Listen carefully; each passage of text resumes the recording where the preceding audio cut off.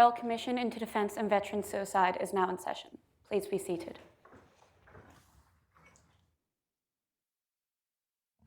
Good morning, Ms Longbottom. Good morning, Commissioners. The first witness this morning is Vice Admiral Mark Hammond. I ask that he be administered the oath or affirmation.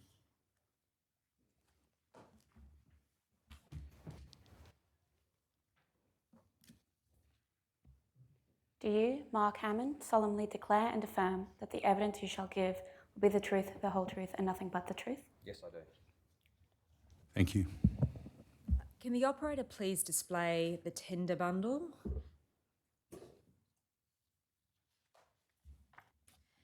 Commissioners, I seek to tender the documents in the tender bundle in the manner in which they are described in the list. Thank you. It's 2 pages. It is, Commissioner Caldas, and there are also some previously tendered documents, but they're obviously not relevant for the purposes of tendering this morning. Okay, thank you. So they're accepted and they'll be allocated the next lot of numbers on that basis. Thank you. Vice Admiral Hammond, you have prepared a statement for the purposes of giving evidence this morning, dated the 7th of February 2024. Yes, Council. Are there any corrections you need to make to that statement? Yes, Council. There's one minor correction. I might ask if that document could be displayed, please. It's MHM.001.001.001.001. Can you please tell the Commissioners, Admiral, the correction you need to make to your statement? Yes, Council. It's on page 68, paragraph 316. That paragraph references chapter 1. That should read chapter 3 of that reference. Save with that correction, is the statement true and correct to the best of your knowledge and belief? Yes, Council. Thank you. Vice Admiral, you've had a long and distinguished career as a submariner in the Navy. That career culminated in you being appointed Chief of Navy. Was that in about 2018? Sorry, Deputy Chief of Navy. Deputy Chief of Navy in March 2018. That's correct, Council. And then you were appointed Chief of Navy on the 7th of July 2022. That's correct. And I understand you're only the second sailor to achieve that office. That's my understanding as well, Council. Admiral, you talk in your statement about your own experiences with health and well-being, as well as mental health injury arising as part of your service. And you talk as well about how through those experiences you've come to know both negligence and care, disrespect and respect, and the difference between leadership and management. Against that background, can you please tell Commissioners whether or not you consider Navy has been on an evolution with respect to its ownership of the issue of suicide and suicidality? Yes, Council. Could you expand on those views, please? So from a personal perspective, since joining the Navy in 1986, I think I had glandular fever while I was at recruit school. Within 12 months, we lost the first of our shipmates in an accident in the submarine force, one of my classmates and good friends from my recruit school class. Later on, I was offered a position at the Australian Defence Force Academy. I took up that commission in early 1988. Whilst undergoing training, I suffered a spinal injury resulting in a herniated disc in my lower back. I spent the majority of the period from March of first year through to August when I had spinal surgery, and then the rehabilitation that followed, mostly in hospital over at Duntroon in fire camp, in and out of hospitals in Canberra and Sydney, on medication. I remember partway through first year missing mid-year exams, and the system in play resulted in the divisional staff coming in to place me on a commandant's academic warning. Made me feel a little bit like a number at the time. They didn't mean to make me feel like that. That was the process, and it was my first experience, I think, of a process that wasn't particularly humanistic by design. I ultimately finished the military program and then went up to Sydney to finish the academic program. of my degree and then continued my submarine training. Various times I've had a number of different interactions with the ADF health system. I've had 4 shoulder reconstructions, 2 spinal operations, 2 knee operations and a hernia dealt with. I've got 16 pieces of titanium in my lower back and some mental health scar tissue accumulated from a number of events, including first-class trials in HMAS Collins and all the way through to operations in the South China Sea when in command. And am I right to understand, Admiral, that as part of that journey you faced the prospect of medical discharge a number of times as well? That's correct. I think I've had 3 engagements, the Military Employment Classification Review Board. I think I've got another one next week, actually. But overall, I've seen that system evolve. I've been very fortunate to be supported through a lot of those engagements. The first conversation around my spinal injury was around rehabilitation and return to duties, not around medical separation.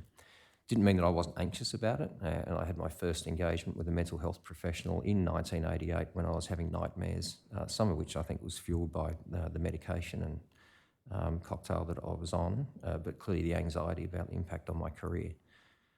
With respect to your question about the evolution of care, I would highlight that NGN, established in 2009, coincidentally by the other ex-sailor to go on to become the Chief of Navy, Admiral Crane, was, I think, that first expression of improving the support system to our people.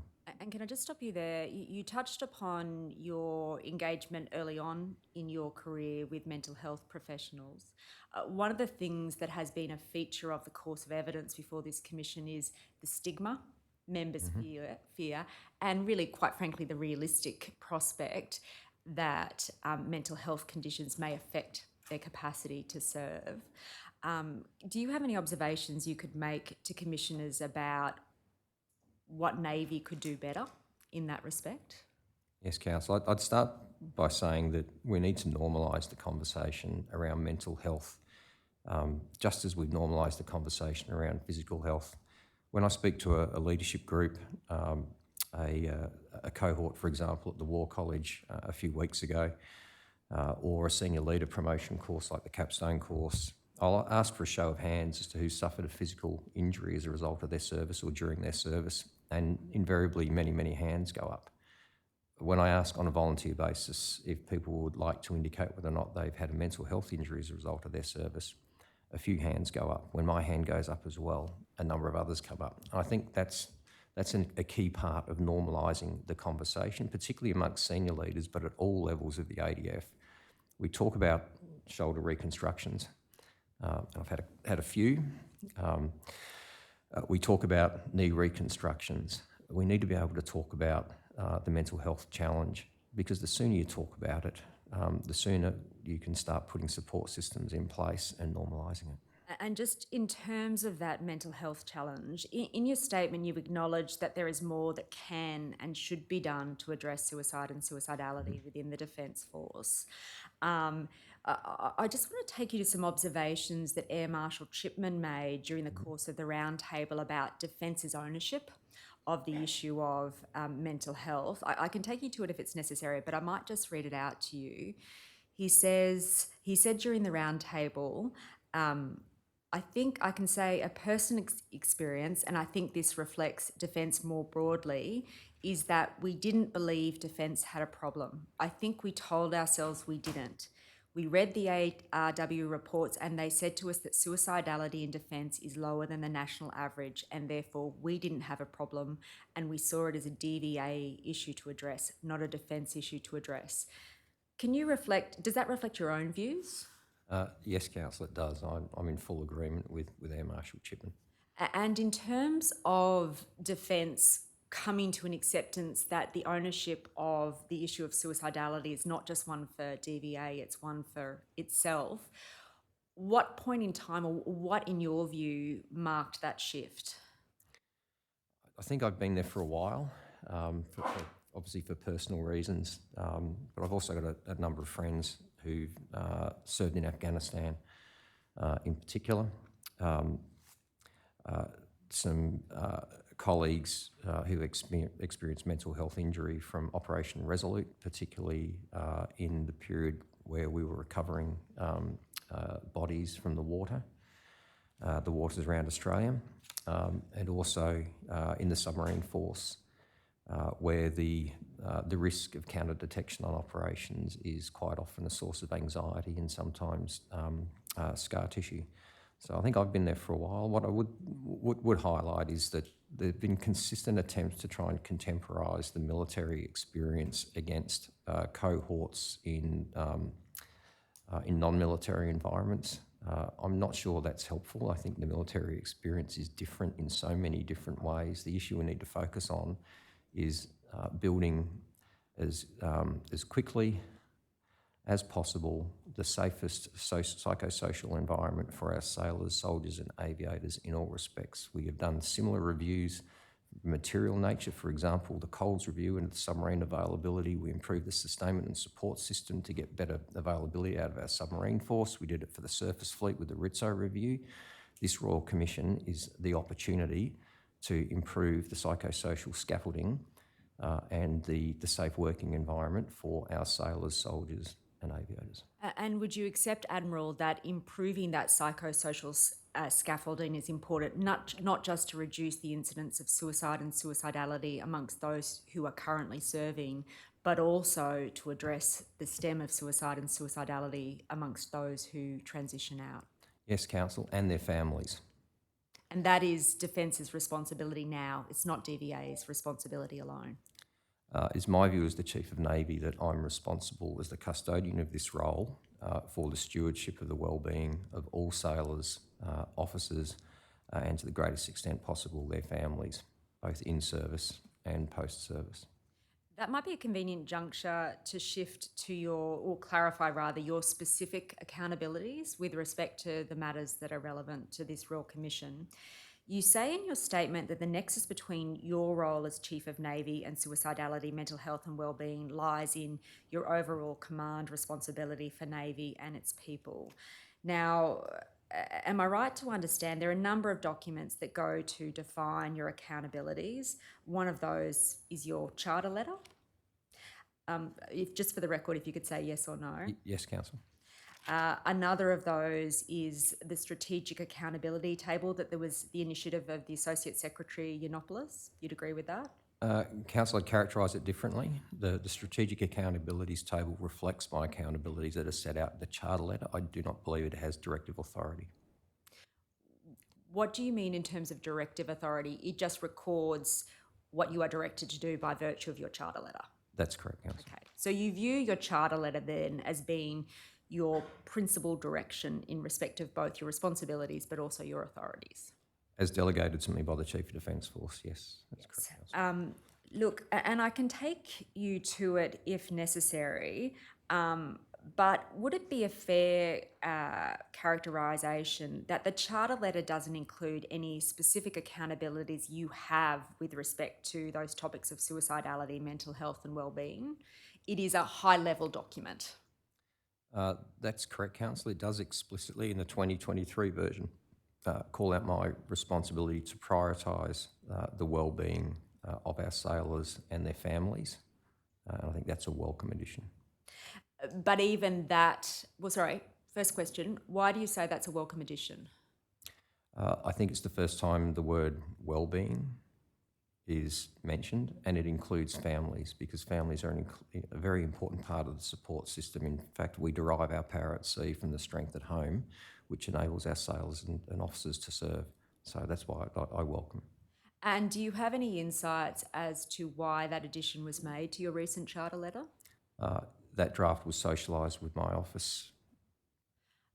Does that mean that you had input into its terms? That's correct. That was one of my priorities when I assumed command of the Navy.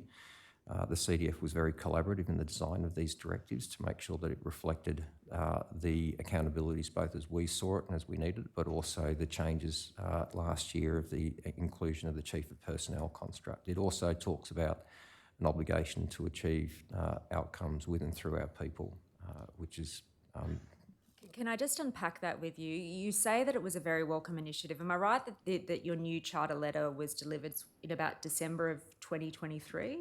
Yes, Council. Was that something that you called to be included in your earlier charter letter, which was dated around July 2022?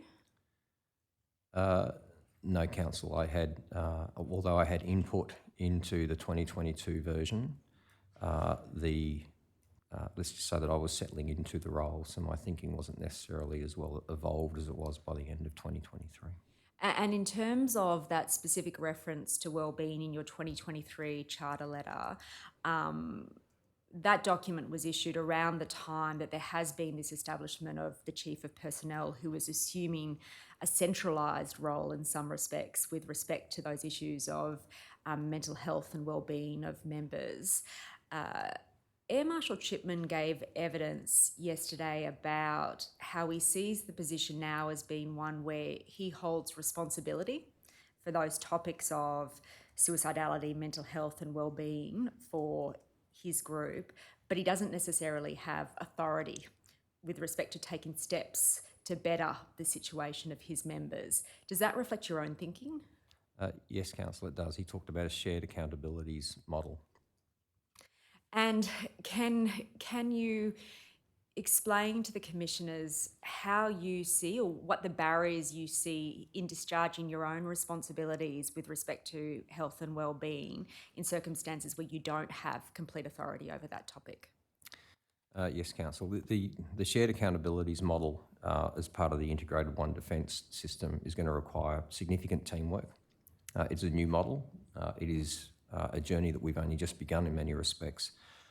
It's going to be reliant upon clear consultation and collaboration at the most senior levels of defence. I'll give you one example. For example, I've set a target within Navy of achieving women participation levels in Navy of 35% by 2035.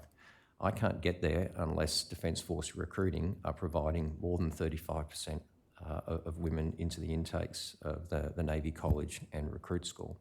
So that's an example where I can set a KPI.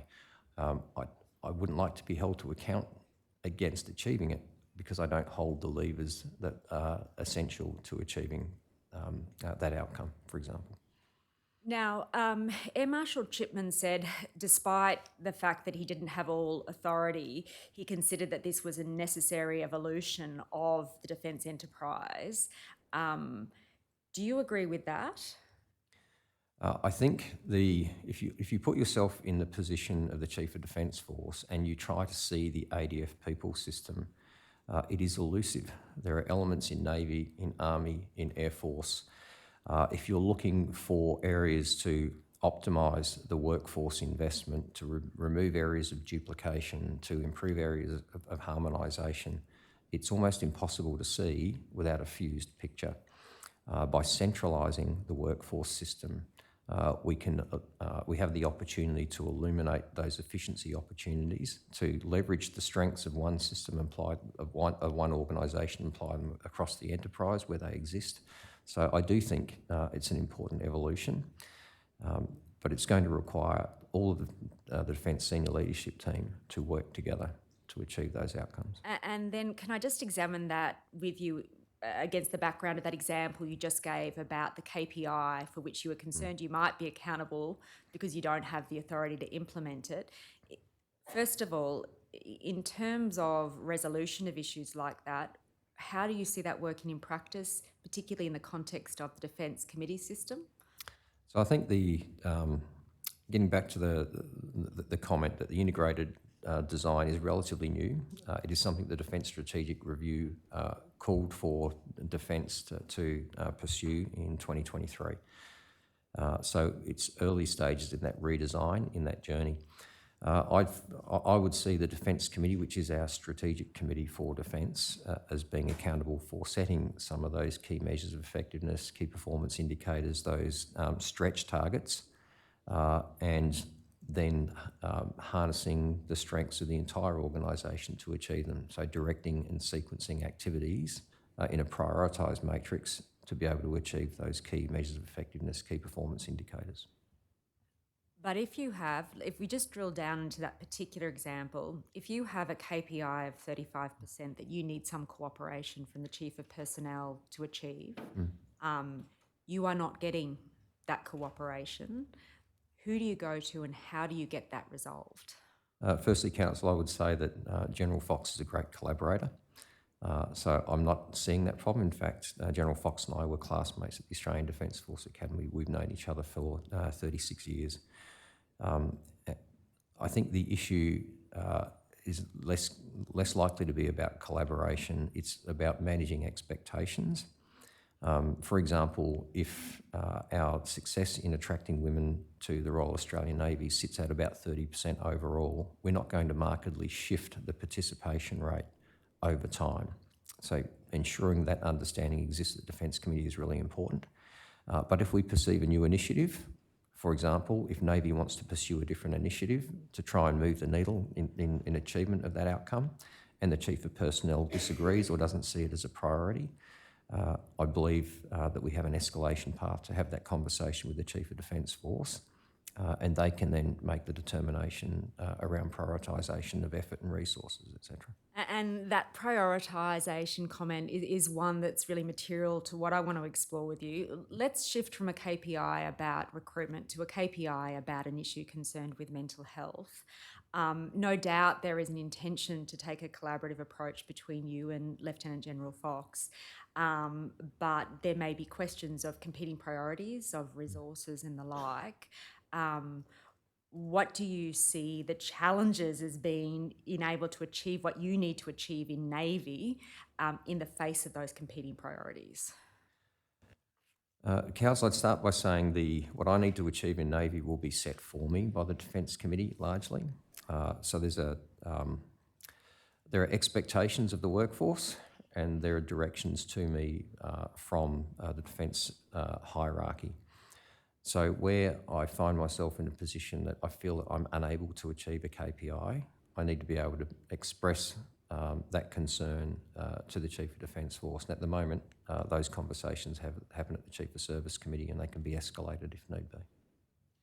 And again, focusing particularly on mental health and wellbeing, you are not concerned about retaining accountability for those matters in view of your lack of complete authority over them? Council, if I'm going to be held accountable solely for the achievement of particular outcomes where there's a nexus with those authorities, then my personal view is that I should hold those authorities. But if it's a shared accountability model and the accountability rests at the level of the organisation that determines prioritisation of resources and effort, then I think that can work just as effectively. Why? Because ultimately the accountable officer needs to be the one who's making the decisions about prioritisation and resources. Now, just coming back to the scope of your accountabilities in the charter letter with respect to mental health and wellbeing, I think we might have covered this, but it's fair to say those accountabilities sit at a very high level. You'd agree with that? Yes, Council. And so, for example, you don't have specific key performance indicators or outcome-based measures for your performance? Yes, Council. Okay. Now, one of the challenges that's been identified in relation to defence leadership is a lack of leadership accountability measures. Do you agree with that characterisation? I believe that there is a perception that senior leaders are not held to account in the way other members of the Australian Defence Force are. You've spoken about perception, but in terms of reality, can I suggest to you, on the face of the documents we see, there don't seem to be specific KPIs or outcome-based measures by which accountability there can be effective accountability for issues with which we're concerned. Councillor, I would characterise my response in terms of the different layers of the organisation. Is your specific question about the 3-star Chief of Service level of the organisation? It's about leadership more generally. I might examine it through the prism of some evidence that we heard last week from the Vice Chief of the Defence Force.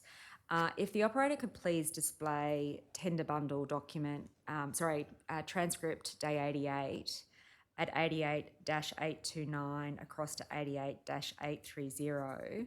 Am I right that you watched the evidence of Air Marshal Chipman yesterday? You are right, Council. So you will no doubt be aware of what I'm about to take you to. It was an exchange that we had with the Vice Chief of the Defence Force with respect to the particular case of Mr. John Armfield, who was a member of the Navy. Yes, Council. You're aware of Mr. Armfield's circumstances, Yes, Council. I've met with him personally. and you are aware then, of course, of the fact that he was provided an inquiry report into the death by suicide of his brother by post without any support. Yes, Council. Now, that action happened from ADF HQ, which the Vice Chief of Defence Force told us was an organisation that was partly under his command, but also partly under the CDF's command. Can I get you to read the exchange that occurred from about line 29 on dash 8829 through to line 15 on the next page? My screen's not on at the moment, Council. Is it here?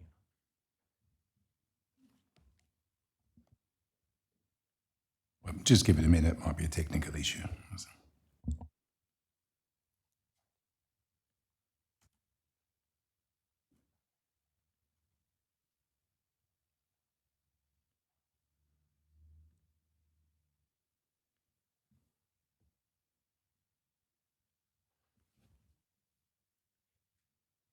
Are we able to blow it up for the relevant paragraphs for the Admiral? Could the operator please expand from line 25 on the first page? Yes, thank you.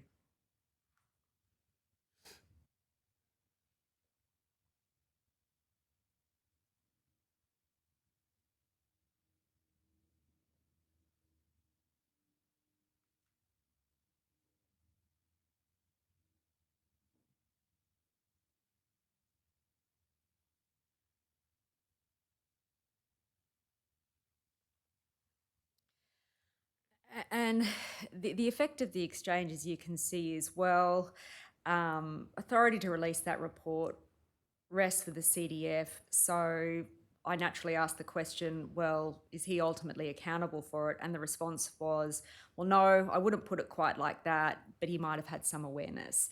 That seems to us to illustrate this difficulty of senior leadership in particular being held to account when things go wrong. Would you agree that that is a systemic issue within Defence? Council, in respect of this particular incident, I had no personal involvement, so I can't speak to what actually occurred.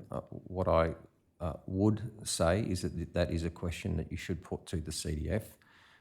In respect of the way the incident occurred, I would offer, and I think you would agree, it was not a trauma-informed approach. It is not the way that I would expect things to be done.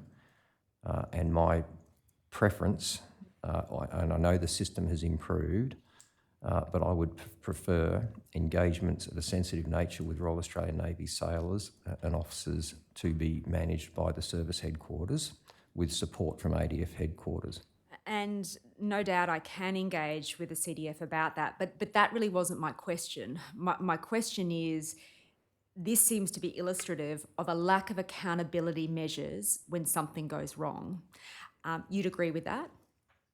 I think it reflects doubt in the VCDF's mind as to whether or not the CDF was aware of what was being conducted at the time. Irrespective of whether he was aware, it's a question of who is ultimately accountable. And my question is there a systemic issue with a lack of accountability for senior leaders within Defence?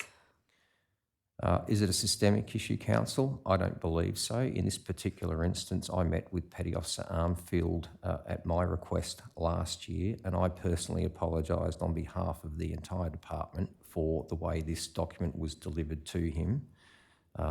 in 2021. So I do not believe there's a systemic avoidance of accountability or a systemic issue with senior leaders not taking accountability.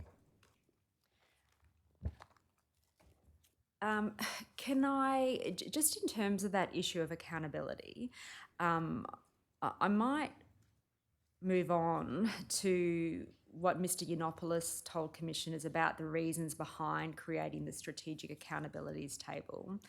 He said it was to document and publish for everyone to see the accountabilities that exist within Defence. Now, as we've just spoken about, you view that document as recording rather than directing you to undertake anything in particular. But one of the things that the Associate Secretary Yiannopoulos said was that not everyone within Defence likes this Strategic Accountability Initiative. And I can take you to the specific evidence he gave.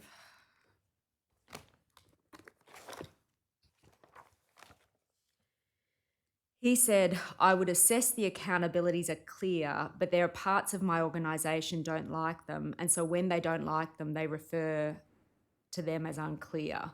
Now, do you like the Strategic Accountabilities Table as a means of documenting what you are responsible for? I welcome it as a transparent articulation of who is accountable for what in the organisation. I note that it's a relatively new initiative, but I welcome it. Do you consider it as unclear? I think it reflects, in the case of the Chief of Navy accountabilities, it reflects what I'm accountable for in the CDF directive to me. So I think it is accurate in that regard, Council. Does accurate mean yes, it is clear, or no, it is not clear? I think it's clear to me. I'm not sure who the Associate Secretary was referring to when he mentioned some people see it as unclear. Now, in addition to your overall command responsibilities, which capture mental health and wellbeing, you have some specific accountabilities under the workplace and health safety legislation with respect to those matters. Yes, Council. Now, you are a designated person conducting a business or undertaking for the purpose of the WHS Act. Yes, Council, that's correct. For convenience, I'm going to refer to that as designation as a WHS officer. Yes, Council. You're content to use that. Just to make sure I understand it, by virtue of your designation as a WHS officer, you have an interaction with Defence's overarching duty to ensure that, so far as is reasonably practicable, the health and safety of its workers. That's correct? Yes, Council. And your specific duty as a WHS officer is to exercise due diligence to ensure that Defence complies with its primary duty. Yes, Council. That duty extends to managing psychosocial risks. Yes, Council. And requires you to be proactive in taking steps to understand and manage the risks to your workforce. Yes, Council. Am I right to understand that your responsibilities as a WHS officer pertain to what might be described as the Navy group? Yes, Council.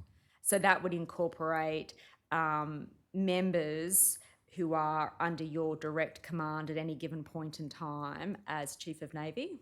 Yes, Council, and their workplace.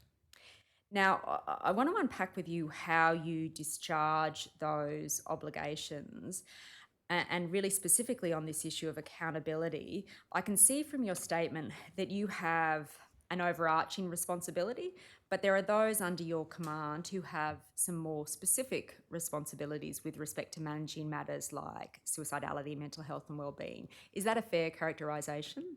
Yes, that is a fair characterisation, Council. In terms of the day-to-day responsibility for that issue within the senior leadership in Navy, where does that sit?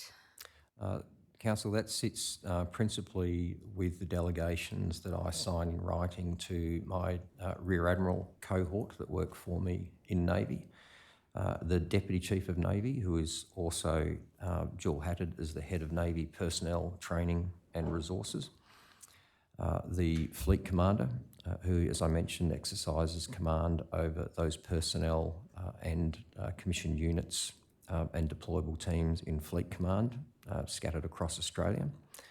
The Head of Navy Capability, who is accountable for the development of upgrades and new capabilities to the fleet, and the head of Navy Engineering, who oversees the safety and seaworthiness aspects of the Royal Australian Navy, including our interactions with Comcare. So that is a disparate body of persons who have sort of senior leadership responsibilities with respect to this particular topic. How do you lean into the issue and ensure that you are getting the data you need to get to make the decisions you need to make to discharge your own accountabilities? Thank you, Councillor. There's a number of different ways in which we do this, and I would say whilst I sign those delegations to the 2 stars, leadership is everybody's responsibility in Navy, and that is made quite clear throughout all levels of the Royal Australian Navy.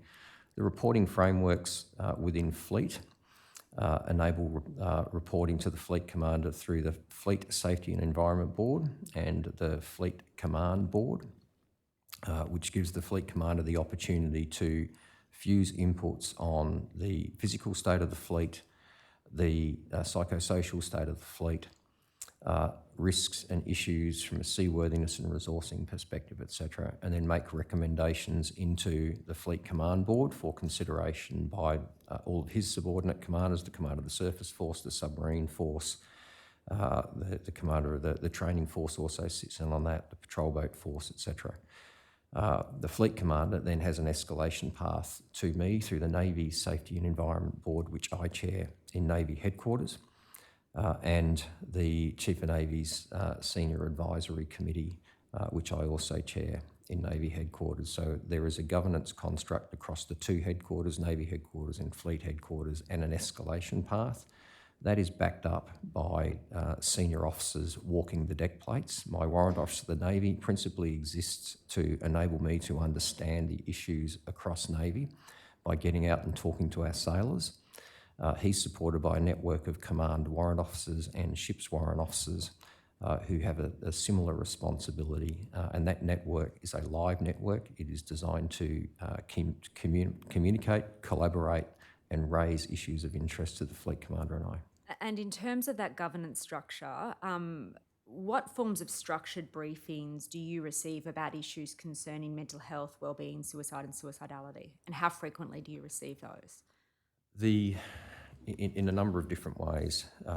There is a 6-monthly report that goes to the Deputy Chief of Navy in his role as Head of Navy Personnel Training and Resources, and I understand some of those reports are in the tender bundle. There is any incident of self-harm or suicide ideation or a death by suicide is reported to me directly. I have what's called Critical Commanders Information Requirements, and that sets out thresholds of information that I require to be reported to me. Most of the reports I get are around defects on ships and submarines and helicopters, etc., that prevent them from achieving or create a risk to them achieving their designated mission. But the psychosocial aspects are captured in terms of incidents of self-harm, a report of a suicide ideation, or of a death by suicide. Similarly, we do military justice audits across the organisation, which are reported into my headquarters. Any sensitive issue being managed by JMPU, I have a regular drumbeat of catch-up where those are discussed directly with me and the Deputy Chief of Navy. And can I stop you there? One of the exchanges we had with Air Marshal Chipman yesterday was about, he spoke about the confidence he has in those under his command in adequately dealing with issues when they may not necessarily be drawn to his attention. But you would accept that that measure of confidence needs to have an external assurance mechanisms so that you can have oversight and see where things aren't being reported that should be. Yep. Do you agree with that? Yes, I would. Just in terms of those reportings that you do receive, do you know if they also occur across other arms of service, or are they specific assurance mechanisms that you've instituted to give you that confidence? Councillor, can you just explain what you mean by other arms of service? You mean the Army and the Air Force? Yes. Okay, I think there are similar systems. I think there is some overlap. There are some systems were actually managed by Defence People Group, for example. But I have some unique systems, for example, the Independent Seaworthiness Authority, regulator, who will conduct a number of different interrogations of the force on my behalf and report independently to me. I'm also subject to external oversight from things such as the Navy Shipbuilding External Advisory Panel. So there's a number of different bodies at play. With respect to psychosocial testing, we also partner with and have been partnering with the Australian Human Rights Commission for a number of years in examining different cohorts within the Royal Australian Navy in particular. My question is probably a little bit more specific than that. You would agree that it's not enough to just have confidence in those under your command and walk away? Yes? Yes, I agree. You would agree then that it's necessary to have some kind of assurance mechanism, particularly with respect to psychosocial risk, that you have your own eye on what's happening in your organisation, not just what's been briefed up to you. Do you agree with that? Yes, Council, I agree. And in that respect, would you agree then that it's important that there be some kind of mandatory reporting up of data so that you can independently assure yourself that what's been done by those in your command is effective? You'd agree with that? Yes, Council. That might be a convenient opportunity to move on to ask you about some of the factors that contribute to effective leadership. In your statement, you draw a distinction between command and leadership and your belief that leadership must be displayed in order to reduce the risk of suicide within Navy. In terms of what contributes to effective leadership, would you agree that some of those are characteristics that commanders must display intrinsically? Absolutely, Council. Commanders must exercise leadership at all levels. And I just want to take you through some of the characteristics of effective leadership to see if you agree with me or not. Yes, Council. The first is professional curiosity. Yes, Council. How do you understand that expression? Can I give you some examples, Council? When I took over as the Deputy Chief of Navy in 2018, our separation rate was 10.5%. We had a shortfall of about 700 people in Navy and Hollanders in key ranks, and Mayor Marshall Chipman talked to Hollanders a little yesterday. The Hollanders was about 1,200 people in key ranks. One of my immediate tasks set by the former Chief of Navy that I was working for at the time was to understand that issue and to try and resolve it. I called in a colleague with an aeronautical engineering systems background, and we mapped the training system of the Royal Australian Navy that was in play at the time. We found out that we're actually artificially holding ourselves below our training capacity, so we increased the recruiting target straight away. I then initiated a number of personal engagements around the Navy, which were known as Leading Seaman Forums. The first one was held in here at HMAS Cuttable in Sydney in late 2018. And I invited leading seamen to come along and have a personal conversation with me as the new Deputy Chief of Navy to communicate their concerns and ideas to me personally. I did a number of those around the country, and then I resolved that I couldn't reach everyone, so I wrote personally to every single leading seaman in the Navy, and then to the lieutenants.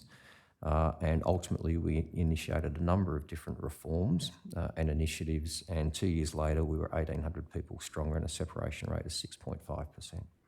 And so that one example probably no doubt illustrates your own professional curiosity, but you would agree that it needs to be demonstrated not just by you, but by all senior leaders within Defence.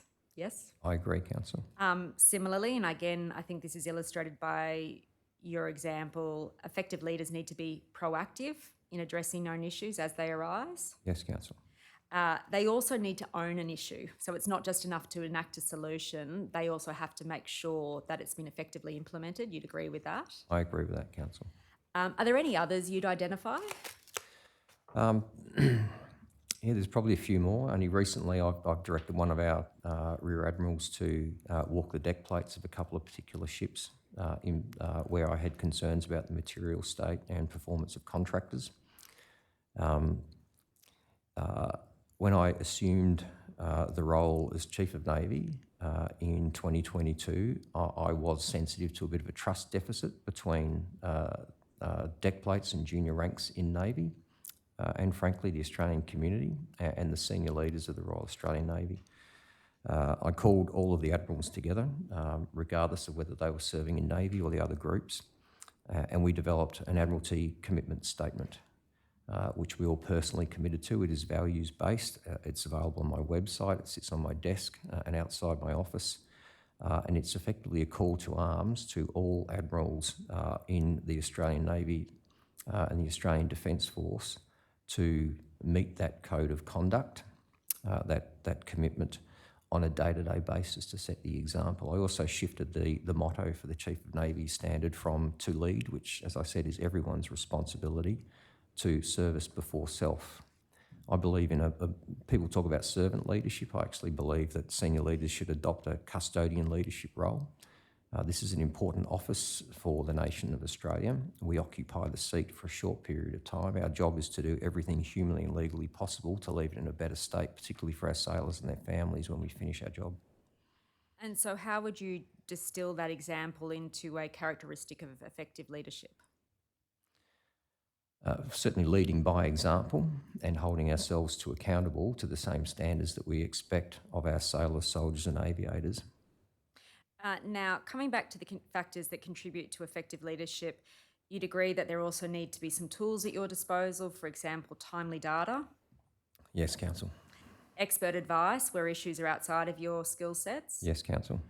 levers, that is resources you can direct to address a problem where it arises, Yes, Council. and assurance mechanisms to assure yourself that policy is being effectively implemented. Are there Yes, any others Council. you'd identify? I think the professional curiosity piece is probably germane to all of those. And if I can give you an example, I think of the complexity. Just stop you there. We might be at cross purposes. My question there is directed not just to personal characteristics, but factors that must be at your disposal. So are there any other factors that you think must be at your disposal in terms of being an effective leader? I think a clear understanding, Council, of where the accountabilities, authorities and responsibilities lie across the enterprise, particularly for an organisation as large and complex as ours. That might be a convenient juncture to jump across to your enterprise accountabilities. Now, as I understand it, you sit on a number of defence enterprise committees at a Tier 1 and a Tier 2 level. Yes, Council. So it's the Strategic Command Group, Yes, Council. Chiefs of Service Committee, Yes, Council. Enterprise Business Committee, Yes, Council. and the Defence People Committee. No, that's not correct, Council. I think that is in the tender documents that my Deputy Chief of Navy, Head of Navy Personnel Training and Resources, sits on the Defence People Committee. Should I have said then the Investment Committee? Is that a committee that you That sit is on? correct. I sit on the Investment Committee, Council. And each of those committees, Defence has identified for us, have some ownership of the topic of mental health, wellbeing, suicide and suicidality. Would you agree that those factors we just canvassed about effective leadership are requisite not just amongst individuals, but also the operation of committees? I think mental health and wellbeing is germane to every single workplace and therefore almost every single discussion, Council. And so in terms of addressing that issue in a proactive and effective way, it's necessary for the committee system to be integrated. There can't be silos of information or effort. You'd agree with that? I would agree with that, Council. It needs to operate on the basis of centralised control and decentralised execution. Do you agree with that? Yes, Council. And so just to examine that in the context of Navy, would it be fair to say with respect to mental health and wellbeing, there might be a centralised policy with respect to that, but there will be particular issues that need to be looked at through a Navy-specific lens? I think that's a fair characterisation, Council. Could you give commissioners an example of some of those psychosocial risk factors that you see particularly affecting the Navy cohort? Yes, Council. In the maritime domain, I'll go to the contemporary operating environment. On any given day, we can have Navy teams deployed across the Indo-Pacific, from the vicinity of Japan through the East and South China Sea, operating with allies and partners from Japan, Singapore, Malaysia, Philippines, Thailand, Indonesia, India, New Zealand, right throughout the archipelago and around the coastline of Australia. That environment varies depending upon what your mission is. If you're on Operation Resolute and you're focused on boarding operations, for example, and supporting the Australian Border Force to keep our borders safe and secure. That has a different risk environment to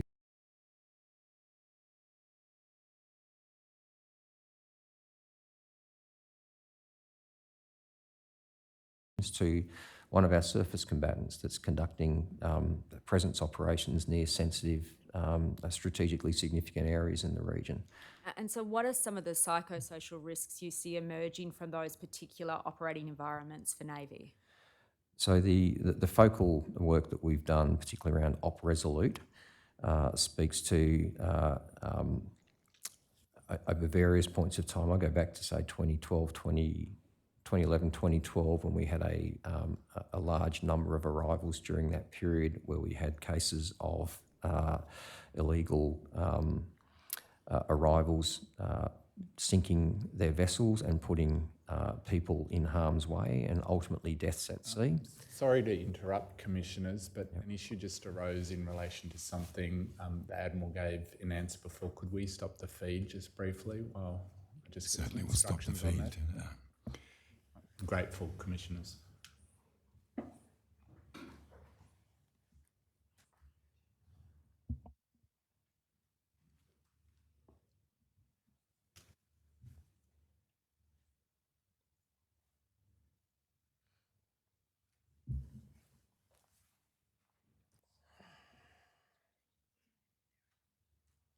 Just be with us, Vice Admiral. We just need to pause. Shouldn't be very long. I apologise.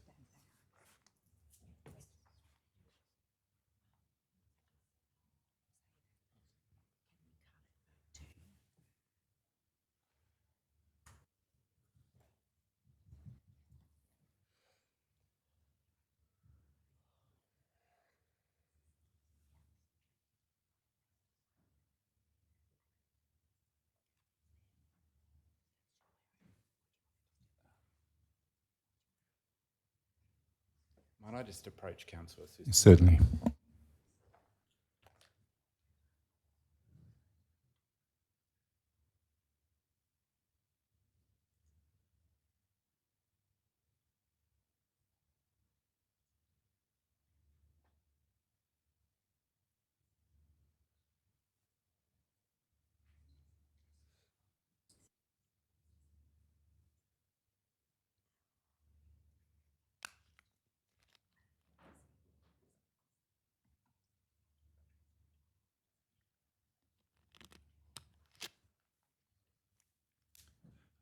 Grateful for that opportunity, Commissioners. I've had a discussion with my learned friend. There's a small part of the transcript that we think will need to be redacted, but I can have a discussion with my learned friend and anybody else at a break to deal with that, if that's convenient. Yep, that's fine, thank you. So you're now aware of the problem, Ms Longbottom? We are, Commissioner Cowdes. I understand the feed was cut before the material information was given, and I think we can deal with it in terms of reduction to the transcript at a later time. So it's not problematic from our perspective.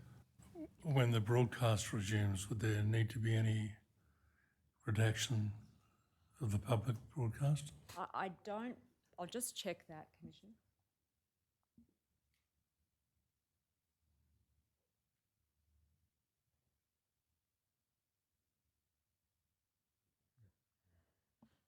I'm told not, because it will be removed from the feed. Okay. Thank you. We might, Admiral, in terms of that evidence you were just given, I might just ask you specifically about Operation Resolute. So you identified some specific psychosocial risks that can emerge there by virtue of the nature of the work that is done. Now, we've heard a lot of evidence about things like SIMS as a tool to address critical incidents after they occur. But how does Navy proactively lean in and put supports in advance to ensure that their workforce is resilient and that psychosocial risk is managed? Councillor, in the case of Operation Resolute, we conduct post-operational psychology screens for personnel participating in those operations. So That's POPs you're talking That's about. POPs, yep. You're familiar with POPs. We also have Return to Australia psychology screens for other operations. So that gives a snapshot of how the workforce is, and that's reported ultimately in a consolidated report into Navy headquarters and also into Joint Health Command. Just in terms of a tool such as POPs, some of the evidence we've heard from members is that they view it as a bit of a tick and flick exercise, particularly because for people who want to be continuing to work, they don't want to identify any mental health issues that may preclude that occurring. Do you agree that's an issue with those kind of tools? I think it's a cultural issue rather than an issue with the tool. I think that we have heard testimony that some people perceive a stigma with respect to speaking up and owning a mental health injury or challenge. And I accept that there have been some testimony by lived experience witnesses where that is exactly what happened to them. And it only takes one or two examples of the system being used in that way to undermine the confidence and trust of the broader workforce. And in terms of that particular example and that concept of confidence and trust, would you agree with POPs that it's critical to have properly qualified professionals who administer that test so that they can see not just the answers to the questions, but measure things like affect? That might be other signs that someone is not doing so well as they say they are. Yes, I would agree with that, Council. Is that a challenge for Navy in terms of having a capability for mental health and wellbeing clinicians? I think it's a challenge for the ADF having sufficient numbers of mental health practitioners. And I think as we hopefully leverage the benefits of the Royal Commission and we look to build that stronger psychosocial support structure that the ADF workforce, I think, needs, then hopefully we can improve that system. But there are limitations to that, the availability of that professional psychologist resource. And in terms of improving that, are there any particular recommendations you would make to commissioners about how that problem could be addressed? My first recommendation is we need to, again, normalise the conversation about it, get people talking about mental health the same way we talk about physical health. Number two, we need to illuminate rehabilitation options for mental health injury the way we do with physical health injury. There's a clear pathway to return to service for someone who suffers a physical injury in most cases. And in my experience, I've certainly had a support system around me that's enabled me to continue my service. What about investment in your medical capability to provide that support system around members? Are there any specific recommendations you make to commissioners in that respect? Yes, Council, cognizant of how hard it is, it's a very, very competitive workplace environment to attract and retain medical professionals. I think we actually need to see it as the fundamental enabler to the health of the workforce upon which the animation of Australian Defence Force capability is dependent. So to that extent, the mental health and physical health support system for our sailors, soldiers and aviators should be as strong as it can be. It must be prioritised. So it must be a priority for investment, for example, by the government in defence. I would absolutely state that, Council. If I go even further, I would say that we've done a really good job of focusing on platforms and systems and building the ADF warfighting capability through that lens. Ultimately, the key enabler of that capability is our people, and their propensity to serve is also dependent upon their support from their families. So the system that animates ADF capability is broader than just the uniformed personnel. It's the four services, the Navy, Army, Air Force and the Australian Public Service, and it's the families that enable their service as well. And in terms of families, do you have sort of particular ways in which you think Defence can support families better? Firstly, Council, I'd say that we've come a long way with respect to prioritising engaging families. And I just recently had some feedback from Defence Families Australia on the Navy Families booklet that we released earlier this year. It's been extremely well received. It effectively coalesces all of the support systems available to our people. Number two, I think we need to do a little bit better with engaging with family members with senior leader forums. I think some of us do it sporadically. I think a more structured engagement with families to make sure we understand opportunities to enhance their support for their serving member, their ability to support and enable that level of service, I think is an opportunity. Now, I want to come back, Admiral, if I can, to the committee system. How effective do you consider the operation of that system to be? Council, that's a very general question. Could you be more I specific? can ask you in a specific context. I might take you then. Are you aware of the proximity review into the Defence Enterprise Committee system? Yes, Council. I might take you to that document. Operator, please display DEF.1330.0003.0561. And if you could please turn to .0563. Sorry to interrupt again, Commissioners, just while that's been brought up, could I respectfully seek a non-publication direction in relation to something that the Admiral said about 10 minutes ago in relation to personnel serving on naval operations in certain locations? I'm not sure if the Commissioners recall what was said. They probably understand the basis for the application. I don't want to say exactly what it is. If I can assist my friend, we don't resist that non-publication order, and perhaps I might confer with him over the adjournment about the terms of it, and we can come back with a agreed order. Happy to do that, Commissioners. 9210:26-32. It's at 15 to 16, Commissioner Douglas. Just above that, isn't it? 9210:15 to 16. Yes. Okay. Happy to confer with my learned friend at the break, but we'd just like a direction made before anybody leaves the room or otherwise might. Commissioner, it might be convenient to make the non-publication direction in terms of the lines that have just been identified, if that's acceptable from your perspective. Right. There's a similar statement in the passage lower down though, isn't there?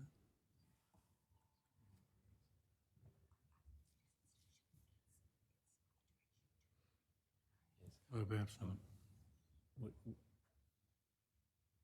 So I understand the transcript will be redacted, Commissioner, but we'd also not want anybody in the room to publish what was said. Okay. So perhaps it might be expressed then in terms of a non-publication order in respect of the material that appears at those lines of the transcript. Is that content for my learned friend?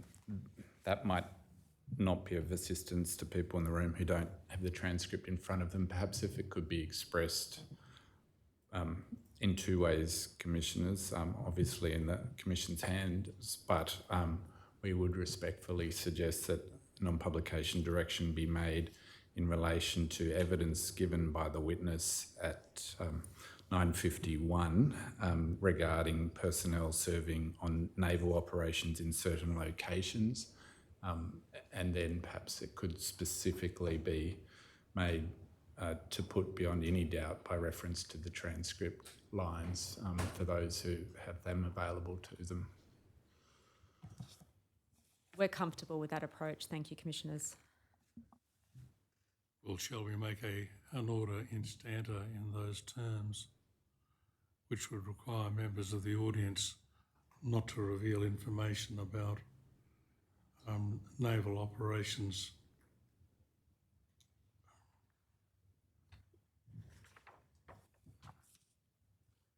conducted, that have been referred to in the evidence as having been conducted in certain circumstances. Does that suit you? I'm in my friend's hands about that.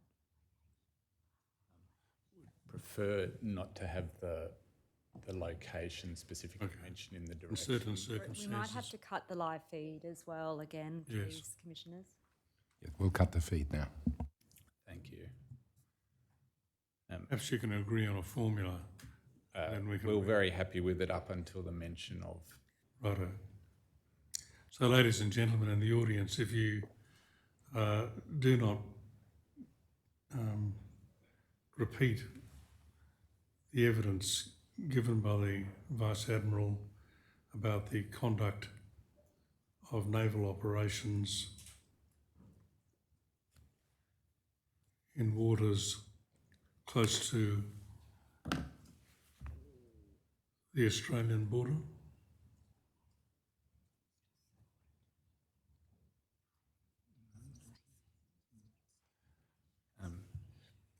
Perhaps, Commissioner, to put beyond any doubt, and it's a bit difficult to be specific without revealing the vice, but we would respectfully suggest that there be no mention of naval operations in certain locations or certain waters that was mentioned by the Admiral. Right. Well, we'll make an order in those terms that members of the audience not repeat the evidence given by the Vice Admiral about naval operations in the locations he referred to. Thank you, Commissioners. I'm grateful and apologise for the interruption. Sorry about that. Thank you.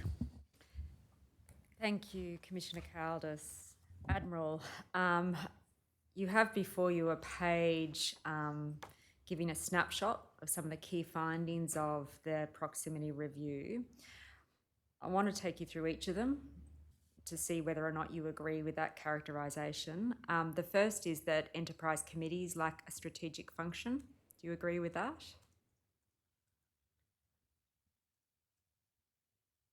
I'm not sure I'd characterise. I think they have a strategic function. It's whether the way in which it's being executed.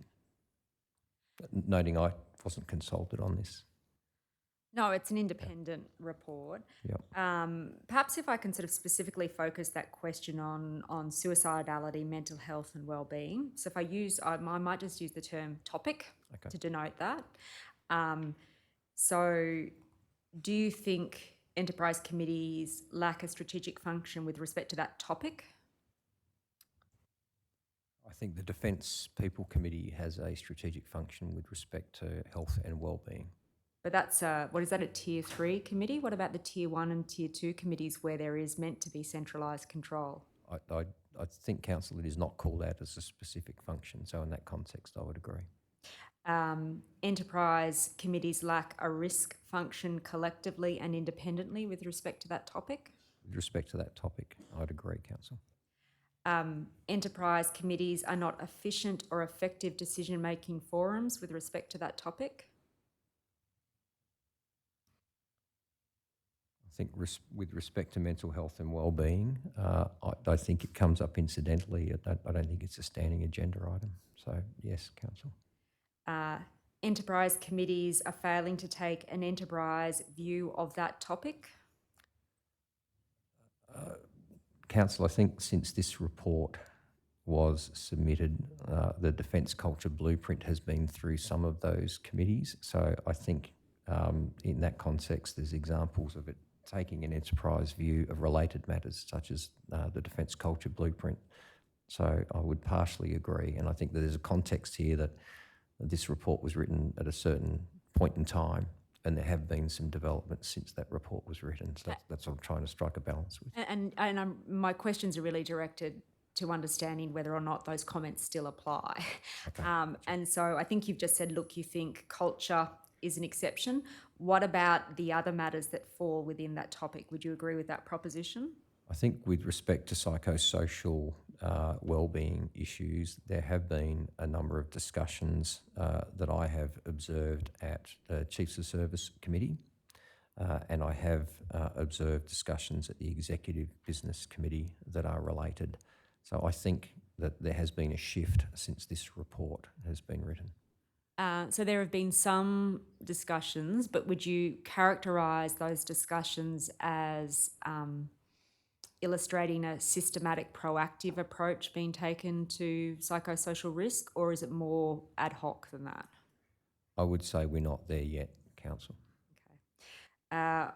What about follow-through of accountabilities for decisions or outcomes being deficient with respect to that topic?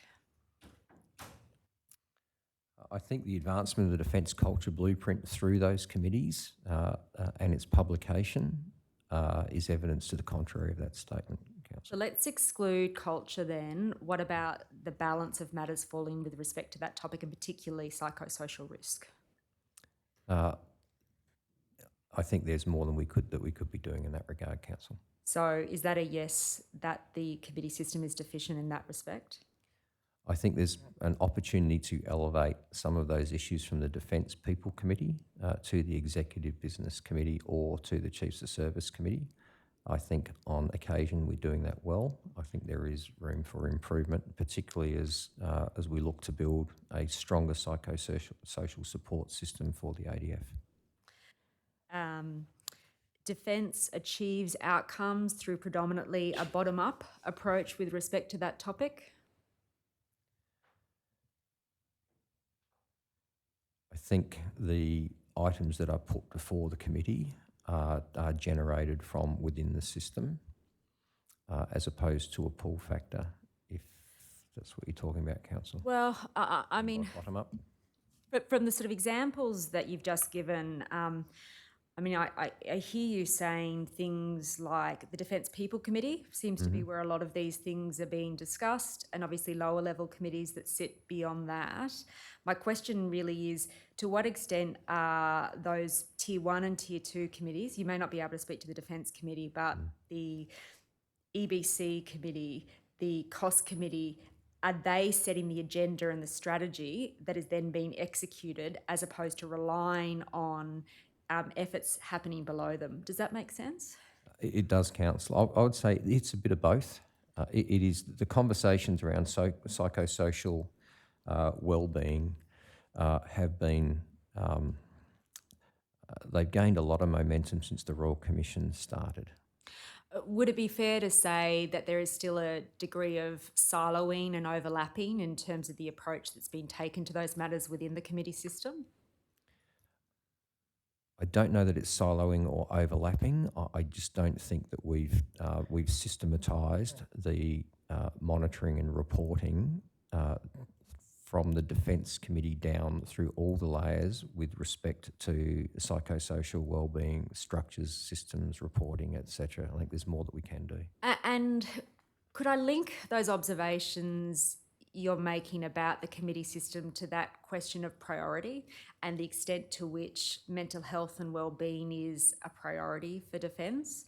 I'm particularly thinking about it in the context of, say, portfolio budget items and what are the outcomes Defence has to achieve. Do you see a benefit in fixing some of those issues and driving the organisation to be more effective, to make those concepts of health and wellbeing an outcome that is linked to the portfolio budget statement? I think we're on that journey, Council, and if I can highlight the Defence Strategic Review called for a greater focus on the people system, and you've seen the establishment of Chief of Personnel Organisation. You've also seen the establishment of the Defence Workforce Planning capability under VCDF Group.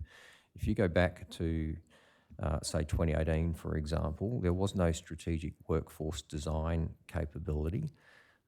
We built that within Navy in 2018, 2019, 2020. We've just built that in VCDF Group, and I highlight that because that shows a shift in thinking from force design, which was just focused on platforms and systems, to seeing it through the lens of platform, systems and people. But just in terms of that focus of this Defence Strategic Review about people, correct me if I'm wrong about that, but a thrust of the review was that there is a hollowness across service workforce, and also in terms of the needs of defence and its new domains in terms of cyber and space. Yes, Council. That workforce needs to be built up. That's a fair assessment? Yes, Council. But one of the things that have come out of the strategic review in terms of addressing that problem is increasing rates of recruitment that bring with it shifting risk settings about the thresholds under which people are recruited. Am I correct in that understanding? Yes, Council, I'm with you. So in terms of mental health and well-being, it's not really fair, is it, to say that a strategic review that's looking at lowering risk settings is one that is particularly focused on the mental health and well-being of members? Council, I'd characterise my response through the design of the ADF workforce system. The Royal Australian Navy was originally designed to animate the fleet. It wasn't designed to animate the other external groups or the Chief of Joint Operations headquarters. The design work we've been doing over the last few years has illuminated the workforce structures necessary to sustainably meet all of those liabilities for the Navy, the Army and the Air Force.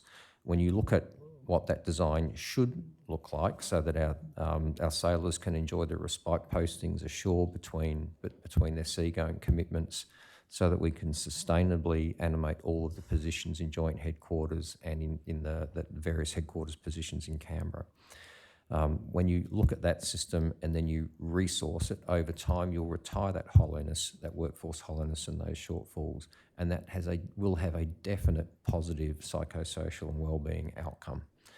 As my colleague, the Chief of Army, highlights, he's got some teams where the corporal will say, I love being a corporal in the Army, I hate being the only corporal in the team that's supposed to have 6 or 7. So I use that as an example with respect to workplace stress that accrues from workforce hollowness. So that's a longer term strategy emerging out of the review that might address a particular issue of workforce hollowness. Yes. But in terms of immediate proactive action, would you agree that it is incumbent on Defence to prioritise mental health and well-being from the top? I would agree, yes, Council. And that one mechanism by which that might be done is by linking portfolio budget outcomes to those topics of mental health and well-being of your... Yes, Council, I agree. Okay. Now, the only other proposition I wanted to put to you about this particular passage is that there is a general lack of post-committee communication with respect to that topic. Do you agree with that? I think where mental health and wellbeing is discussed in committee, it is generally captured in the outcomes from that committee. So I think when it's not on the agenda, it's not in the minutes, if that makes sense. But when it's in the minutes, how is it ensured that that initiative is filtered back through service and lower level committees as well?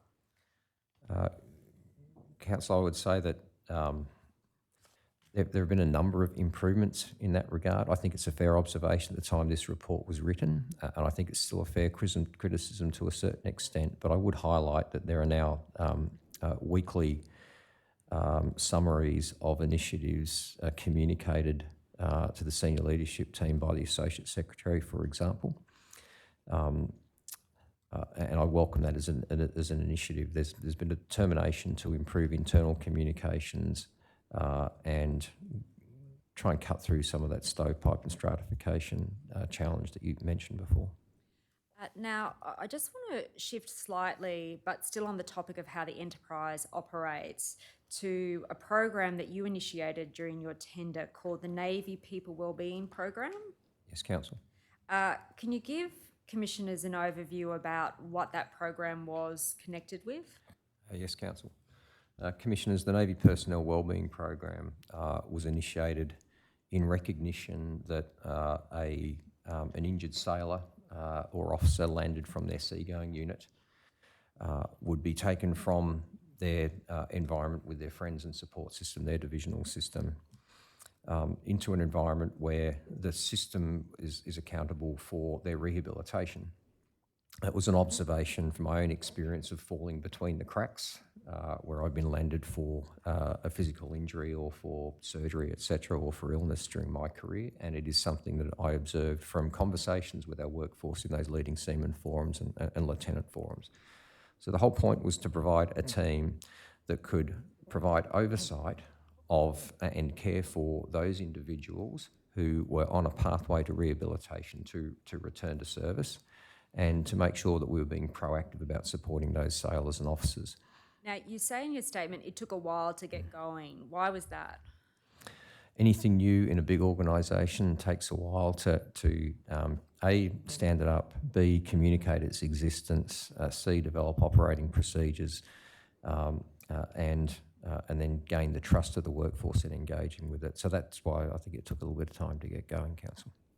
And it concluded in 2023. Am I right to understand that that conclusion was connected to the establishment of the Mental Health and Wellbeing branch under the leadership of Brigadier Langford? Yes, Council, the capability is now being amalgamated into Brigadier Langford's team. That then comes back to my question about siloed approaches and ensuring that the kind of issues that program was directed to addressing can continue to occur within Navy. How do you see that working in the future? I think this is something that General Fox will be focused on. It is, when you look across the trained workforce on any given day, about 20% is non-deployable for various reasons, whether it's due to physical injury, illness, commitments to training, commitments to family, etc. It's incumbent upon all of us to provide pathways to return to deployed service as quickly as possible for all of those people. And I know that Brigadier Langford's team is as focused on that as Chief of Joint Health. So I think we're going to see a stronger focus from a centralised perspective. That doesn't mean that we've dropped the ball on it. Because it's not just General Fox's responsibility, as we canvassed earlier, it's also yours. How do you ensure that you don't drop the ball? So, Council, we also have the personnel support units established within Navy, and one of the accountabilities for the commanding officers is to provide that level of care and oversight as well for those people. So that was a complementary capability. The number of people in the trained workforce or who are non-deployable is measured and monitored by Defence People Group and by the Navy people who work now under General Fox. So I'm able to measure the health, if you like, and the trends in that regard.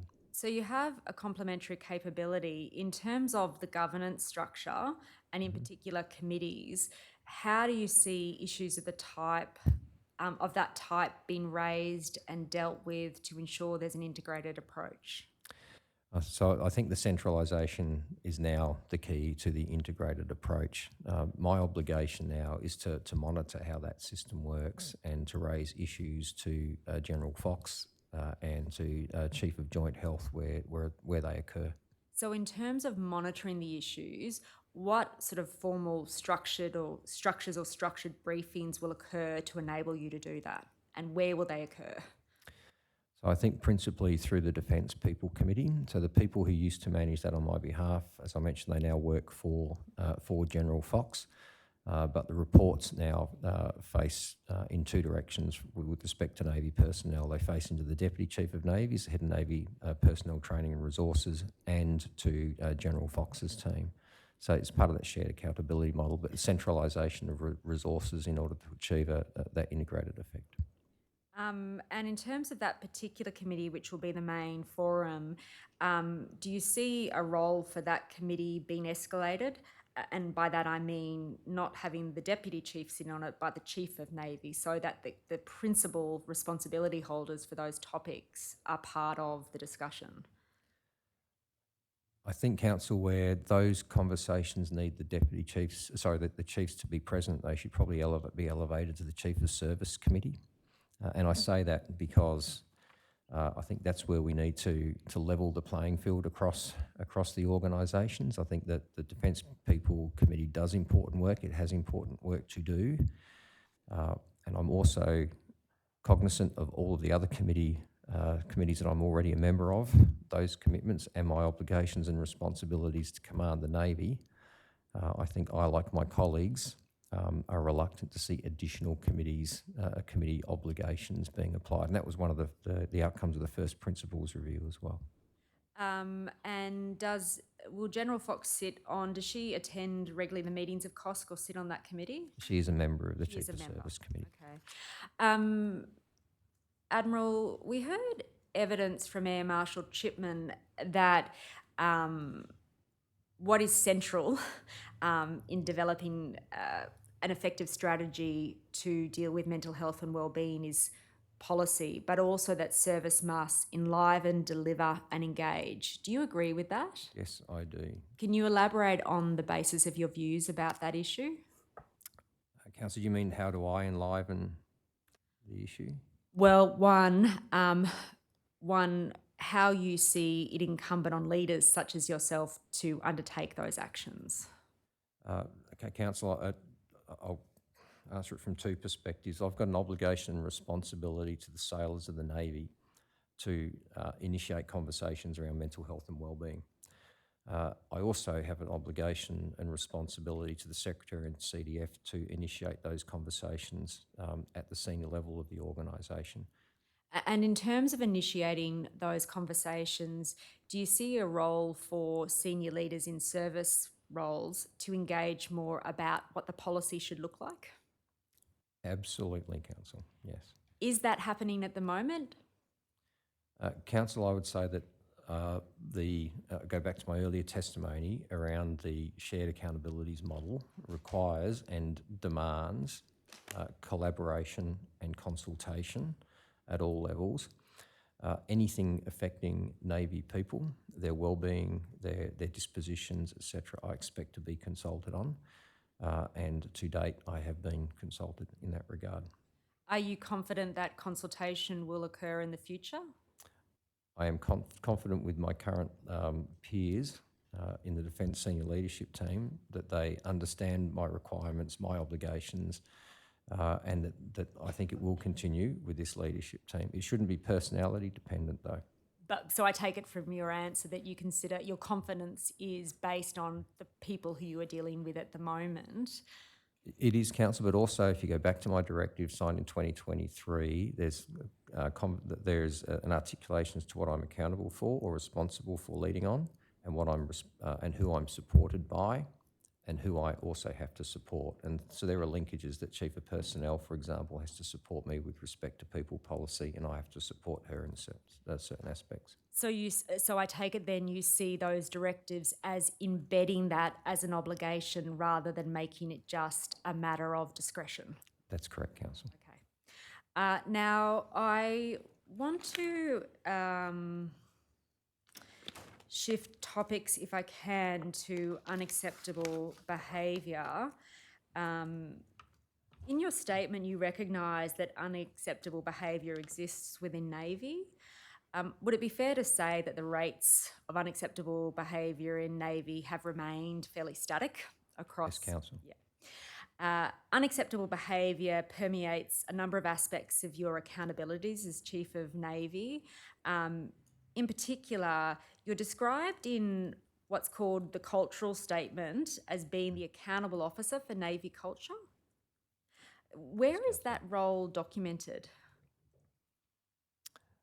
You go back to my directives from CDF. The 2022 directive talked about being responsible for the stewardship of Navy people. It talks about setting the environment within Navy. It talks about, in the 2023 piece, we've highlighted a sharper focus on wellbeing. It talks about achieving results with and through our people. It's implied in my obligations as the Commander of the Navy with respect to discipline and welfare and morale. So am I right to understand from your answer there's not a specific document that identifies you as being the accountable officer for Navy culture, but rather you have a number of broader responsibilities by which you assume that role? Yes, Council. I don't think it's called out specifically in those words, but yes, I absolutely sees the obligation and responsibility for setting and improving the culture within Navy.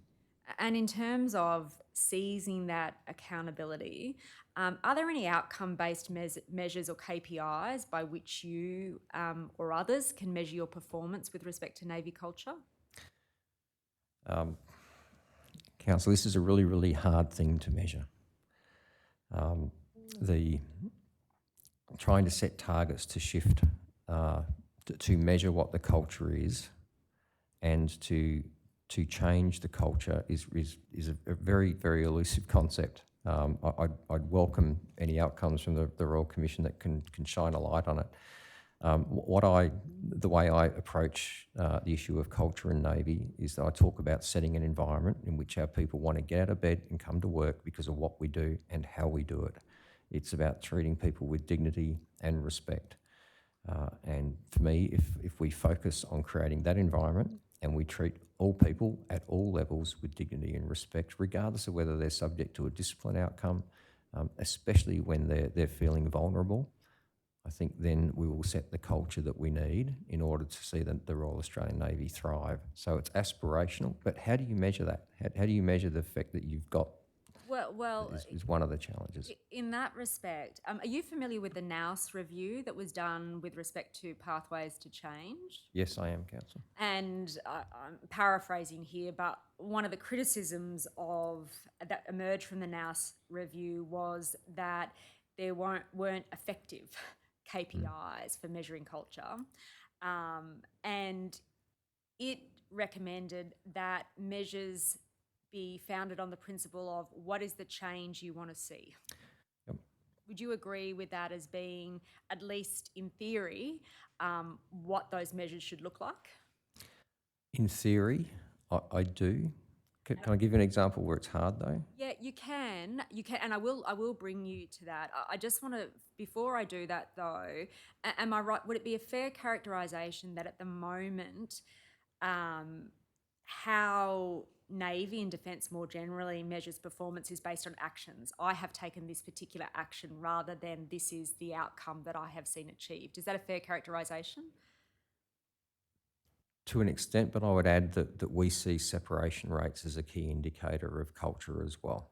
And is that embedded in your documents and plans with respect to culture? For example, the new documents emerging out of the Defence Culture Blueprint, will that be a measure in those documents? I think the conversation, Council, that you've been leading over the last few days about specific measurable targets, etc., is going to lead it to a sharper focus. I mean, we've got some examples, like the Navy Women Action Plan has 13 KPIs, 4 lines of effort. I see that as a mature and great example of what our strategic plans should look like. I look at other plans and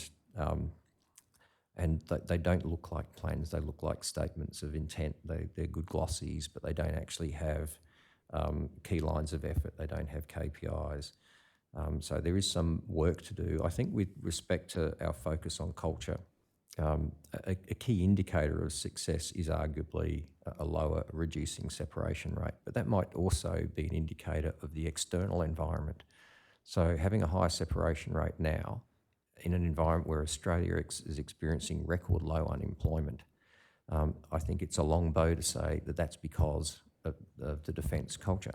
It's actually because of opportunity. So that's where I think we've got to do some design work around this, but we've got to be careful that we don't set ourselves unachievable targets or we don't understand the context in which we're going to achieve those. I think the workplace surveys are a great indicator. But even when you look at some of those, and you were talking with Air Marshal Chipman yesterday about confidence in senior leaders, we don't actually define what a senior officer is. In the media, I've seen a petty officer referred to as a senior ADF officer. We refer to commanders and above as senior naval officers. So I think we've got more work to do in that regard in terms of business intelligence, and then that intelligence, I think, may be able to inform some specific measurable and actionable targets for improving culture. So am I right to understand you think it's imperative that you have more rigorous comprehensive data sets that let you know where the issues lie. I think so. Coming back then to the difficulties you raised before with outcome measures, can you give that example to the commissioners? Sorry, Councillor, you just rephrase it. I was talking to you before about the need to have outcome measures that are directed to the change you want to see, and you said you can give a specific example of the difficulty of that. Could you So it give was that example? Councillor, the separation rate was the key one. If that's a key indicator of a healthy culture, but you're operating in an environment where the unemployment rate is either extremely high or extremely low, then you may be drawing a false conclusion about the culture of the organisation. I think but I'll give you a counter example if you like, and this is something that I've been striving to, and you've heard Matt Yiannopoulos talk about business intelligence across the enterprise. There's a difference between an unacceptable behaviour complaint and a substantiated unacceptable behaviour incident. We want a healthy reporting system, but ultimately it's the number of substantiated issues, whether they're unacceptable behaviour or other issues, that is, I think, the true indicator of where the health of the system is going. You absolutely want lots and lots of reports, but the former CEO of Recruit School covered this in their testimony. You get lots of low-level unacceptable behaviour issues arising from people who've been in the Navy for 1 or 2 weeks, which actually are not substantiated because they're characterised differently when they're understood in context and the complainant understands the issue. So getting to that business intelligence about what is a substantiated unacceptable behaviour issue or complaint, and then doing the hotspot analysis to understand exactly where it is, I think that is key. And our business intelligence systems don't enable me to see that data at the moment.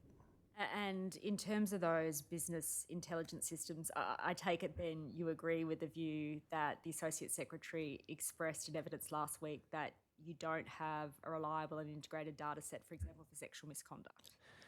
It's in the HR World Council. There are about 4 systems in Navy that don't talk to each other. So that's the data has to be coalesced by a human being at regular intervals. And in the context of the Royal Australian Navy, we operate in what we call a disconnected environment. So our systems don't necessarily connect back to Australia all the time. Quite often they're disconnected, so reporting from a deployed unit is not necessarily timely all the time. You know, if I give you an example of a submarine, may not report back to you for 40 or 50 days. So there are those challenges in gaining fused data and then doing trend analysis, and that's the point of the Enterprise Resource Planning Initiative, and improving the IT backbone so that the senior leaders of Defence can actually see, harmonise and leverage that information. And so you're talking there particularly about CASE, yes, okay. And in terms of CASE, will CASE enable one to see, obviously it'll enable one to see the outcomes of complaints of unacceptable behaviour where they've been substantiated. Will it also have the ability to record that other aspect of the data, that is the rates of complaints being made? I believe so, and if that's not the intent, we should make that the intent.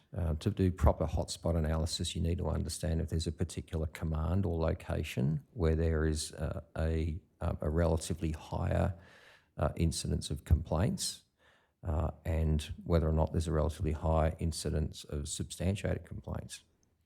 And in terms of that question of timeliness of data, I mean, you've obviously given a particular example in the context of geographic dislocation for particular cohorts within Navy.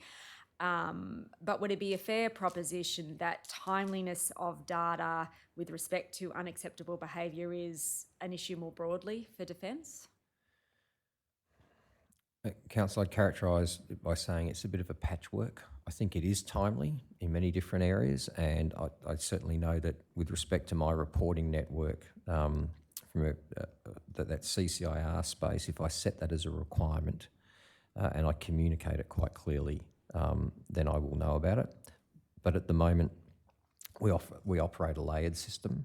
So I expect an incident in SURF4 to be reported to the commander of the surface force, for example, and then he'll have a threshold for elevating it to a different level, so maybe to the fleet commander. The fleet commander has obligations to elevate certain offences, allegations, etc., to me immediately, depending upon the seriousness of it. I think that we've heard in various testimony at the Royal Commission, unacceptable behaviour is a very broad range of different offences, potential offences, and so having that layered management system of reporting is really important. And so you're talking there sort of particularly about initiatives and reporting in your chain of command. My question is more directed to looking at it as an enterprise as a whole issue and those sources of data you have. So, for example, military justice audits, Defence People Group surveys and the like.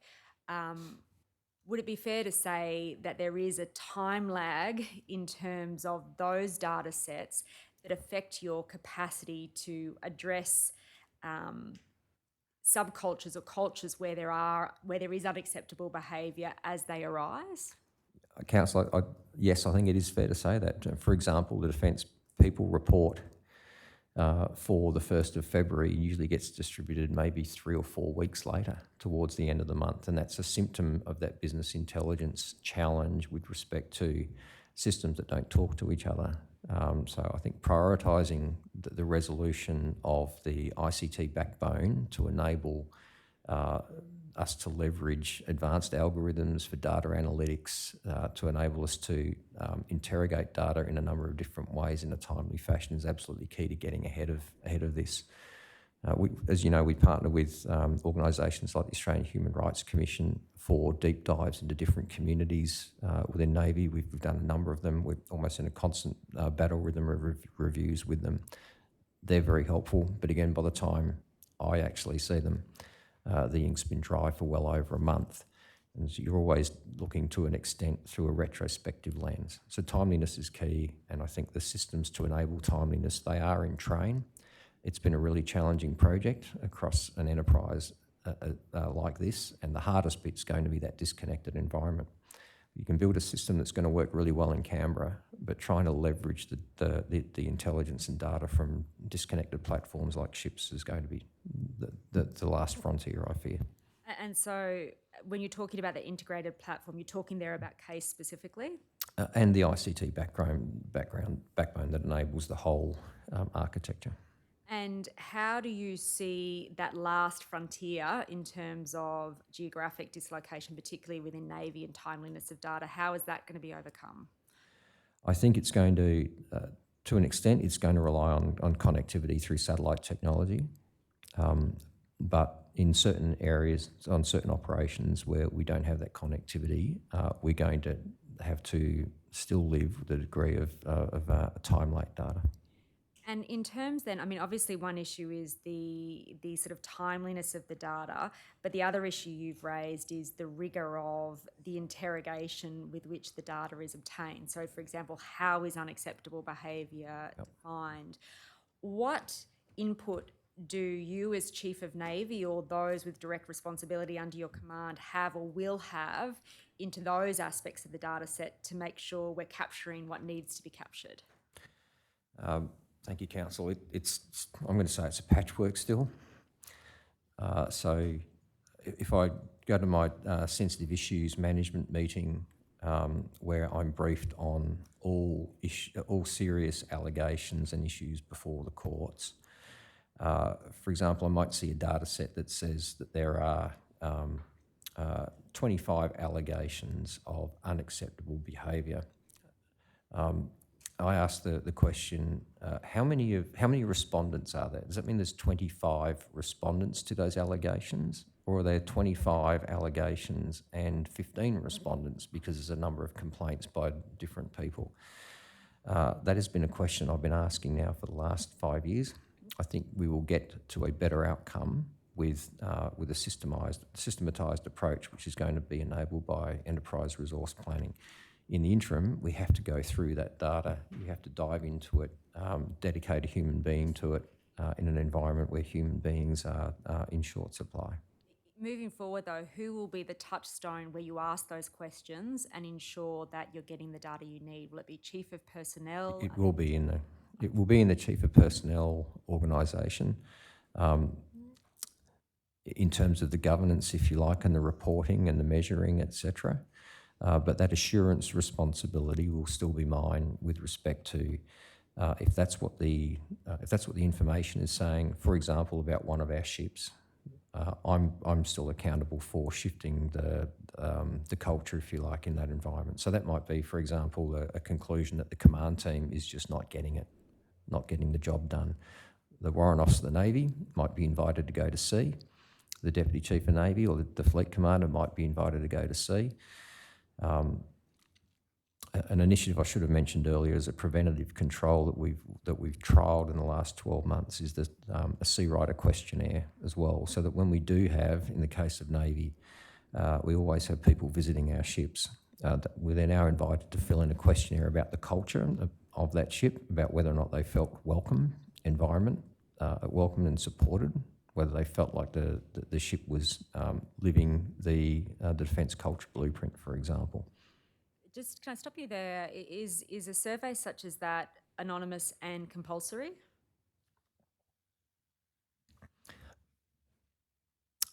It is. So we've gone through a trial process. This is something that I spoke to the Fleet Commander about last year. At the moment, we've gone through a trial process with the Fleet Commander, with the what we call the Sea Training Group. My ambition is that it will be compulsory and that it will be transparent. The respondents, those people filling in the surveys, I will give them, I think, the flexibility to be anonymous if they feel that that's essential to them conducting their roles. But what I really want to be able to do is have independent assessment and verification of the culture by people who aren't part of the team, who won't be subject to either groupthink or a feeling that they can't speak up if there is a bad culture on board. So practically, what does that look like, the intersection between those surveys and an external mechanism to look in? So that would be an independent validation to the Fleet Commander of, if you like, an external view of what the culture looks like versus what's being reported by the ship or by the other governance systems. And if I can give you an example, I think in the time that I've been the Chief of Navy, I've removed 4 senior leaders from command positions. Externally, it would have appeared up until a certain point that they were well-led teams. But inevitably, and back to the timeliness of information, occasionally our people, despite all the right training, despite knowing better, choose to do the wrong thing. I think that sometimes that is evident to people in our teams, but they don't necessarily speak up. So this is an initiative designed to help illuminate a different view of culture, to try and get ahead of that a little bit. And the other part is the bystander culture piece, which we can talk about too. Just if I can unpack that with you a little bit, I think we need to have an understanding of the systems that are in place to enable you to identify where those hotspots are. I don't want you to speak about the specific instances, Okay. but can you tell me about the forms of data that enabled you to identify a problem where on the surface it didn't exist? So without speaking to a particular issue, the way it was brought to my attention was members had the courage to speak to somebody else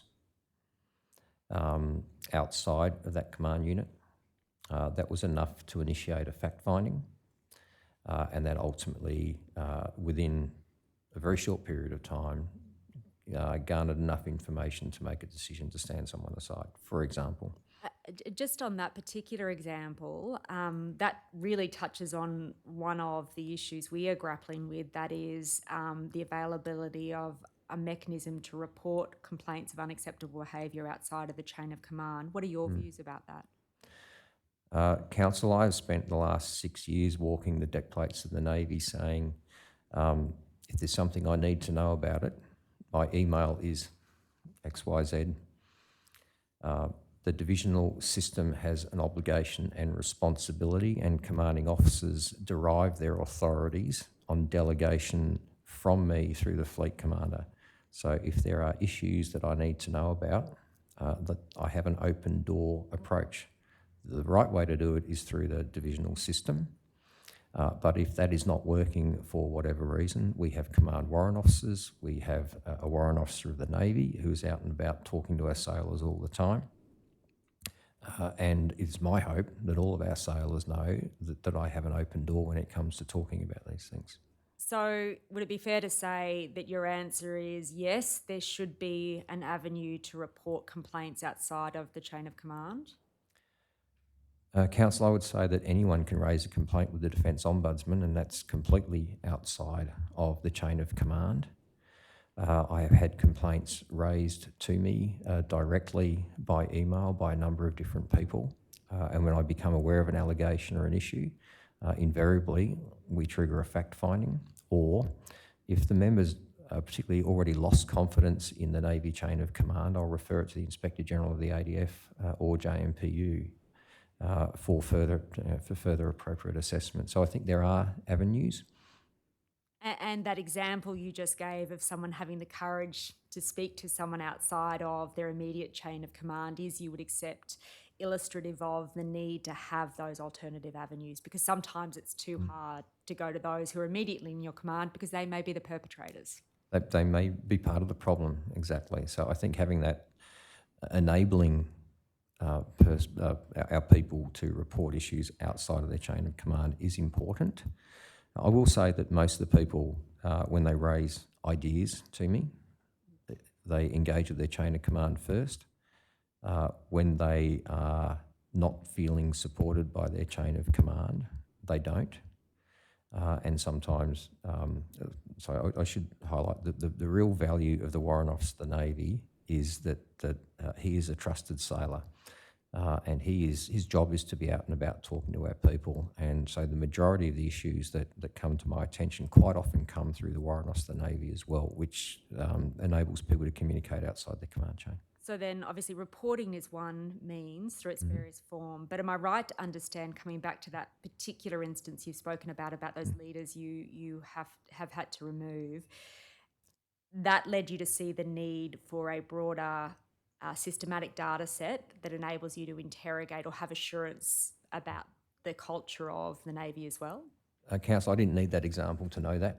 Okay. That is something that I went looking for as the Deputy Chief of Navy. It's something that we have focused on while I've been the Fleet Commander. I think we've got a better feel for it now. With that example, the Fleet Commander initiated a number of stand downs across the fleet to talk about bystander behaviour, command-led conversations about bystander behaviour, saying don't tolerate this stuff. You know, we want to take action on it, but if I can't see it, I can't fix it. And in terms of that specific initiative you've been behind, is that the type of thing that you engage with Air Force and Air Force and the Army about, for example, through COSC? Are those types of issues being escalated and discussed so you can have an integrated approach across services being discussed? Council, it's stronger than that. We're neighbours. We talk about this at home.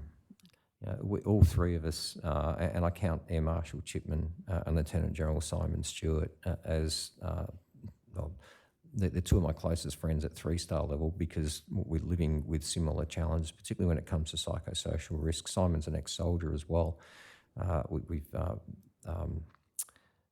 We talk regularly about the gap between the way things are seen in the officers in Canberra and the way they're seen on the deck plates of the Navy or in the field.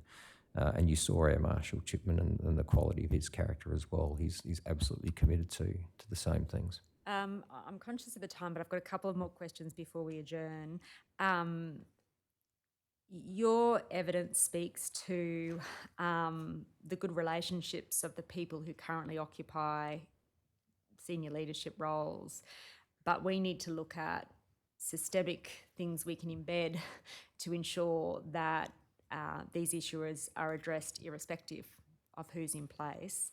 So first of all, are there any systemic recommendations you would make about how these issues can be escalated to committees, either in terms of what's in their charter or the like?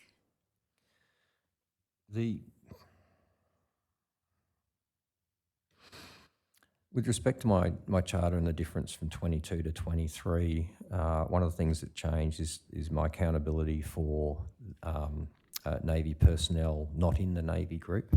I think the first version was, and this is in hindsight and thinking about on the fly right now, it was stewardship of Navy people regardless of where they serve in the Australian Defence Force. I think you've heard lived testimony very recently that our sailors see me as the accountable officer for what happens to them, regardless of where they serve in the Australian Defence Force, and their families do, and I do. So I think sharper language around that. I think it's important that ADF headquarters does policy, they do governance, and they do assurance. That's my approach in Navy, is that Navy headquarters is responsible for enabling and governing the fleet, and fleet headquarters is responsible for the force generation system that generates the Navy warfighting capability. So I think that delineation, echoes of that delineation are quite valuable in terms of job clarity and accountability clarity. Do you see ADF HQ as doing that assurance work at the moment, or at least to the standard to which you see it ought to be? Council, I would say that the traditional focus has been on platforms and systems, and you can see that in our preparedness directive. You can see it in the design of the VCDF group up until very recently, where it was the head of force integration and head of force design were not focused on the human aspects of our capability. Having the workforce design capability in there now is a welcome improvement. So I think overall the answer is we've got more work to do. So would it be fair to say then, in your assessment to date, ADF HQ hasn't been sufficiently prioritising people over other forms of capability? Council, I'd say it's broader than that. I think the defence environment that I've grown up in has literally seen capability through the lens of platforms and systems, not through the lens of the human beings that bring those platforms and systems and teams to life. And that's what we're all focused on now, and I think that's a very welcome development. I think if I go back to the previous example about platforms and systems, the Rizzo review resolved the sustainment and seaworthiness issues ultimately for our surface force. The Coles review did that for our submarine force. I think the Royal Commission is a great opportunity to do that for our human capability. And just finally, you made a comment there about the distinction between what people sitting in Canberra see and what happens within service. Can you expand upon that comment for commissioners? Council, so I went from being the Deputy Chief of Navy in Canberra to being the Fleet Commander in Sydney, and then going back to be the Chief of Navy in Canberra. You see things differently depending upon where you sit. What I would say is that there's an opportunity to just to do a bit of reset and remind ourselves that the responsibility of us who work in Canberra is to enable and govern and strengthen the force generation system and warfighting capability that is the Australian Defence Force. If we're focused on things that don't play into strengthening and growing and increasing, optimising, if you like, the Australian Defence Force that the taxpayers pay for, then we may be focused on the wrong things. Can you give me a specific example of that? I think we've done a lot to strengthen our business and governance processes. There's a lot of focus on financial stewardship. But occasionally when we balance the books in year, you might move money out of the sustainment budget, for example. And it's the sustainment budget that I use to pay contractors and to buy spare parts to keep the fleet going. So when we do that, that has an immediate impact on the availability, sustainability and deployability of the fleet. So understanding how that plays outside of the Canberra environment is really, really important. Commissioners, I'm conscious of the time. Is it a convenient moment to adjourn? Certainly. We'll adjourn for morning tea till 15:15. All rise. The Royal Commission into Defence and Veteran Suicide will now adjourn.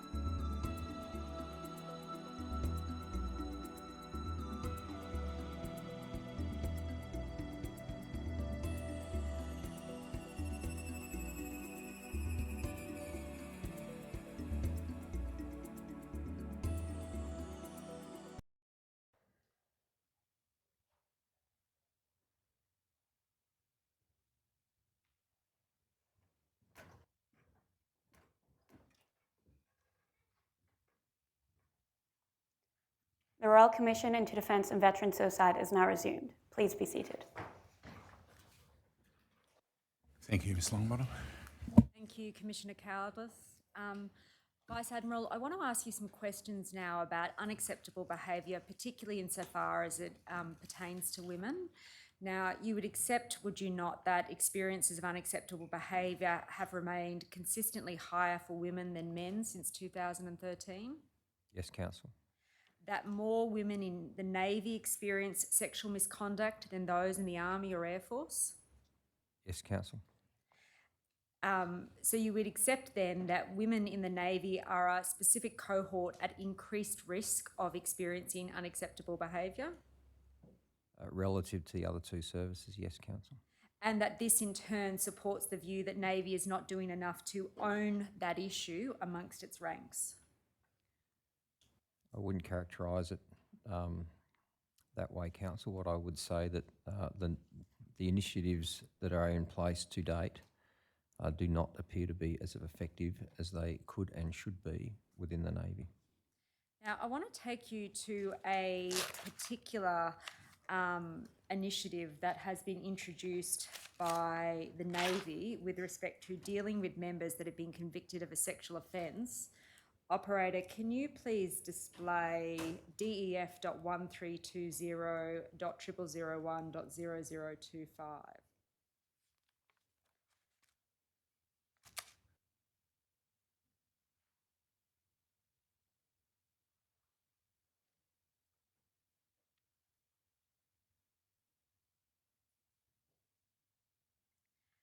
Are you familiar with this document, Admiral? Yes, I am, Council. Now, we've been told that there may be some caveats on how the expression sexual offence is to be defined, but Defence have told this Royal Commission that there are 14 current serving members that have been convicted of such an offence against another member of the ADF and who remain in service. Do you agree that retaining ADF members who are convicted of a sexual offence is in line with contemporary standards of a modern defence force? Council, I would say that there is a spectrum of sexual offence and there is a military justice system that deals with them. Many of them are dealt with by a Defence Force magistrate who has powers ranging from a censure through to detention, through to dismissal, and duly exercise those authorities, and that is at arm's length from the service chiefs. But Admiral, there are two aspects to that. Obviously there's the disciplinary system, but then there's also the aspect of administrative termination. My question is specifically directed to administrative termination. Do you think that it is consistent with a modern defence to retain members who have been convicted of a sexual offence? Council, I'd characterise it as the purpose behind this directive is to centralise control, to standardise decision-making around the retention or otherwise of personnel convicted of a sexual offence, keeping in mind that there is a spectrum from use of sexually offensive language all the way through to the more serious sexual offences that are at play. That wasn't actually my question though. My question was, do you think that retaining such members is consistent with a modern defence force? And Council, my response is that if I've got an 18-year-old who has said the wrong thing, used sexually offensive language in week 2 in the Navy, there may be a view that they are redeemable, and once they understand the cultures and expectations of their employer, it may not ever happen again. So a dismissal in that instance might be viewed as extreme. This directive is designed to make sure that commanders across the Navy are not making decisions to retain people in service that for the wrong reason, i.e. they might view them through a capability lens and say, I'm not going to terminate that sailor service because my ship won't be able to go to sea. That's not what we want from this organisation. So this is centralising that decision-making back into Navy headquarters. I'll come to the directive in a moment, but is it fair to say that the answer to my original question was, in some circumstances, yes? In circumstances of serious sexual offences, absolutely yes, Council. And how do you define the expression serious sexual offences? Sexual assault, absolutely. Repeated behaviour of an offensive sexual nature that doesn't necessarily rise to the level of sexual assault. So consistently demonstrating a misalignment with Defence's values and the expectations of our employees, for example. So is it fair to understand you're saying there it might take 1 or 2 convictions for a sexual offence that you characterise as being of a lower level before you think it is necessary to terminate a member? It's contextual. So if I go back to my previous example, which is at the lower end of offending, it might take a repeat offence to warrant that decision. Again, I'm also bound by the laws of the land. If a Defence Force magistrate decides to put someone through a detention and rehabilitation program and retain them in the service, it's not necessarily within my gift to be able to terminate that service without legal recourse. But my questions are specifically talking about the administrative. So what is within the sphere of Navy's authority with respect to termination administratively rather than the defence discipline system. That is a matter that falls within your remit, is it not? It is, Council, but I think the numbers you quoted at the beginning include those members who have been retained as a decision by Defence Force magistrates. But irrespective, once a Defence Force magistrate makes a decision, it is still within the power of the Navy to make a decision to administratively terminate that member. It is within the power. However, Council, the Defence Force magistrate is a trained legal practitioner who has, shall we say, they are suitably qualified, experienced and authorised to make those decisions in the context of all the evidence that is before them. And that evidence won't necessarily all be put before me. For example, the pathway to legal, shall we say, I think I would be on a very unstable legal footing to override the decision of a Defence Force magistrate on administrative grounds. I'd be in the case, as I understand it, legal jeopardy of dealing with the same offence twice. So is that the reason why? Have you received advice to that effect? Yes, I have. That is the legal advice. The point of this directive is to make sure that in an administrative case, if this issue is being dealt with by someone else in the command team of the Royal Australian Navy, rather than it's effectively removing their discretionary authority to decide to retain someone in service because they believe they've got a compelling reason to do so. It actually enables me to centralise that decision making and shall we say, make an enterprise decision on whether or not we keep somebody in service. So is that at odds with the evidence you've just given about being told that you have no power if a defence magistrate decides not to take the action of termination? No, Councillor, it's not at odds. I'm just highlighting that there's a spectrum of issues that this directive will enable me to deal with. If a commanding officer is dealing with a low-level sexual offence and they decide to, their inclination has been to retain the person, what I'm saying is they must initiate a notice to separation process and refer it to Navy headquarters rather than not deal with that option. Let me put the question this way. The power to terminate a member administratively is premised on their retention not being in the best interests of the Defence Force. You agree with that? Yes, I agree with that, Council. Do you think it is in the best interests of the Defence Force to retain members who have been convicted of a sexual offence? Councillor, I refer to my previous response, depending upon the severity of the sexual offence that we are talking about, and Defence is a very broad list of sexual offences. Now, we've been told that Defence does not have a complete and accurate record of serving members who've been convicted of a sexual offence under state or territory legislation. Is that correct? Councillor, it's the first time I've heard that statement. Can I ask for context to where it came from? It's come from a response. I can pull it up if it would assist. It's document .9.0165.0001.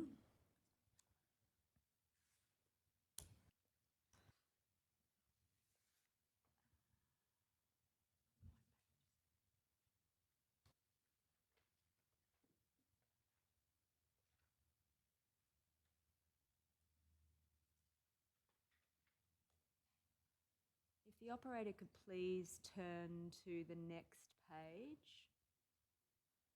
You'll see under paragraph 2 there, Admiral.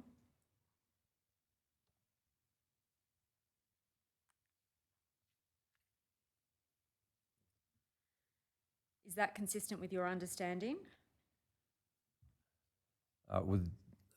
It is my understanding, Council, that state and territorial authorities are not obligated to inform defence of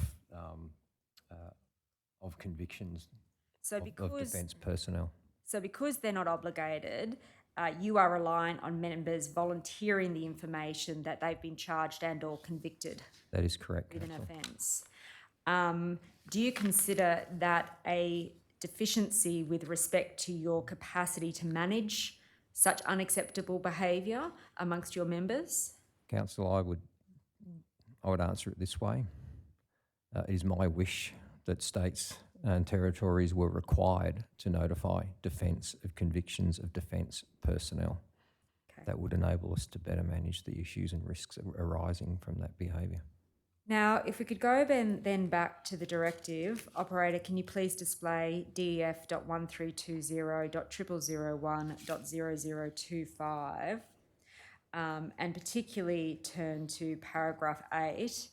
Am I right to understand the effect of the evidence you've just given, Admiral, is that the intent behind this direction was to ensure that there was a consistency of approach taken where an incident of unacceptable behaviour of a sexual nature has been substantiated in either an administrative, criminal or disciplinary process?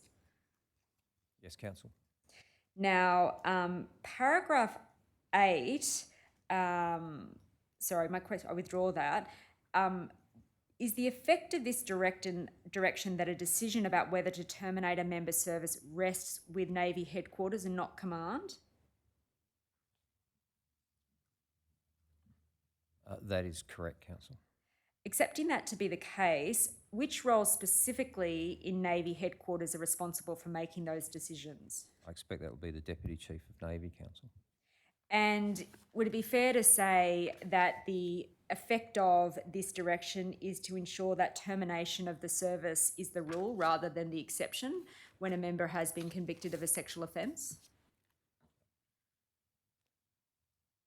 Council, there are two reasons for doing this. Number one, when these decisions are made at a lower level, I, as the Commander and the Deputy Chief of Navy's accountable officer for Navy personnel and training, cannot necessarily see the problem or the context in which those decisions are made. So this is to illuminate the breadth of the problem to a higher level, to an appropriate level, so it can be managed at a strategic level. And yes, my inclination is that someone who is guilty of a sexual offence, the default setting should be separation from the Navy, unless there are extraordinary compelling reasons as to why that would not occur. And so is it fair to say then that view is reflected in the intent behind this directive? Yes, Council. Now, in the event that something short of termination is imposed as an administrative sanction, are you notified of that? I expect I will be, Council. I haven't seen an example yet that has resulted in employment of this new policy. So this policy has been in place since 30 November 2022, is that correct? Yes, Council. Do you receive any updates about the application of that policy in particular circumstances? Council, there has been one case that is underway at the moment. There are, I believe it was 5 cases that were handled that predate this policy. So it is very new in that sense. In terms of the 5 cases that predate this policy, can you tell Commissioners whether or not those cases resulted in termination or a lesser administrative sanction? I take that on notice, Council. Yes, if you could, please. Now, I think the answer to this will be no, given what you've just said about the limited use to which this policy has been put. But have you noticed any changes as a result of it? Based on the latest reporting from the Women in Navy report, which I think was tabled to, well, I think it was offered to the Commission, tabled with the Deputy Chief of Navy, I think last month. I don't think the reporting data has indicated a change in trend yet. Now, I want to shift topics now to workplace health and safety, and particularly psychosocial stresses. We've talked about this in a little bit of detail, but am I right to say your view is there is a direct link between healthier workplaces and stresses that need to be addressed by a reduced, by a less hollow workforce? I believe there is a link between hollow workforces and higher stress in the workplace environment. And in your view, does a hollow workforce have an impact on morale? Yes, Councillor, in my experience, hollow workforces often exhibit lower morale settings. And so do you see this as being a particular workplace psychosocial hazard? I believe it is a risk, and I believe there is a link between the risk and separations from Navy. And in terms of monitoring that, how do you get an idea of particular cohorts that are hollow and consequently facing a greater level of psychosocial risk? Thank you, Council. We do report the state of the fleet in terms of its overall crewing. We do look at individual work groups, and where appropriate, we close down activities within those work groups to retire some of the hollowness and redirect workforce to strengthen teams. Can I give you an example, Council? Yes. With the submarine community, about 2007, 2008, we made a decision, and this was in concert with the Coles Review, to crew fewer submarines, but crew them fully, and to invest in the training system and the force generation system in order to grow the capability. We knew it would take time. Back then we had a submarine force that was half the size of what it is now overall. So that's an example, I guess, of what I'd call scaling down to scale up. What other mechanisms or tools do you use to address issues connected with hollowness of workforce? So besides retiring capabilities or putting them in abeyance and then redirecting people so that you've got stronger teams, the other options to me are to strengthen those policy settings that motivate people to serve, to reduce the separation rate, and to work with Defence Force recruiting on bringing more people into the teams.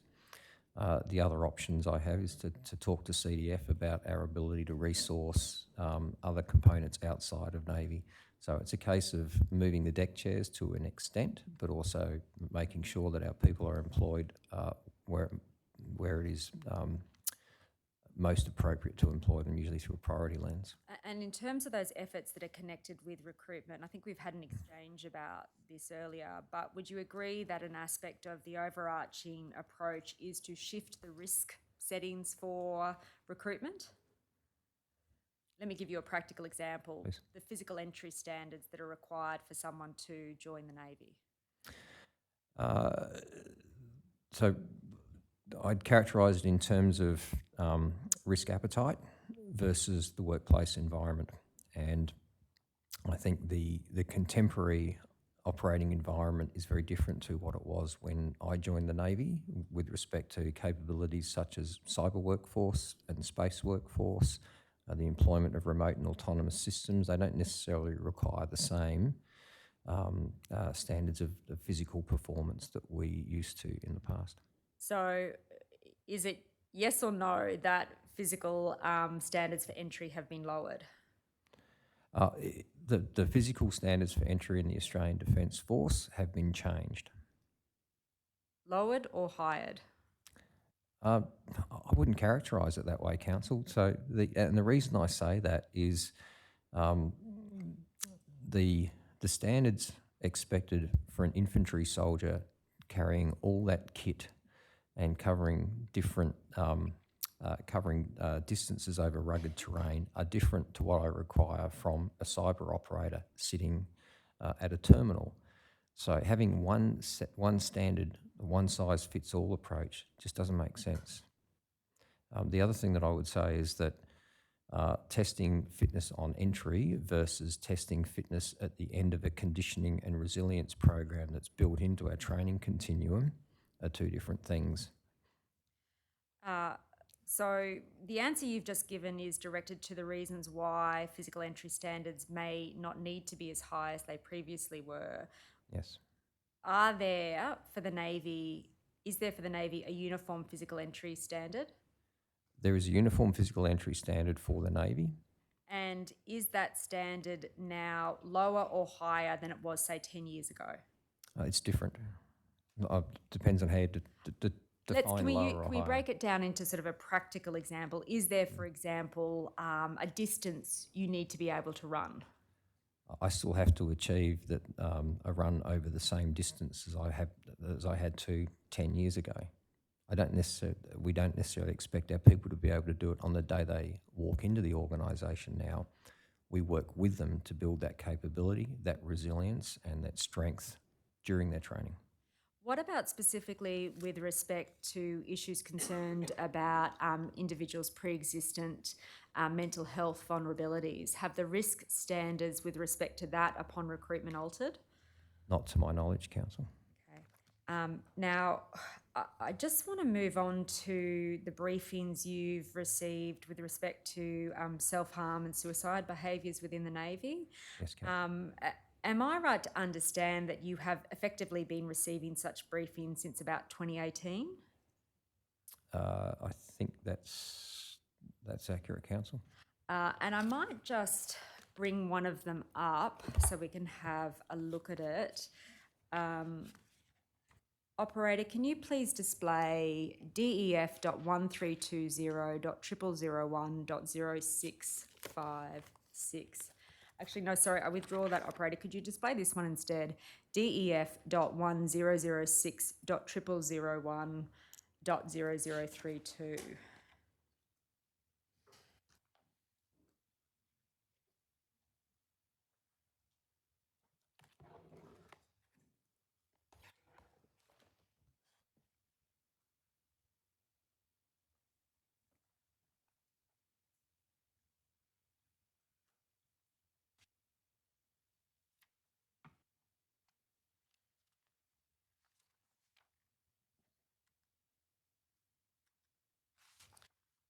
Operator, I'll just repeat that. It's DEF.1006.0001.0032.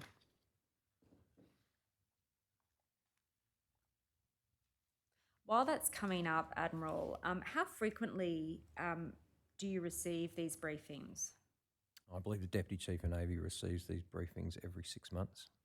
So now, since you've been in the role of Chief of Navy, how frequently do you receive them, or do you not receive them at all? The data is briefed by the Deputy Chief of Navy to Chief of Navy Senior Advisory Committee meetings. So each report, we've probably discussed this maybe 3 times in the time that I've been in the job. So in terms of this particular briefing, structured briefing, I'll ask the operator to please turn to 0034. Am I right to understand the effect of your evidence to be that no, you will not receive this briefing document, but you may receive, or those around you may receive, information emerging out of those briefings? I think the distribution list at the top of the document, Council, indicates that it's a brief for the Deputy Chief of Navy and it's copied to a number of 1-star positions, including Deputy Fleet Commander and Chief of Staff. So the answer is no, you don't receive it. It's not addressed to me, but it is managed on my behalf by the Deputy Chief of Navy. Now, I just want to talk through what emerges from these documents. would it be fair to say that they are largely in a consistent form in a couple of respects that I'll put to you? First of all, the briefings note that there are inherent technical restrictions in the capture and extraction of data with respect to self-harm and suicide behaviours from the Defence Electronic Health System. Yes, Council. They note that these limitations will be addressed by the implementation of what's described as Joint Project 2060 Phase 4. Yes, Council. That is the enterprise resource planning project we talked about earlier. And when will Phase 4 of that project be completed? Council, that timeline has jumped around a little bit. I don't have that information to hand at the moment. It's being managed by the Associate Secretary. Okay, you might ask the Associate Secretary that question then. Now, the interim approach that's been adopted is for Navy psychology to instead review and analyse relevant defence incident reports. That's correct, Council. And as the briefings record, what is captured by that review will be an underestimate of the number of self-harm and suicide behaviours during the relevant period. Yes, Council. It's characterised as a minimum, representing the minimum number in Navy. Now, the data in those briefings is presented in a couple of ways. First of all, by gender. You agree with that? Yes, Council. But also by rank. You agree with that? And also by defence location. Yes, Council. What is done with this data by Navy? Council, firstly, the data captures reports by the workforce of incidents of self-harm ideation and suicide ideation. And I will, there is a table in the document that's, frankly, I think the wording is a little loose because it doesn't use the word ideation, it actually implies suicide. So it's ideation and it's concerns regarding ideation. So some of these reports are raised by members about their peers or about their subordinates.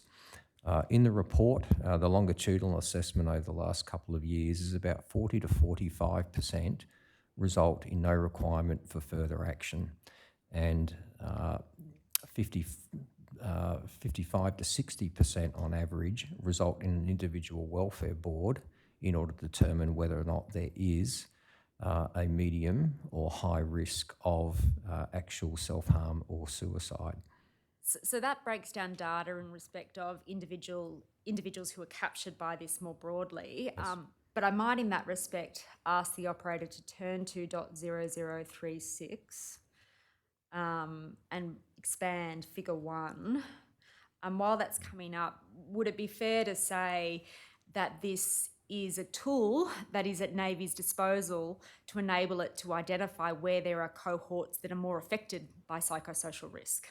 Absolutely, Council, and you can see that with Cerberus, our principal training institution. I understand the commanding officer recruit school also spoke to this during her testimony. Well, this is the instance with respect to Cerberus is one that I particularly want to talk to you about. Mm-hmm. I can take you through the individual reports to make good this proposition if needed, but tell me if you need me to do that or if you disagree with what I'm saying. On our reading, the reports across the period 2019 to 2023 consistently identify HMAS Cerberus as being an area where there is an overrepresentation of incidents involving self-harm and suicide behaviours. Would you agree with that?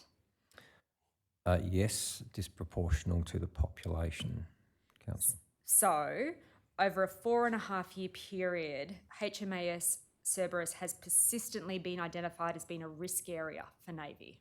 Yes, Council. And the cohort affected at HMAS Cerberus are principally members in the early stages of their training and career. Yes, Council. Now, what measures have been taken to address that risk? Council, the principal measures have been strengthening the psychological support at HMAS Cerberus and integrating recommendations learnt from an actual suicide that occurred with a member who'd been in the Navy for about 12 months. The reporting period also includes the COVID-19 pandemic.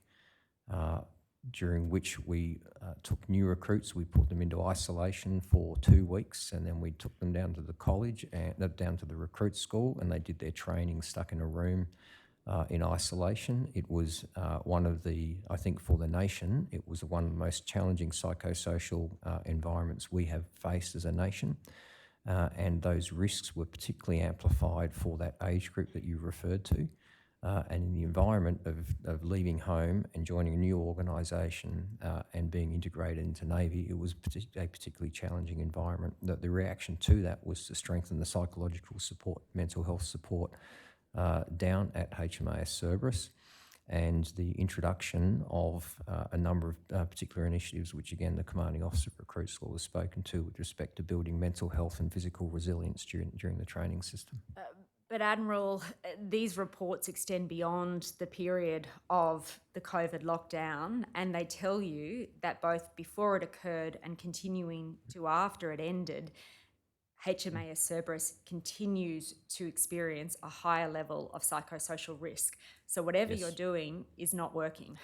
Council, I put it to you that the converse may well be true. 40 to 45% of these do not require additional mental health or intervention. That is reflective of a workforce that is sensitive to the psychosocial risk and elevating concerns. Of those 55 to 60% that have been dealt with since middle of 2022 to now, there have been no suicides. That would indicate that this process of elevating concern, initiating an individual welfare board and referring people to treatment is arguably successful. But this is a very limited data set with respect to that issue. Can I suggest, though, Admiral, with respect, that what you have just spoken to is a triaging response rather than a proactive response? Is it sufficient, in your view, for Navy to approach psychosocial risk by managing incidents of suicidality and self-harm after they occur, or do you need to do more to stop them happening in the first place? So, Council, this isn't responding to after they occur. This is responding to concerns by the workforce that it may occur, that someone may be at risk. This could be a divisional officer at recruit school that raises that concern. It could be a peer, and it is something that we discuss with our new recruits on arrival. So I think what you're seeing here is a reporting system that is both proactive and leading to a triage and care outcome. And to a large extent, as you say, that data has been consistent over an extended period of time, but the incidence of actual self-harm and suicide have actually decreased. But what this data is telling you, I mean, let's look at this table. It's based on incident reporting. You'd accept that? It's a defence incident report which can include concern that someone may be at risk. And it is, on the face of the document, a mechanism that is an underestimate of what may actually be occurring on the ground. That is true, Council. And accepting that to be the case, can I suggest Navy needs to do more to own this issue, particularly insofar as it concerns HMAS Cerberus? Would you agree with that? Council, I would agree there's always more that we can do, but I absolutely unequivocally state I own the issue. Well, in terms of that, look, on my reading of the document, and again, you can tell me if you disagree with this, in terms of measures that have been taken to address the risk, the most we can see is repeated references to using pulse surveys to provide more data about risk factors. You'd agree with that? Not with respect to Cerberus. I think the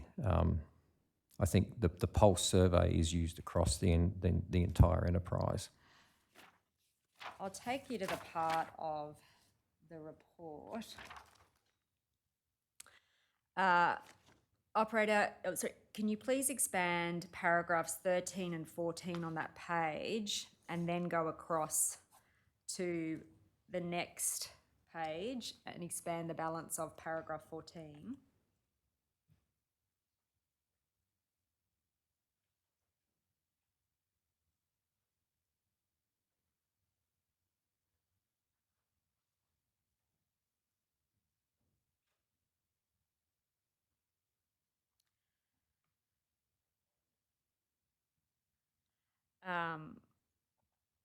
The first thing I would observe and ask for your comment on, Admiral, is the statement in paragraph 14, the reference to a higher proportion of incidents involving self-harm and suicide behaviours was identified in junior sailors at HMAS Cerberus. So that is telling you, is it not, that there are actually incidents of concern here at HMAS Cerberus? I think, yes, Councillor, that there are incidents. There are also reports of the risks of those behaviours.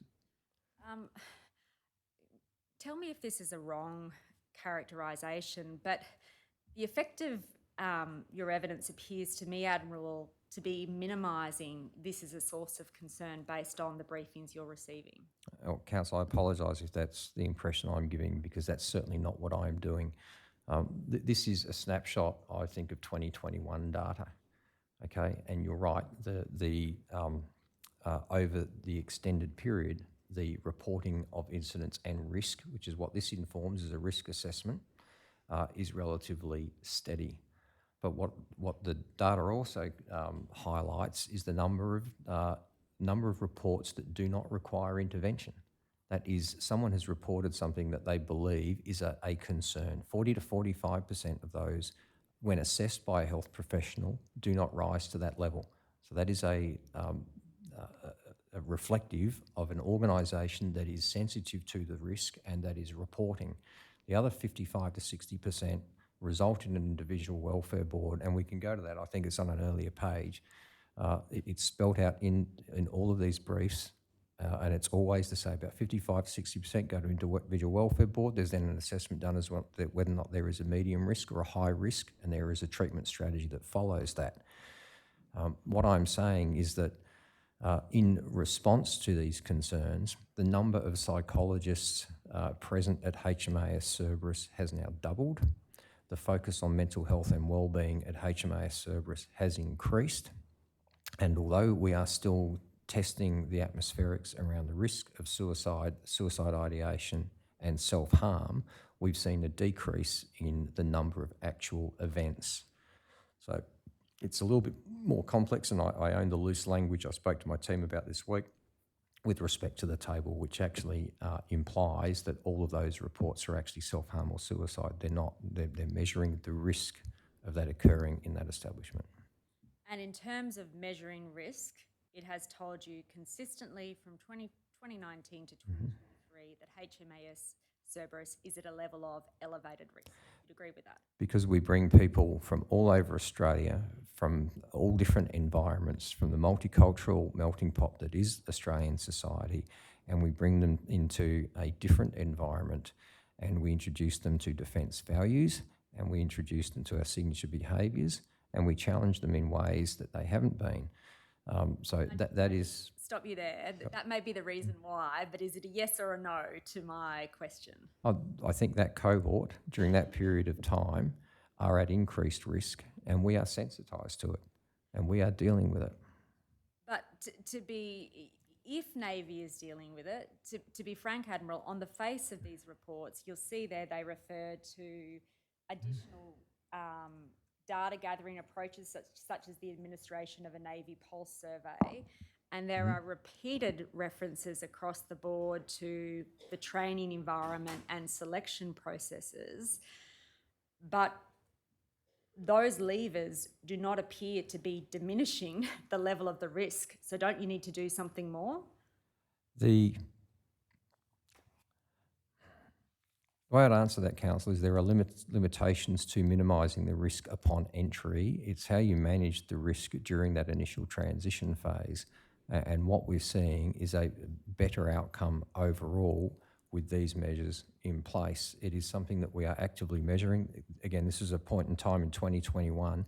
This report reflects the lived experience of young Australians coming into that environment during the pandemic, during a peak period of psychosocial risk and a very, very challenging particular time. But I think you've agreed that that risk level remains elevated.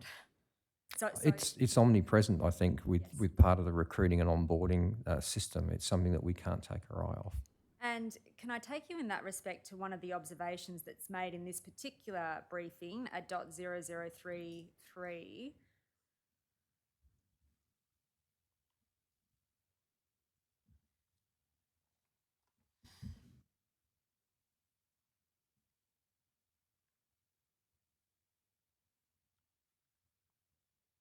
Can you expand the comment in the second row from Com Ausfleet?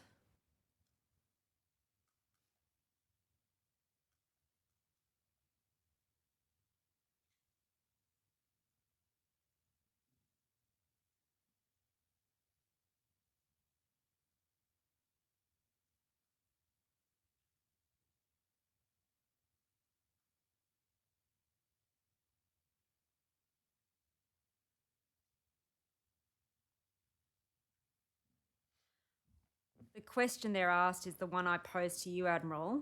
Is enough being done to sensitise new recruits to the challenges and highlight the support systems that are available to them? What assurance do you have that your mechanisms are effective? Council, the support systems that are in place and those measures were discussed by the Commanding Officer of Recruit School during her testimony to the Royal Commission. I think they were examined in detail during her testimony, in much more detail than what I'd be able to give you now. What about the issue raised in that noting that Army and RAF are seeing similar issues? If, as I take it from the answer you've just given, you don't have the detailed information to hand to enable you to really understand what's effective and what's not, how can these issues be discussed or escalated up at a cost level, for example?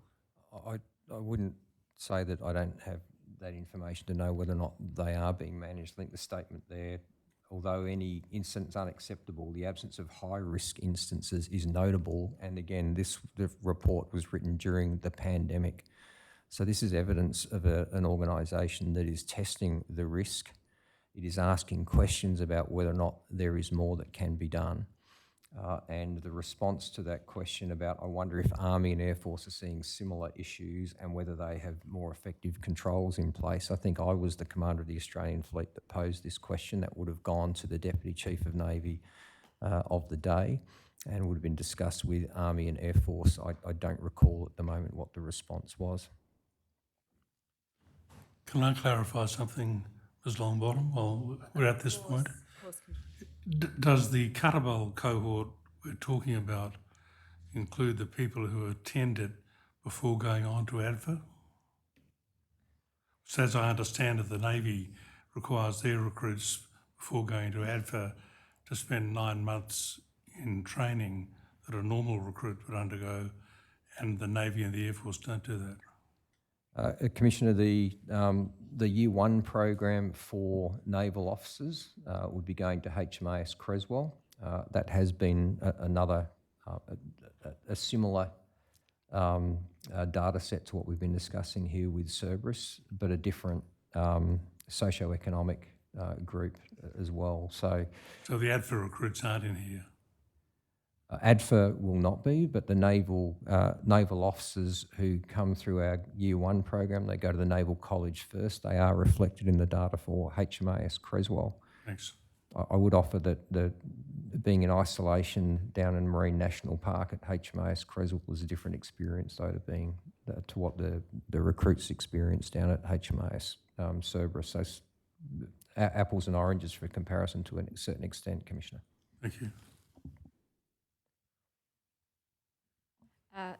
Thank you, Commissioner. Admiral, so how are these issues escalated and dealt with at a COSC level? Council, the first instance is to deal with them through the Navy Safety and Environment Board, which is ordinarily chaired by me. The most recent Navy Safety and Environment Board meeting was on the 29th of February.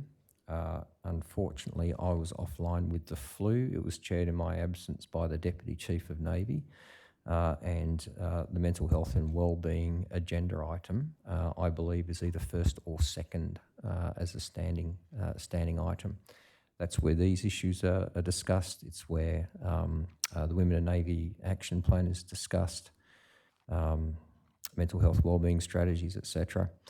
And from there, the key outcomes are reported to the Chief of Navy Senior Advisory Committee. The purpose of that is to make sure I'm aware of the key risks and issues and initiatives underway, and if additional resources are required or additional focus are required by the enterprise, I'm armed with the information and the context in order to carry that further up beyond SINSAC into Chiefs of Service Committee, and DCN also escalates from his level into the Defence People Committee. And so in terms of what is escalated to that COSC level, is there, for example, discussion of particular data sets you use, such as the one the subject of this briefing, that might be carried across to different services, but also measures that might be taken? So Councillor, if I can give an example of what's happened as a result of this, and that previous suicide that I mentioned that had occurred at HMAS Cerberus, the decision to double the psychological support capacity at HMAS Cerberus is a result of this system, this reporting. As you know, the Joint Health Command determines the allocation of a health support system. It's my job to advocate as to where I actually need it prioritised. And we do that through the committee system. And is there a reason why? So you've said that step of doubling psychological support was taken with respect to HMAS Cerberus. When did that happen? Within the last 2 years, Council. And is there a reason why a recommendation such as that is not documented in these briefings? These briefings cover a 6-month period. I think the outcomes of actions are captured elsewhere. And where are those outcomes and actions captured? It's somewhere in the tender bundle, because I read that at some point. As you know, there's quite a bit in there, but it is in supporting documentation. Now, I want to take you to the Mental Health and Wellbeing and Resilience Action Plan. You say in your statement that plan is designed to bolster mental health literacy. You'd accept, would you not, though, that is not in and of itself enough to address Yes. suicide and suicidality. Now, it has 7 strategic objectives. I just want to take you to that document if I could, please. Yes,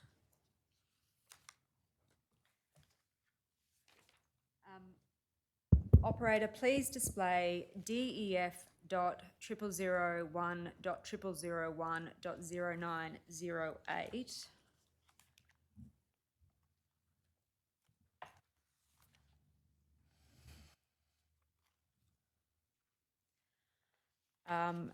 Now, starting at, I think it's dot.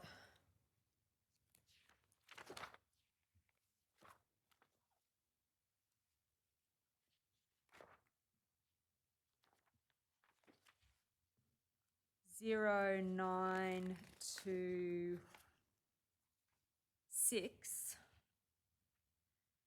It has a series of strategic objectives, you'd agree?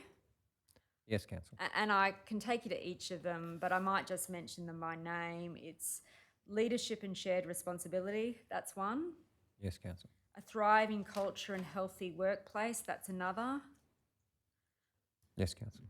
Responding to the risks of military service. Yes, Council. Person-driven care and recovery. Yes, Council. Building the evidence. Yes, Council. Continually improving and promoting and maintaining physically and psychologically resilient personnel. Yes, Council.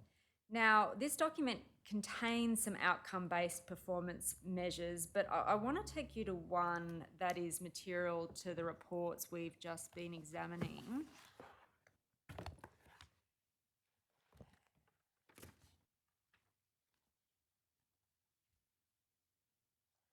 It appears on page .0937. And you'll see there, sorry.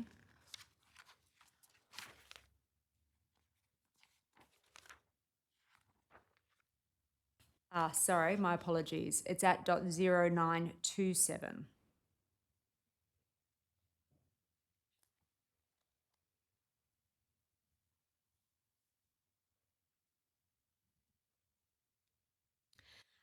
So you'll see there that the action is to promote suicide and self-harm prevention strategies.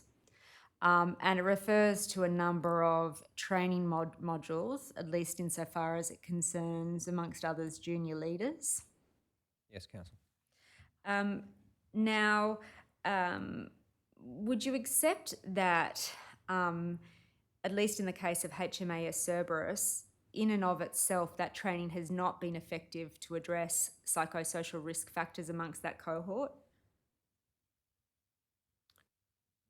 Council, this was probably written in 2020 if it's in play from 2021 onwards.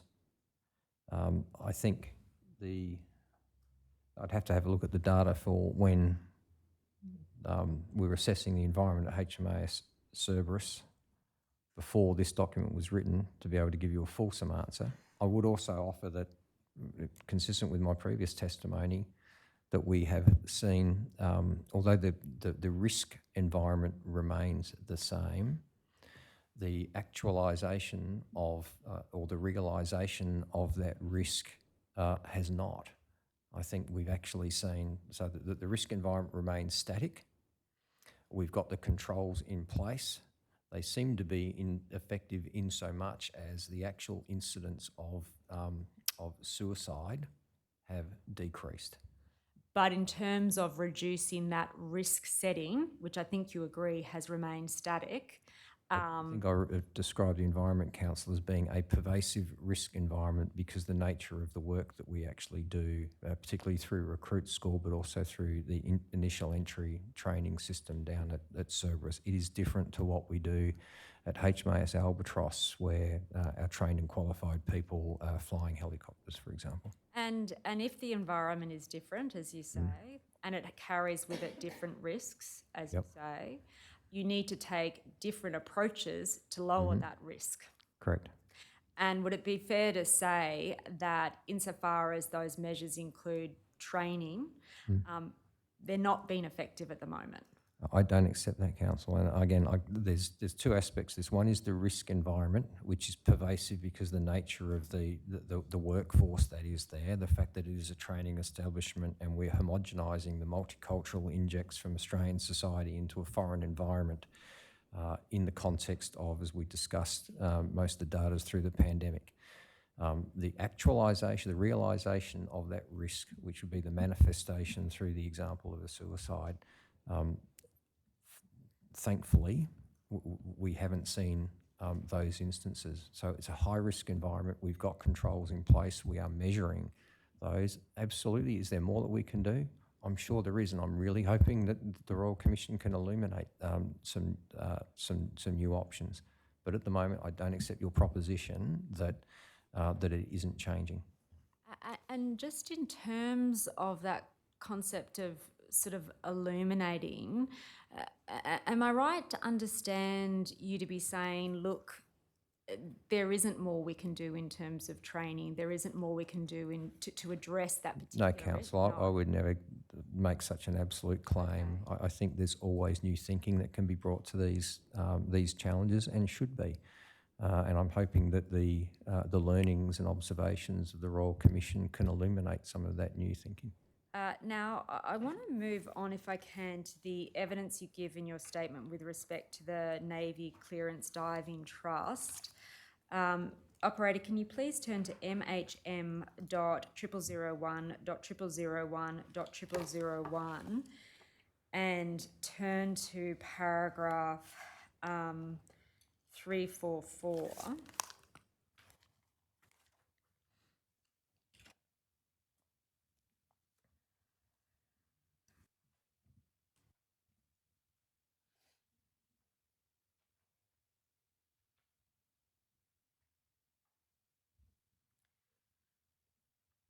Please turn, operator, thank you, and expand paragraph 344.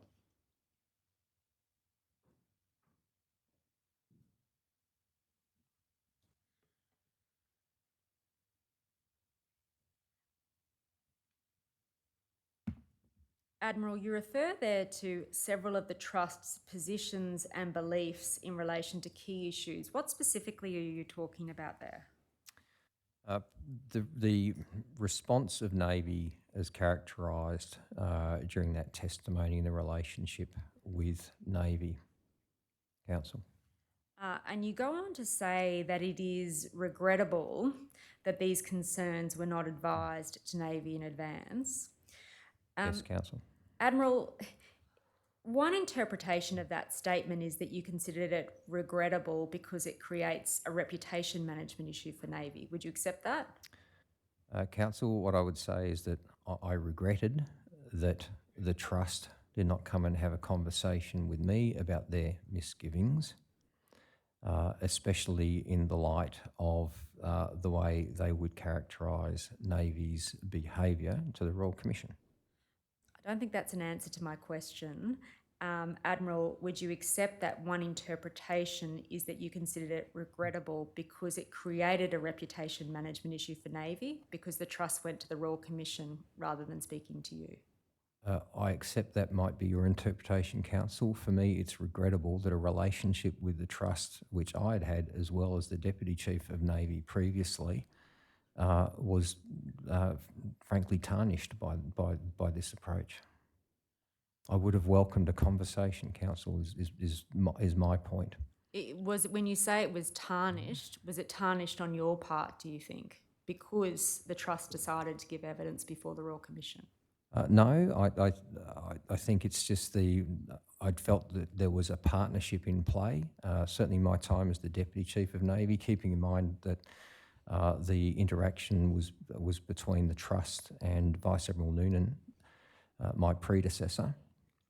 So what I'm expressing there is the regret that I, as the Chief of Navy, wasn't personally engaged, and I think I could have been. I had a conversation early in my tenure.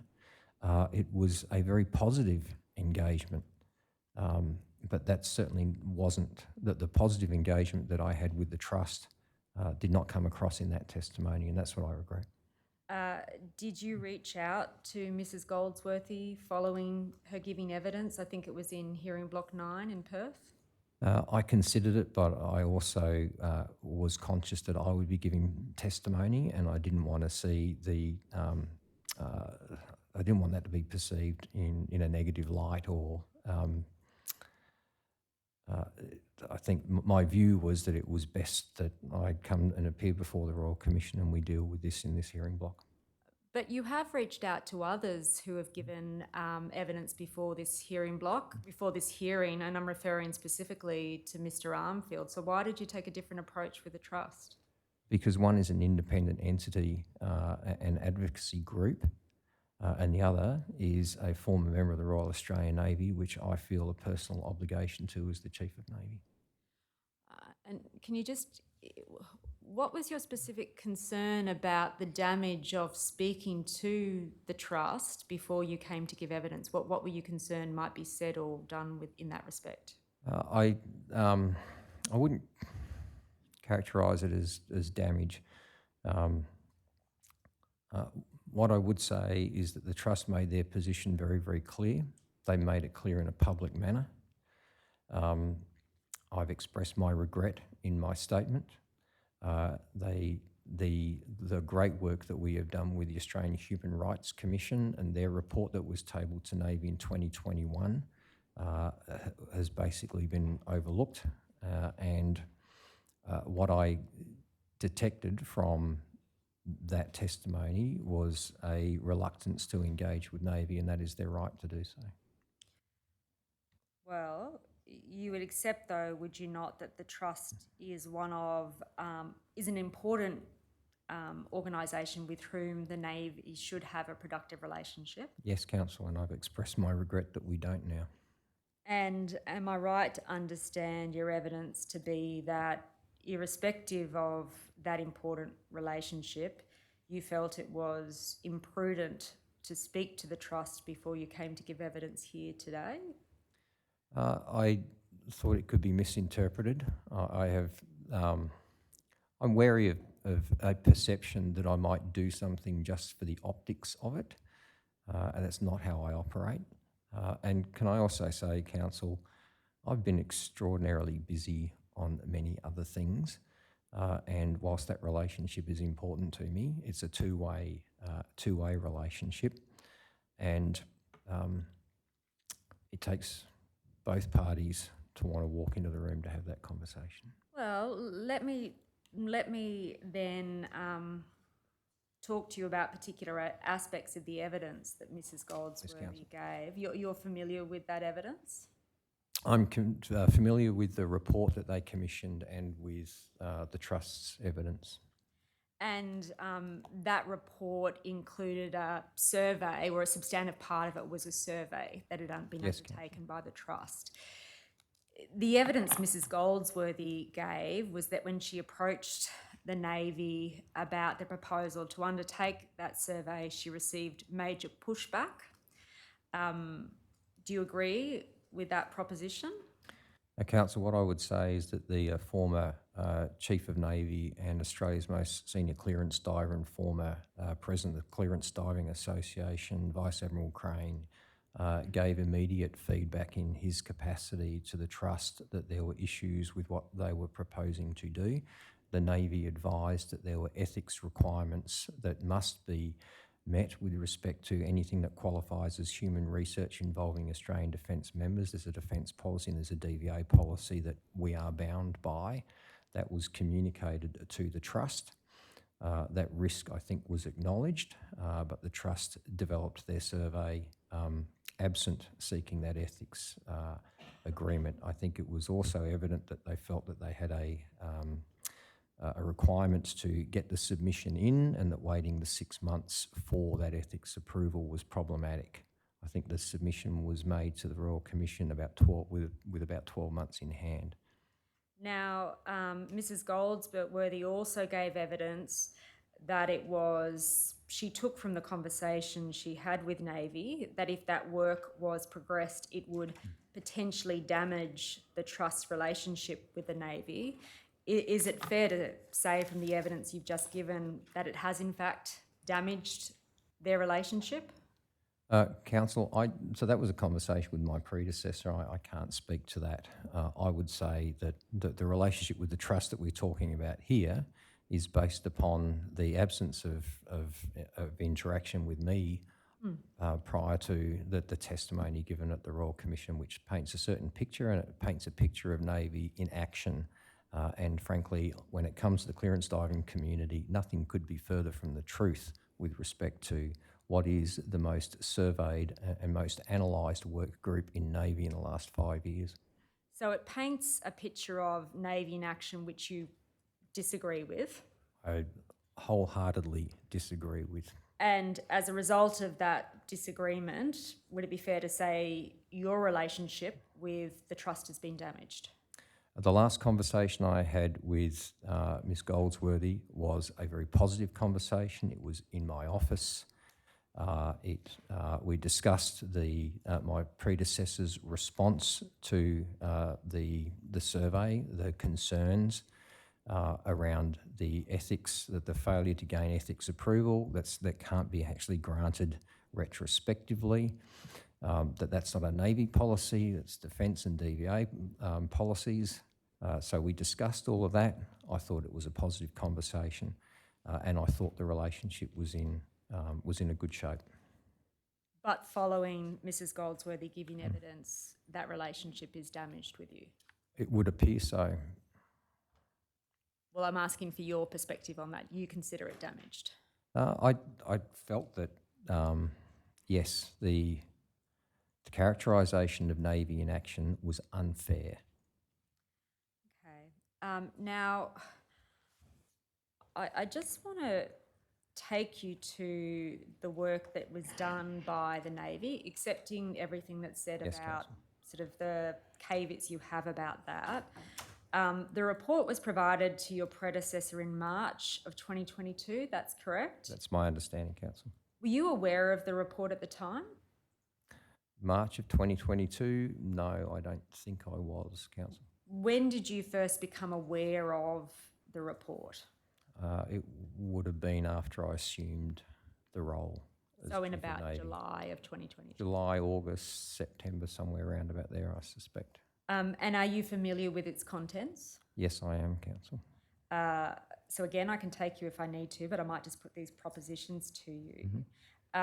You would accept that the report raised concerns based on that survey about poor levels of mental health, suicide and suicidality amongst Navy clearance divers? Amongst the members that they had surveyed, both serving, as I understand it, and ex-serving members, Council. And the report spoke to possible contributing risk factors, you recall that? Yes, Council. I want to take you through some of those risk factors that were identified. One of them was physical injury leading to high rates of medical discharge. Yes, Council. Another was workforce shortages adding to pressures on divers. Yes, Council. Another was disguising an injury in order to maintain a diver's mech status. Yes, Council. Now, you've raised in your statement and you raised today issues with the usability of the information in the report, Yes, Council. but you would accept that there is cause for substantive concern about heightened levels of psychosocial risk for serving and former clearance divers, Yes, Council. including heightened levels of suicide and suicidality amongst that cohort. Particularly amongst the ex-serving cohort. Yes, Council. And the Trust was not alone in raising those issues, was it? Council, there is significant overlap between the Human Rights Commission report that we worked with I'm the going to come to AHSC on that. and this report by the Clearance Diving Trust. Yes, and I will come to that report, but I just want you to focus on my question. The Trust was not alone in raising these issues. Are you aware of an email that was sent by former clearance diver Ashley Semmons to your office just shortly before you assumed it on the 5th of July? I'm aware of it because it's present in the tender list. I might just take you to it if I can.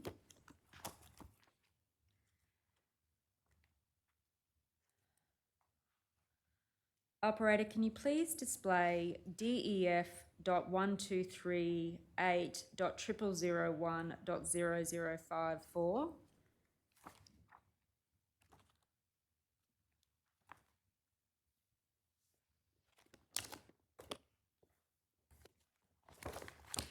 So am I right to understand you hadn't seen this email before you came to prepare to give evidence? That's correct, Council. Is that a cause for some concern for you, given the issues it raised?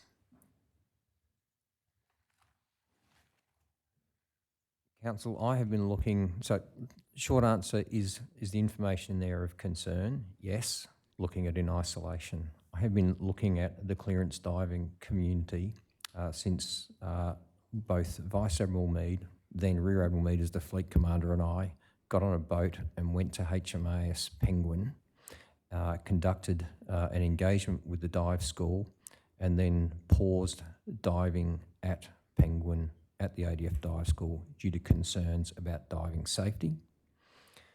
Since that intervention in 2020, we initiated a review which resulted in more than 100 recommendations that were then consolidated into 87, 81 of which were closed out while I was the fleet commander. The other 6 were absorbed into business as usual. And have resulted in changes to the way we do business at the ADF Diving School, to what we expect of the diving community. And we're now in an environment with a separation rate of 7.4%, which is much lower than the long-term average for Navy of 9.5%. We've grown the community by 39 individuals over the last 18 months. So that in isolation, I acknowledge, is concerning.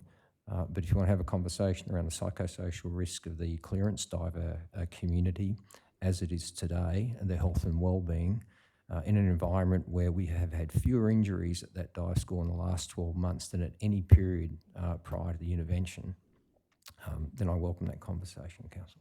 My question was actually, is it a cause of concern for you that this particular email wasn't brought to your attention, given that it came into your office 2 days before you assumed it?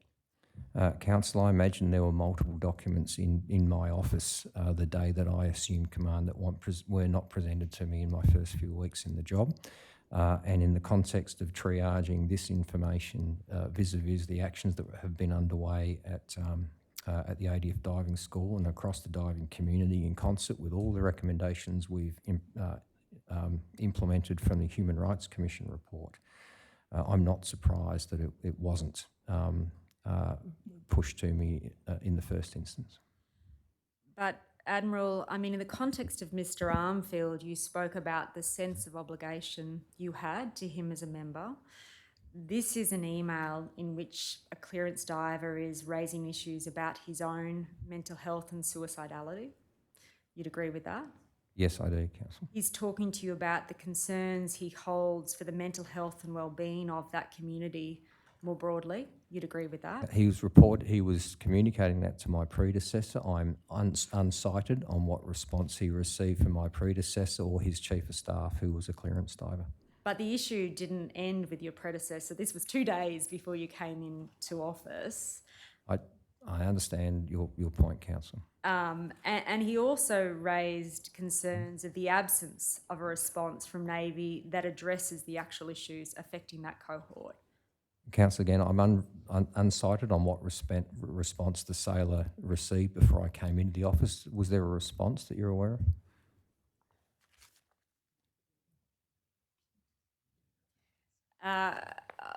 I understand he never received a response. Then I'm happy to take an action to engage with this individual, because that is unacceptable.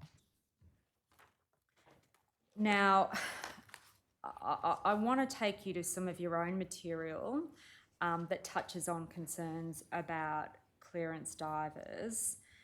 Are you aware that in April of 2021, the then Minister for Veterans Affairs and Minister for Defence Personnel sought information from Defence about any observed patterns in the mental health of Navy clearance divers?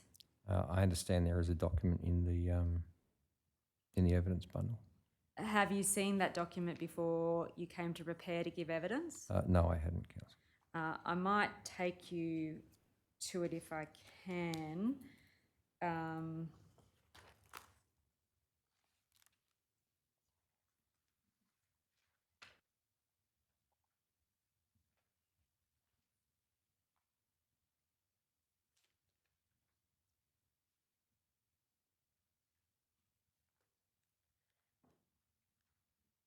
I might take you not to the actual briefing, but a document that sort of speaks to it.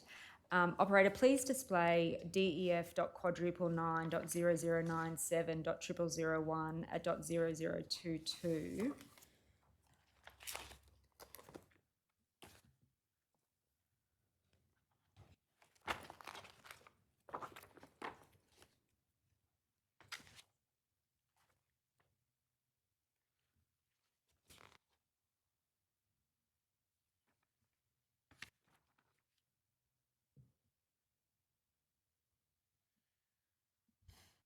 You'll see there reference to that request for a briefing.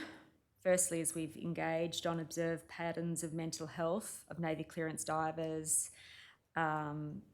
Secondly, on whether or not there had been any reviews on clearance diver health and wellbeing and any key trends, insights or outcomes that were known.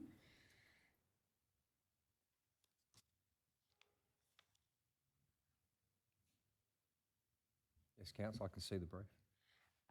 Now, can I suggest to you, Admiral, that at the time that request was made, Defence was aware that in the preceding 2.5 years, 3 former clearance divers had died by suicide? Yes, Council, I understand that to be correct. The next month, in May 2021, Navy received what is described as a final report of a review into Navy diving in response to Navy Directive 08/2021. Are you familiar with that document? In the broad, yes, Council. So amongst the sort of am I right to understand that your main source of information with respect to these issues is the AHRC report to which you've already referred to? That's one of the references, yes, Council. What are the specific references? So you've got the AHRC report. What are the others? So with respect to the changes we've implemented in the diving community, or No, with respect to material speaking to psychosocial risks amongst that cohort. no, the Human Rights Commission report will be the key one, and also what I've gleaned from reading the Clearance Diving Trust report, which we've already discussed. Okay, so the Clearance Diving Trust report came in 2022. The document I'm now taking to you to predates that. Operator, can you please display DEF.1149.0003.1341?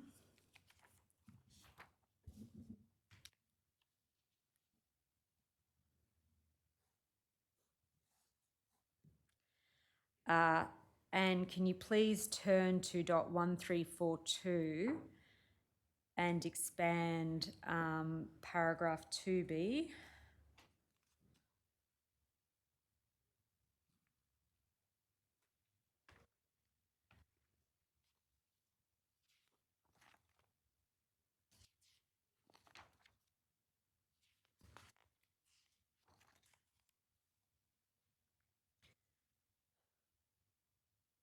So you'll see there it speaks to high risk, particularly amongst the cohort at the diving school. I see it speaks to safety risk. I don't know that it speaks to the safety risk. In fact, I'm pretty sure it doesn't speak to it purely from a mental health and wellbeing lens. Sorry, so you think it doesn't speak about mental health and wellbeing?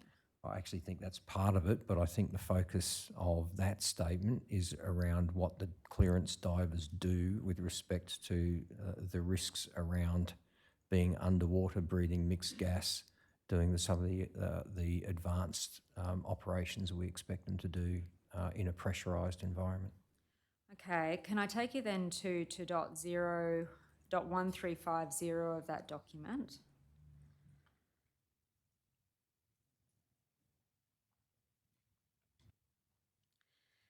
And can you please expand paragraph 34 and 35?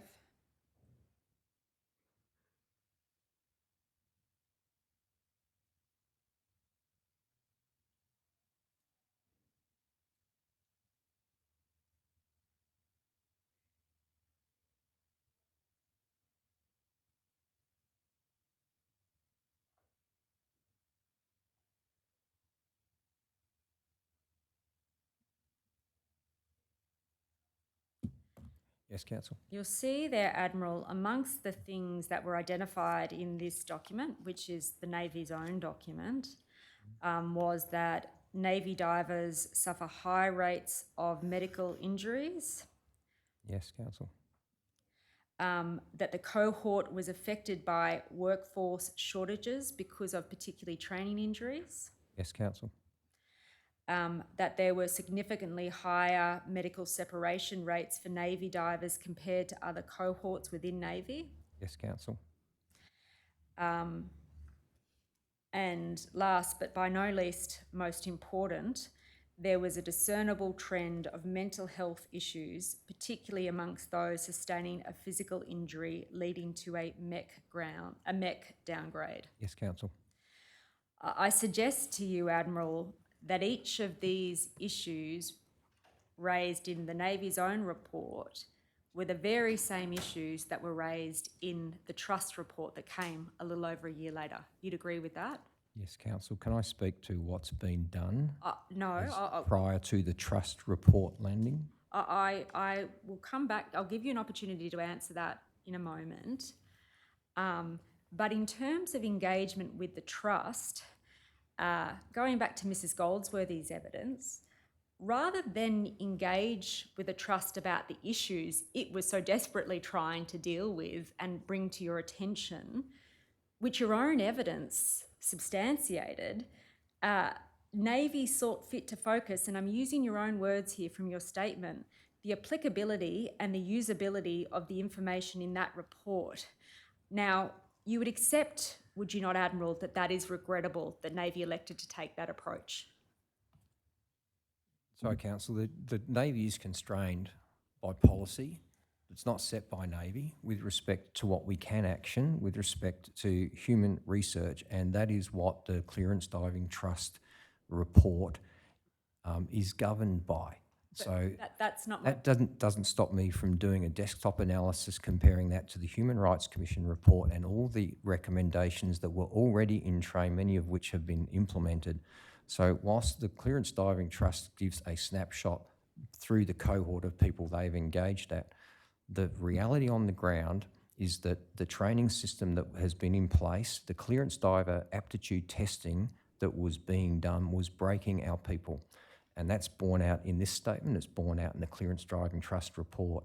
The insistence on a culture of, I'll characterise as one of the references, chins before dins, people ripping biceps off their bones, pursuing a high-strength training regime, in an environment where once you become a clearance diver, the only physical fitness standard you had to maintain was that applicable to the rest of the Navy. You had to pass the Royal Australian Navy Performance Fitness Test. What we have done is we have changed the training continuum, and in the last 12 months we've had fewer injuries under training than ever before. The new system analyses and assesses musculoskeletal risk of our trainees, and a recent report is one of our sailors identified with a shoulder issue. We initiated surgery early and they stayed on course. So all of these symptoms and these risk factors that we're talking about here, the workforce hollowness caused by people having a medical discharge, the high prevalence of medical discharges as a result from injuries from training, every one of those things is known to us and has been in action. When I do a gap analysis and a comparison against what the Trust has recommended, the one point of disagreement is around an insistence on a higher standard of physical fitness for the CD community, which has been, through our own analysis, the root cause of all of those injuries, and that leads to mental health injury. What we've got now is an environment of fewer injuries.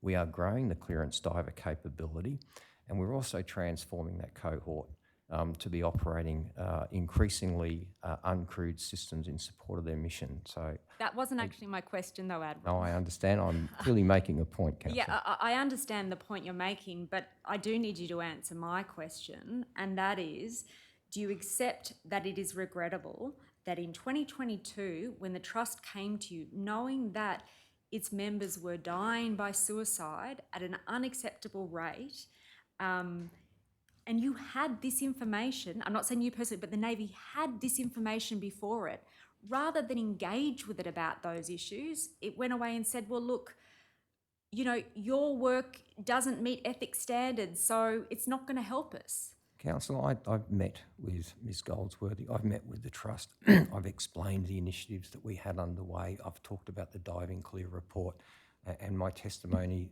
as you've heard, has resulted in a better wellbeing outcome for the clearance diving community that I am accountable for. But did you talk to the Navy Clearance Diver Trust about the information Navy had? Yes.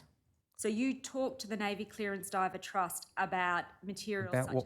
About what we were doing and why we were doing it. No, Yes, Council. that's not my question. So as at 2021, you had your own data that substantiated the risks of the type the report speaks to. Have at any point you, or to your knowledge anyone else in the Navy, spoken to the Trust about your own work?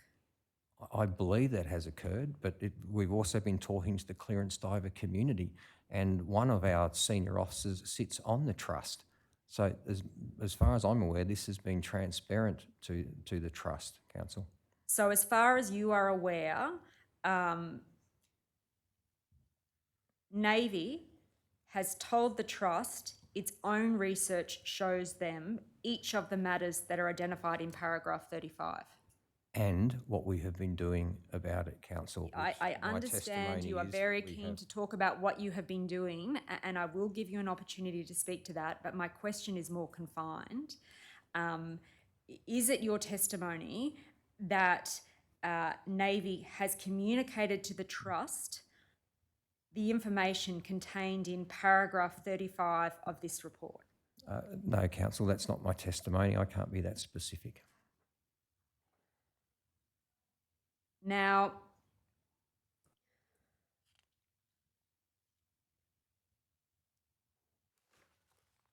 I just want to go back then to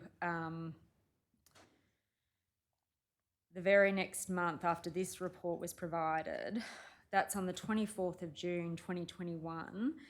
That's when the briefing was provided to the Minister for Veterans Affairs and Defence Personnel in response to the request I took you to earlier.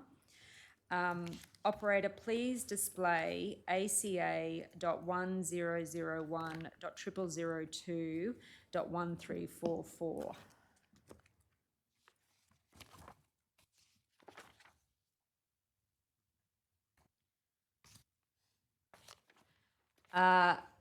If you could please turn to page 1343 and expand paragraph 3.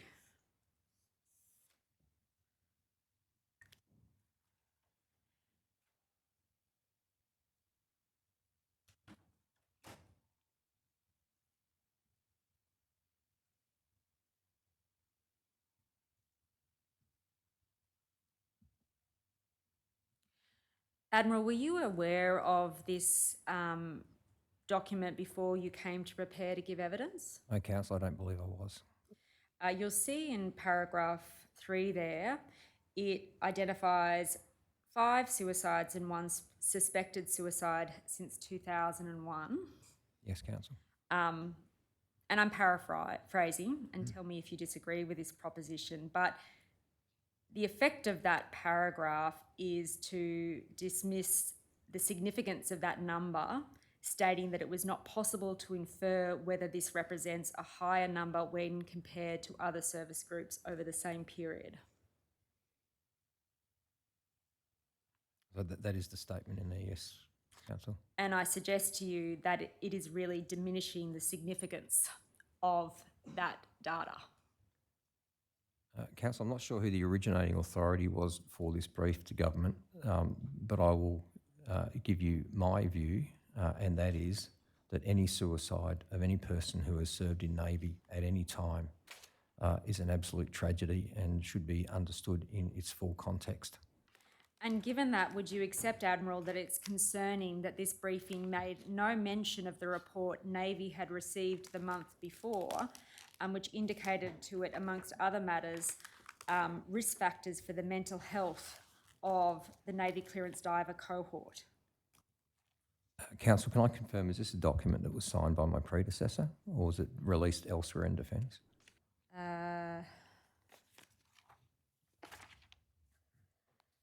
The authorising officer for it is the Deputy Chief of Navy. You'll see that on .01345.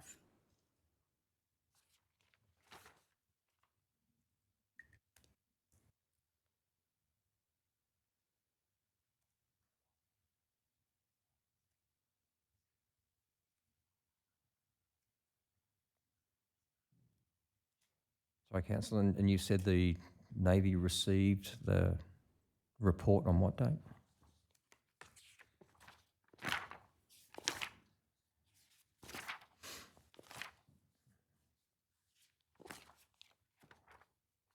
May 2021. So shortly before this report was delivered, or this briefing was delivered. Council, I absent a look at the record system as to when it was actually received into the registry and then processed through the Deputy Chief of Navy, I don't think I'm in a position to be able to determine. It looks like that one's arrived and one's been released in a very close time frame. As to whether or not the Deputy Chief of Navy had digested and seen that report by then, I'm not in a position to comment. Can you assume, for the purposes of my question, that the report was in fact received on the 8th of May 2021 and this briefing was in fact made on the 24th of June 2021. Given that, do you accept that it is concerning that there was no mention of that report in the briefing? Councillor, I think the dates you just used are different to the date on that brief. I thought you'd said 21 May and 8 June, but I think what you just used were two different dates. 21 May 2021 for the report, Yep. and Where do you find that, Ms Longbottom? it's at def.1149.0003.1356.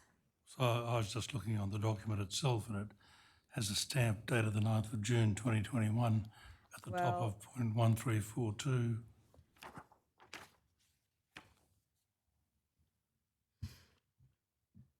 That's not on my version. This is the one I got off the system. No, well, the date is the one that's currently being displayed, Commissioner Douglas. Can we see dot 1342, operator?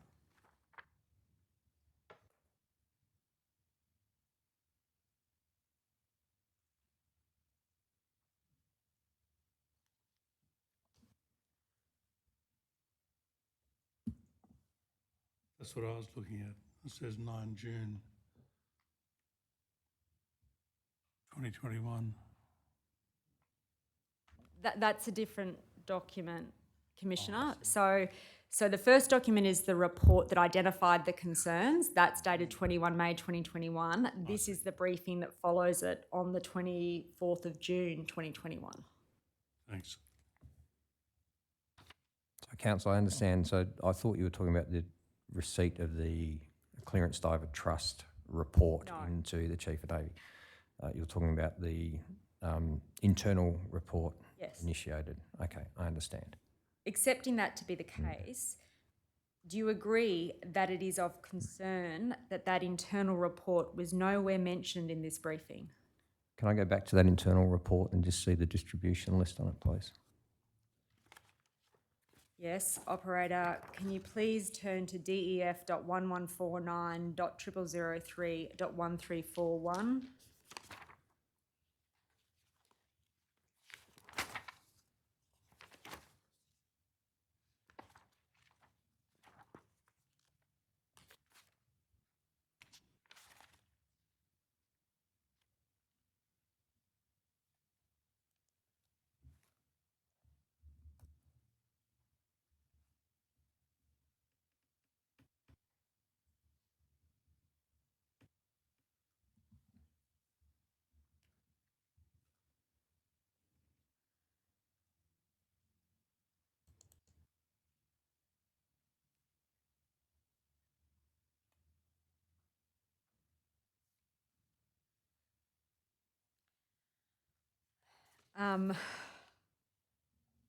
So there doesn't seem to be a distribution other than the reference to DCN on the top, Admiral.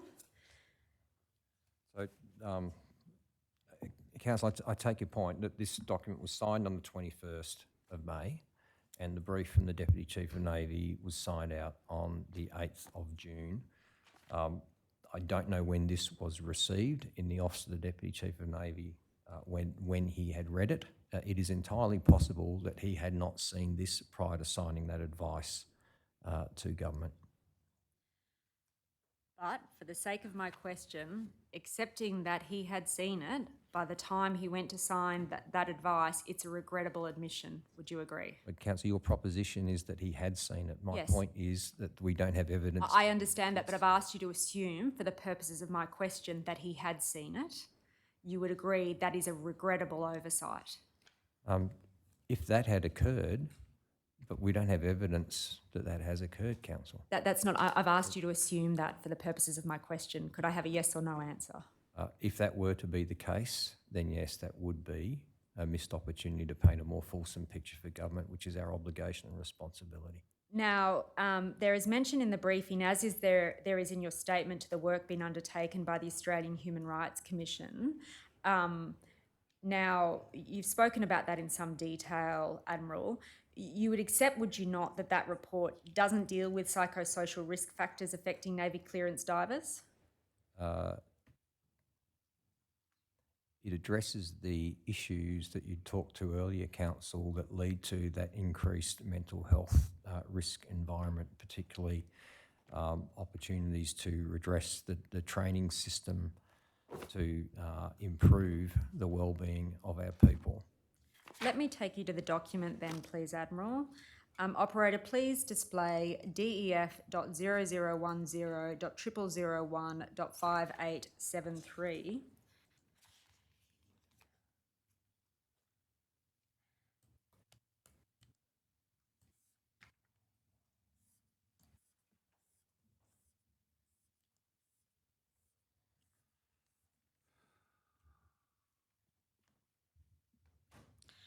While that's coming up, Admiral, I need to correct something I suggested to you earlier. I'm now told that there was a holding response given to Ashley Semmons, and he got a call.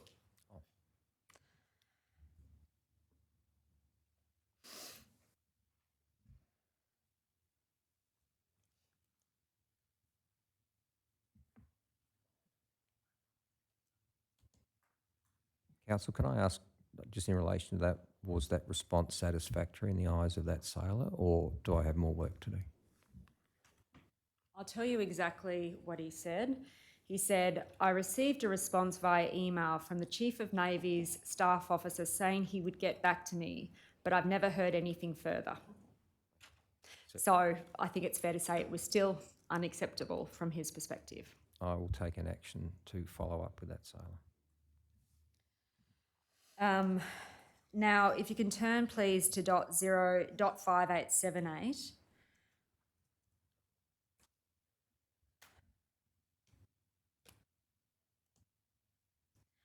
And particularly expand the last paragraph.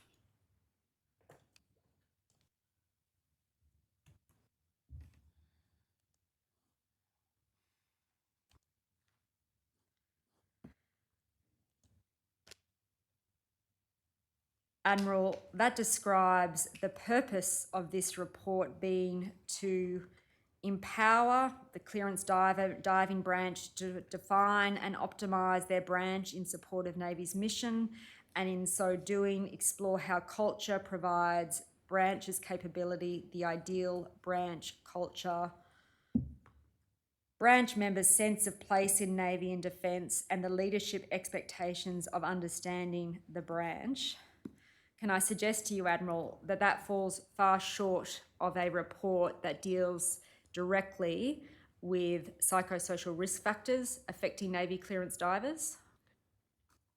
Council, can we look at the outcomes of the report? I'll bring you to the outcomes in a moment, but just in terms of its purpose, you would agree, would you not, that that is a document, that they are a terms of reference that fall far short of looking to deal with psychosocial risk factors affecting Navy clearance divers? Council, through the lens you're describing, yes, I think that there are other contextual paragraphs there in the introduction. This is a very high-level overview. I'm more interested in the outcomes recommended and how they have actually substantively addressed those risk issues that you talked about before around workforce hollowness and the injuries our people suffered in training and the high level of medical discharges from the clearance diver community and the resultant mental health and wellbeing impacts that has both on those discharging and those left in a hollow workforce. Well, are you able to take me to particular parts of this report that you consider specifically deal with those issues that I'm raising, squarely deal with psychosocial risk factors? It's a big report. I don't have it in front of me at the moment, Council. Commissioners, I'm just conscious of the time. Can you just give me a moment just to take some instructions? Sure.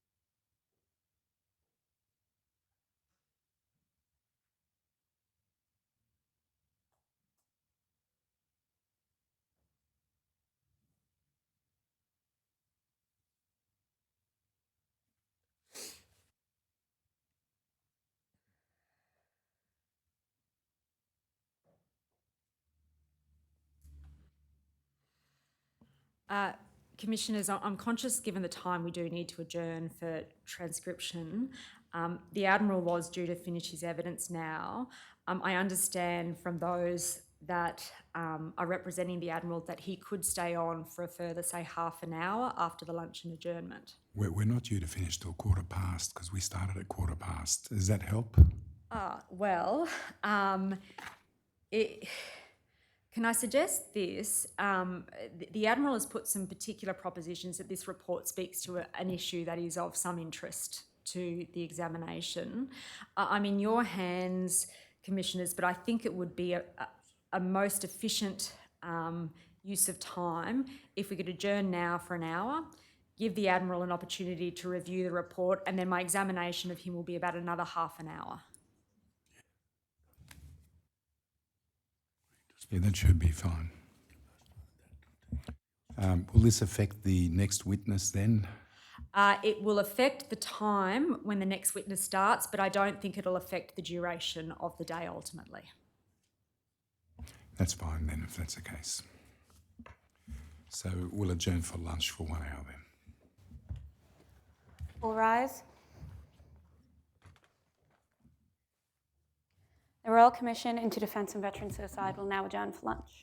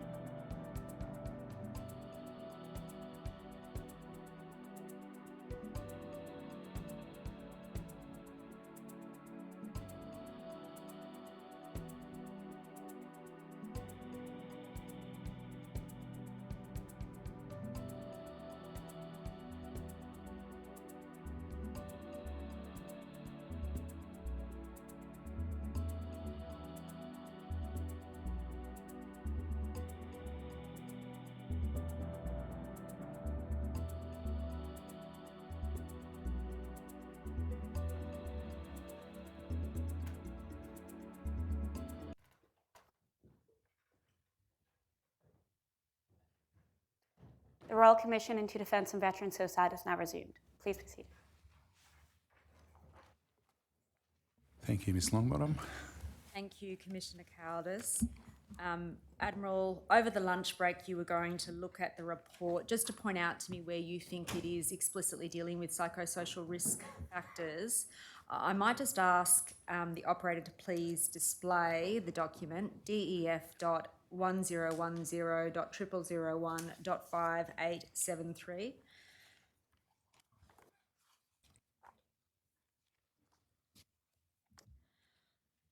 Are there particular parts of the document you want to point out to Commissioners, Admiral? Thanks, Council.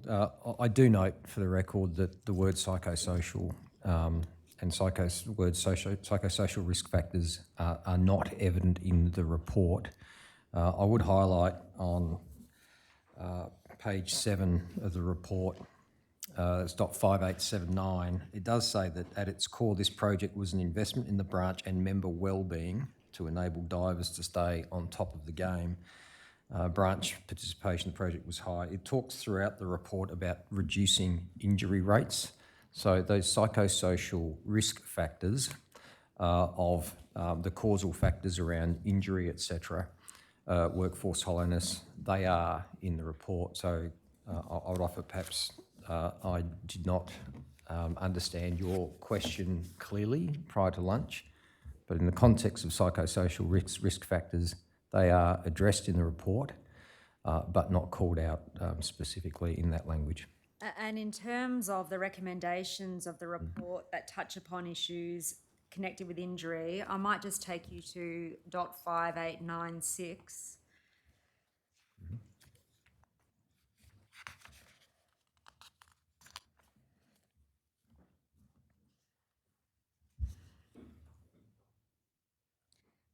And recommendations 19 and 20. Do you see those as being the principal recommendations directed to addressing the injury issues that are raised in the report?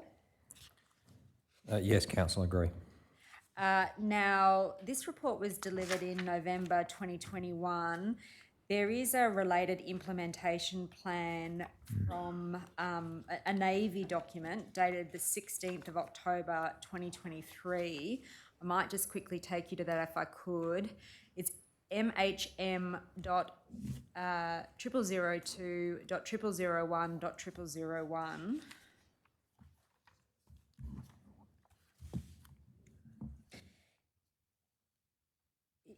Am I right to understand that this is the document that seeks to give effect to the recommendations that were made in the Australian Human Rights Commission report? I believe that's correct, Council. Now, you spoke earlier about steps that you had been taking with respect to addressing the issues of the type that were raised by the Trust. Can you elaborate for Commissioners when you started taking those steps? Steps related to the Trust findings, particularly around injury rates, etc., workforce hollowness. I'd say that the first step would have been in 2020, so predating the Human Rights Commission work. Also in 2021, we put one of the key activities that the Clearance Diving Work Group provides into abeyance in order to release capacity to reinvest in the training system. That was a recommendation when I was the Fleet Commander that was enacted by the Chief of Navy, and a number of other activities, including going to HMAS Penguin and talking to the clearance diver community. So I'd say since 2020 specifically, a number of actions from a personal perspective, and the most recent update in preparation for my testimony, I spoke to one of our senior clearance diving officers to gain a first-hand appreciation on how things are tracking, particularly at the ADF Diving School. And that's where my comments about, and looking at the other most recent briefings, the comments around reduced separation rate, reduced injury rates, intervention early to enable people to stay on course, the growth in the workforce, that's all derived from those engagements. And in terms of the particular recommendations that are made by the Trust in its report, have you engaged or will you engage with those as part of your thinking about what needs to be done to address the issues they raise? Council, I think it's incumbent on me to do so. There are important issues raised in that report. I need to navigate those policy issues that we've talked about earlier. So I want to be able to use the report to its greatest extent possible, subject to those constraints. And if that means we need to do something similar but do it through the approved ethical process, then I see great value in doing so. And in terms of that issue you've just raised about constraints within defence policy about how you use material, does that apply, for example, to research work that might come out of one of the other Five Eyes nations? It's an important consideration. So I remember with the diving safety issues that we were dealing with in 2020, we were also heavily engaged with the United States Navy and the Royal New Zealand Navy in particular to gain insights into their thinking and processes. I would say that the constraints around the Clearance Diving Trust report from that policy perspective just go to the ethics piece. So I can engage with our like-minded navies without those constraints, unless I want to access their survey data, which I think is of limited utility. I'm more interested in what they're doing to reduce psychosocial risks. Now, one of the issues that's raised by the clearance diver material is medical separation. We understand that some efforts are being made to consider how to retain ADF members who might otherwise medically separate, and specifically there is a new MEC code denoted JF49 rather, that refers to a non-deployable member who can be employed within the ADF long term. Yes, Councillor. Is that a correct characterisation of what that new code is? I believe so, Council, without having the definition in front of me, that is the intent. Okay. Now, am I right to understand this category has been introduced relatively recently, at least during the life of this particular Royal Commission? It has, and the catalyst, I'm conscious of their privacy details, but the catalyst was actually a fairly severe injury to one of our own, whose mental health outcome it will be significantly enhanced if we can retain them in service. So I view this as a personal challenge and opportunity to build a different system to enable someone who's got a lot more to give to remain in service. So I take it from that you are supportive of this amendment to the MEC system? Very much so. So I just want to examine with you, explore with you how it can be rolled out in practice.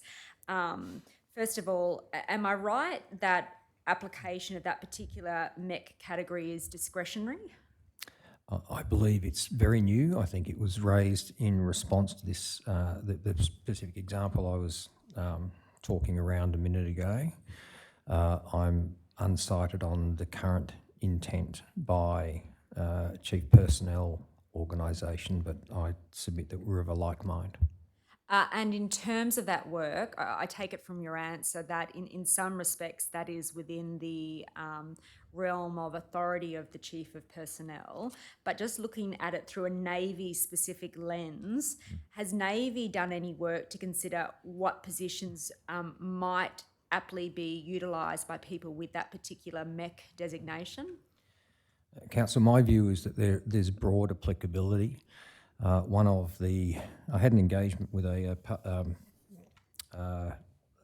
sailor who discharged medically many years ago who is in a wheelchair, and their mental health was going to be significantly enhanced if they could put the uniform on again, including Anzac Day. It was a pretty simple request. Came out of a chance meeting at a wedding engagement, and one of the things I learned there is that I can't employ that member on reserve service and pay them because they're in receipt of DVA entitlements.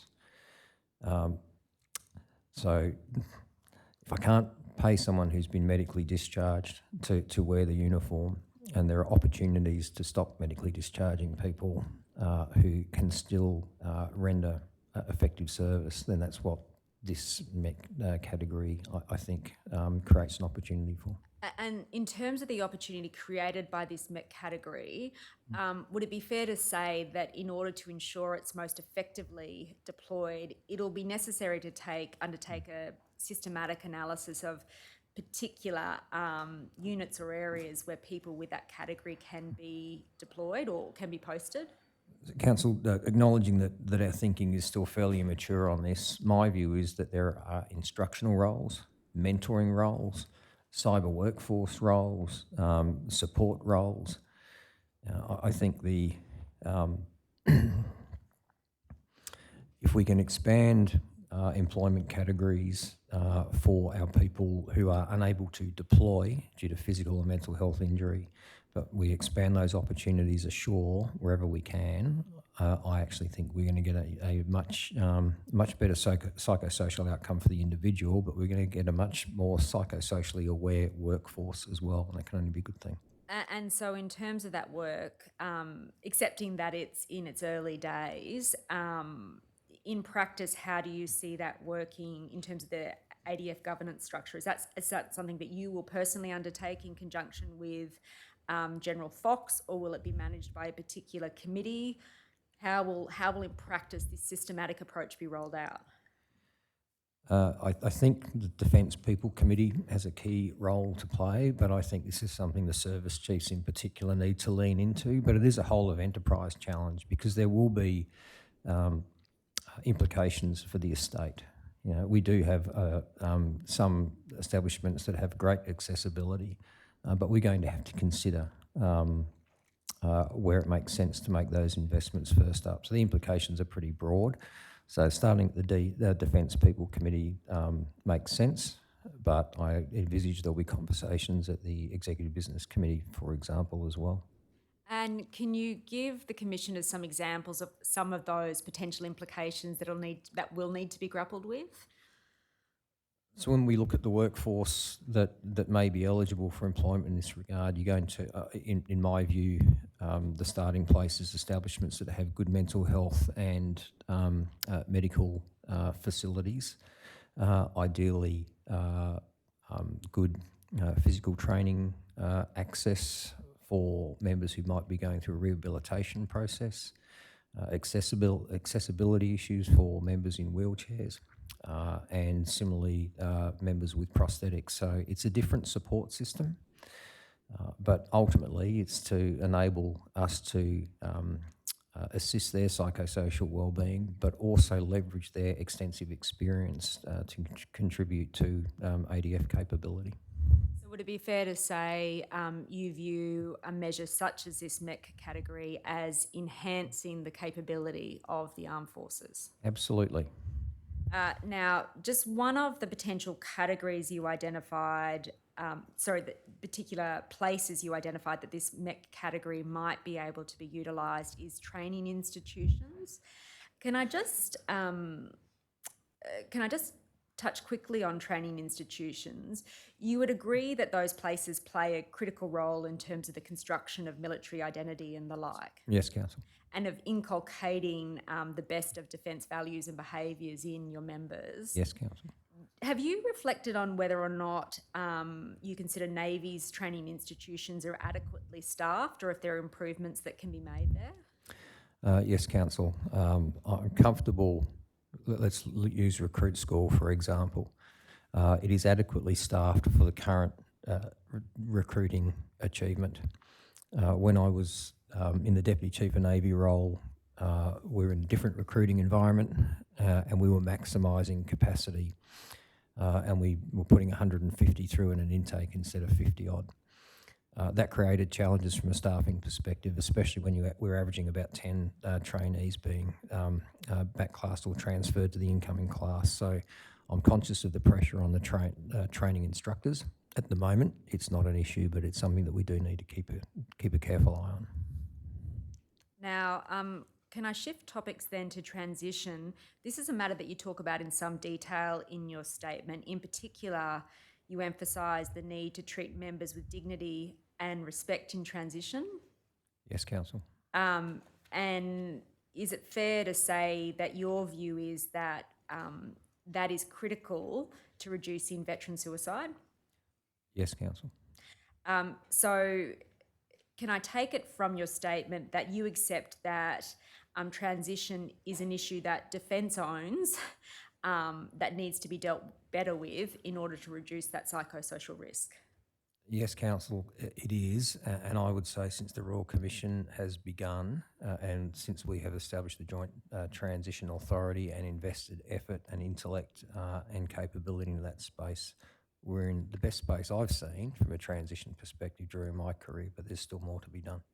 Now, you make specific reference in your statement to the fact that transitions don't come under the remit of Navy. Am I right to understand that? That's correct, Council. They do not come under my remit. And just in terms of those issues we spoke about in terms of responsibility versus authority, do you see transition of something being something for which you are responsible, or do you see that responsibility lying elsewhere within Defence? Council, I think this is part of the shared accountability construct that we talked about before. I absolutely feel a personal responsibility to Navy members who are transitioning. In that respect, do you feel that you have the authority or levers at your disposal to be able to discharge that responsibility? Council, I have intervened in a number of separations when I become aware of a mental health risk. That doesn't necessarily mean that the transition doesn't occur, but it always triggers a very considered assessment of that member, their readiness to transition. So I believe, yes, I can exercise that authority. I have done a number of times in this position. And what sort of, what are the mechanisms by which you monitor those cases in which there might be concern for heightened psychosocial risk associated with transition? How do you assure yourself that that process is operating with dignity and respect? Firstly, when I was can I go back to just explain why that dignity and respect thing came to bear? Early in my time as Deputy Chief, I was focused on the retention piece, and I put a video out to the workforce, basically saying, if you're thinking about leaving, then let's escalate the conversation. If necessary, come and have a chat to me about what we could do different, what we should change in order to enable us to retain your services. It's my first foray into social media. As a submariner, I've never had a social media platform. And the initial response in the first 24 to 48 hours was really negative and cynical. After that, the tide changed. It was quite positive. But when we interrogated the data, and I made a couple of phone calls, it turned out the majority of those people that were quite cynical were ex-Navy people, and they had not been transitioned from Navy with dignity and respect. So there was a cohort of ex-Navy members who had a very negative view of their former employer. That resulted in immediate direction to our personnel team to ensure that everyone is to be transitioned with dignity and respect regardless of the reasons, including if they're disciplinary reasons. So that was the context behind that. How do I measure it? I make sure I put the right people into those roles. Now, clearly that team now reports to the Chief of Personnel, but I have a direct line to the one-star officer, Director General of Navy Personnel on these issues. And that particular officer spends their spare time engaged in these issues as well. So if there is an issue that she's concerned about, she'll raise it directly with me.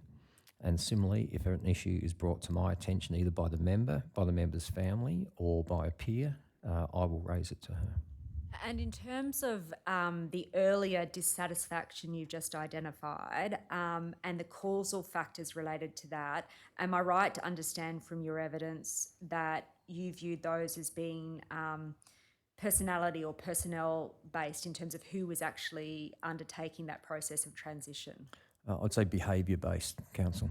And what is the distinction you seek to draw in that respect? I don't know the individuals that were involved, but I say that it was either a team behaviour or it was a culture. And certainly I think it's fair to say that there are members of the ex-serving community who would feel that they were treated like a number or excess baggage from the moment they expressed an intent to leave the organisation. It's my view that anyone who has served our nation in uniform, or for that matter in the public service or other areas, they should get a pat on the back on the way out the door and let them know that the door is still open should they change their mind and wish to return. And in terms of ensuring that those positive behaviours continue in the future, is that something that's been integrated, for example, into sort of training around those dealing with people transitioning? Council, I think it's fair to say that I don't believe it's entrenched. I don't think we have systematised that approach yet. Some more work to do. Now, just in terms of the information you receive about people who have transitioned, you spoke about a particular social media initiative. Do you receive other forms of data on how former members transition during and after separation? No, Council, I don't. I believe that the system that monitors that points towards the Chief of Personnel and Deputy Secretary Defence People Group. Are you aware of a document called the Transition Preparedness Questionnaire? I am aware of its existence, yes, Council. Do you receive any information with respect to that questionnaire that enables you to give insights about how members can be better supported, or do you see that now as principally sitting with the Chief of Personnel? It's the latter, Council.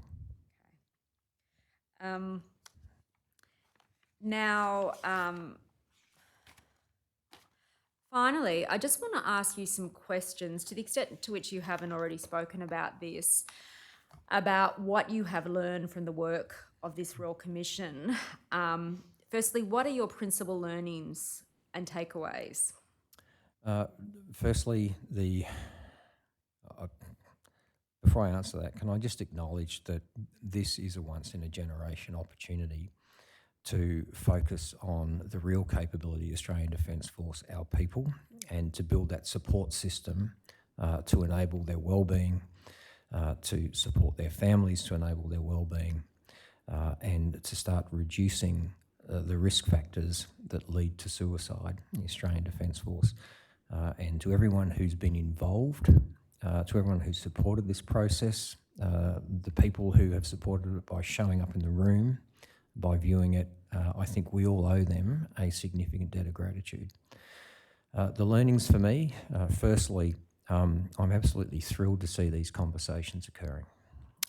From my own testimony, in my personal statement, my entire career has been a personal wellbeing journey. So I have been invested in this space for quite a while, and I'll continue to be so. I've learnt that the organisation has a lot of work to do to systematise our processes, to prioritise the measurement, deliberate measurement of psychosocial risks across the Australian Defence Force, on the ground, at sea and in the air, to optimise the capability of the ADF now and into the future.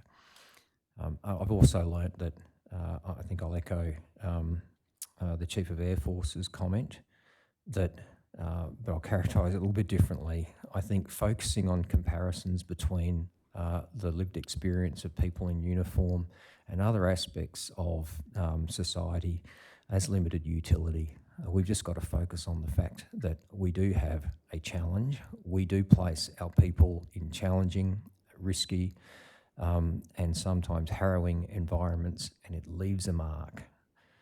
We do a good job of trying to rehabilitate physical injuries. We've got to find a better pathway to rehabilitate and manage mental health injury.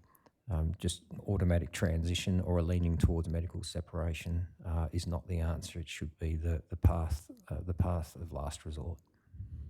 And is there anything that's emerged from the evidence you've heard that's caused you to change the way in which you execute your command responsibilities? Absolutely. What's changed? It's really hard for a senior leader in these roles to get out of the committee room, to get out of the National Security Committee, to get out of the drumbeat of meetings that we are required to support from a business governance and capability perspective. and it's been particularly hard with the DSR and the surface combatant review, everything else that's going on outside this room. But it has underscored the importance to me of those deck plate conversations with our people and the conversations with the ex-service community. We do not have a structured engagement apparatus to talk to our retired people beyond the Anzac Day catch-ups, beyond the disgruntled member who hasn't been treated well, and with families. So I think there's a lot more that I can be doing or prioritising or directing. I can't do it all. There's a lot more that we need to be enacting on that human factors landscape. And in terms of that structured engagement, particularly with former members, do you have any recommendations you would like the commissioners to consider about how government can assist Defence in achieving that end? One of the challenges that we've talked about, and it's in the roundtable discussion as well that we've had with the commissioners, is the restriction in our ability to access personal data, restrictions imposed by the Privacy Act, the constraint to only be able to share key information with the next of kin, not broader family. I think that's a real challenge to our commanders to understand the mental health risk, particularly that's being managed in their workforce. It is up to the member to disclose it, and we've talked about the disinclination of people to actually share that information, and we've tragically seen instances where we've lost an ADF member where knowledge of the mental health risk was held by practitioners but not necessarily known to command. So I think that's a particular area that I would like to see addressed. I'd like to maximise the amount of risk information available to our commanders so that they can deal with it. I think the importance of families needs to be emphasised. My service has been enabled by my family, and I know that for a lot of people who deal with mental health injury, scar tissue, harrowing experiences, etc., is their families that put them back together. And we need to recognise they are part of the capability system. And finally, directing some the requirement for measurable targets, implementation plans, KPIs, key measures of effectiveness, etc., that can realistically be achieved, I think is key. To be able to get there, I think we need a co-design approach perhaps on some of the recommendations. So to that end, I'd just highly recommend that if possible, the commissioners, the service chiefs and maybe chief of personnel or any other key defence leaders the commissioners believe appropriate, we should partner on co-design of some of the recommendations. At the very least, we should road test some of these before the report is final, just to make sure that they are actionable and they will make a difference. We're going to invest a lot of effort and energy in this, so I just want to make sure we're getting after something that's going to make a difference. And in terms of that implementation process, we've heard some evidence about the governance structure that's been put in place around that, and in particular how implementation activity will occur through stream leads. Do you foresee yourself having a role in that? And if so, what will that role be? Council, I would submit that our sailors expect me to play a key role in this, and I feel I have an obligation to do so. So I will. I'll be leaning into this. I think I will be a member of the implementation board within Defence, and I understand that may well have already been decided that the service chiefs will play a key role as members of that implementation oversight board. I have no further questions. Thank you, Commissioners. Thank you, Ms Longbottom. Commissioner Brown? Thank you, Admiral. I just wanted to, again, start off by saying, just acknowledging that you've actually demonstrated today, I think, ownership of the issue of suicide and around the mental health and wellbeing of service personnel in the Navy. You've also, I think, told us that you acknowledge there's been a failure in Defence to adequately prioritise human capability and the need to do so. And I think you've stressed very much the importance of family multiple times today, and it's great to hear that. And what I also heard you refer to several times was, I guess, the acknowledgement that there is Canberra and there's the deck plates, and that there's some gaps there, and there's a need to constantly actually be bridging those gaps, which is all really good to hear. I did want to go back to the question that Council was asking you quite early on in relation to Mr Armfield and the report that was sent out from ADF headquarters, and the issue of who actually was accountable. Was it the Vice Chief? Was it the CDF? And I think your answer was you met with Mr Armfield. You weren't trying to avoid the issue. You had met and apologised. My question is, however, doesn't really answer the question of whose job is it to get that process, or whose job should it have been? I understand that it's changed since then, but whose job should it have been to get that process right? Because we've heard a lot of tales of, not tales, that's the wrong word, accounts of people who've had things that go wrong, and when they try and find the accountability, it just ends up in this fog. So can you answer whose job was it? Commissioner, I can answer how I think it should be handled today, and I think... That's not the question I'm asking. Look, as I understand it, a letter was initiated by ADF headquarters. That started the process. It then resulted in delivery of a sensitive and traumatic report via registered post in an environment which was uncontrolled. That was the traumatic event that led to a traumatic injury that has led to a very regrettable outcome. In that context, I would, and not having been at the table, I would refer that question to the Chief of Defence Force. My personal view is that the headquarters that initiates the process needs to own the outcome. They certainly have responsibility, but whether they have the accountability, the ultimate accountability. Anyway, I'll leave it there. Commissioner, I say I have the ultimate accountability. You heard that in the testimony from Petty Officer Armfield. That is the view of our sailors, which is why I took the steps that I did once I'd heard from Petty Officer Armfield. Okay, thank you. You also said earlier in your evidence that leadership must be displayed to reduce the risk of suicide. Can I take from that comment that the fact that we've had the issue with suicide to date actually therefore implies that there's either been a lack of leadership or a failing of leadership historically? Commissioner, I would say that leadership has been focused on different things for the reasons that I referred in my testimony. We've been seeing capability as through the lens of platforms and systems, not through the lens of the people that animate it. I don't think there's a single senior leader that doesn't care about our people and care about these issues, but I think their focus has been on those areas.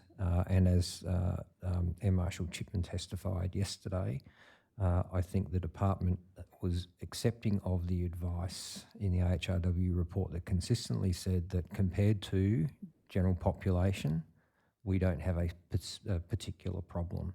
So the sense was that we were doing enough, as opposed to what I think the focus should be on is doing everything humanly and legally possible to minimise those risk factors. But you, and look, I accept what you're saying, but you also sat here and said, I am accountable for what happens to all my sailors, including my ex-serving sailors. So whilst the AHW report said that the numbers, the rates of suicides in serving personnel was below, the rates of the ex-serving was not. And that seems to be, if the leaders past were not actually taking account of that higher rate in the ex-serving, it seems quite in contrast to what you're saying about feeling accountable even for those who are ex-serving. So, Commissioner, I'm drawing a distinction, I guess, to the way I approach my job and the lived experiences of those previous members under previous leadership teams. And again, I highlight that comment around transition, where I think people have experienced a culture of you've got your discharge in, you're just a number now, I'm going to get as much as I can out of you in your remaining time in service, or I'm less interested in caring for you whilst you're still in service. I think they were some of the issues that were at play. What we've got to do, in my view, we started with the building the SIRCAP model to enable people to return to service from reserve service, the total workforce model.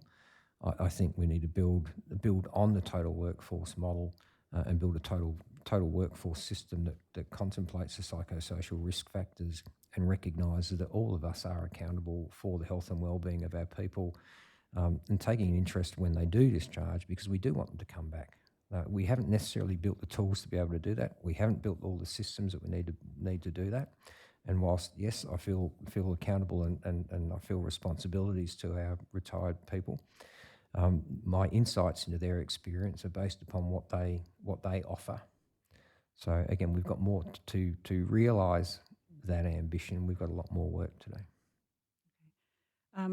Two last questions. One is about families, and you've got a very strong emphasis on families, which is wonderful to see, I have to say. But we've had previous evidence presented to the Commission in relation to the challenges in that space around having the data, around the impact of postings, the employment of spouses, engagement of with spouses, there's childcare issues, there's schooling issues. We also heard not so many months ago about the fact that the Defence Family Advocate position was vacant. I think we've heard about challenges of DMFS. They try and do the best they can, but they've got stretched resources. Do you have a view about what more is needed to better support families in the way that you are envisaging? I'll answer that in two parts, Commissioner. There are things that I can do and the service chiefs can do within their gift. One of the things we initiated last year was a new fleet award, which is the best unit in fleet, shore, establishment or ship or submarine that initiates a family and community engagement program.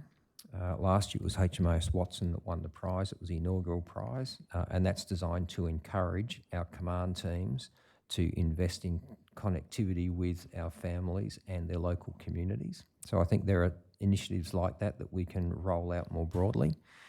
But ultimately, there's a saying, that which interests my boss fascinates me. So when senior leaders are interested in understanding what's happening with family and community engagement, everyone else below them suddenly gets interested in it as well or becomes fascinated by it, and you over time you build a bit of momentum. So establishing family support and engagement as a strategic priority, and then putting in measurable action plans in place is a good starting point.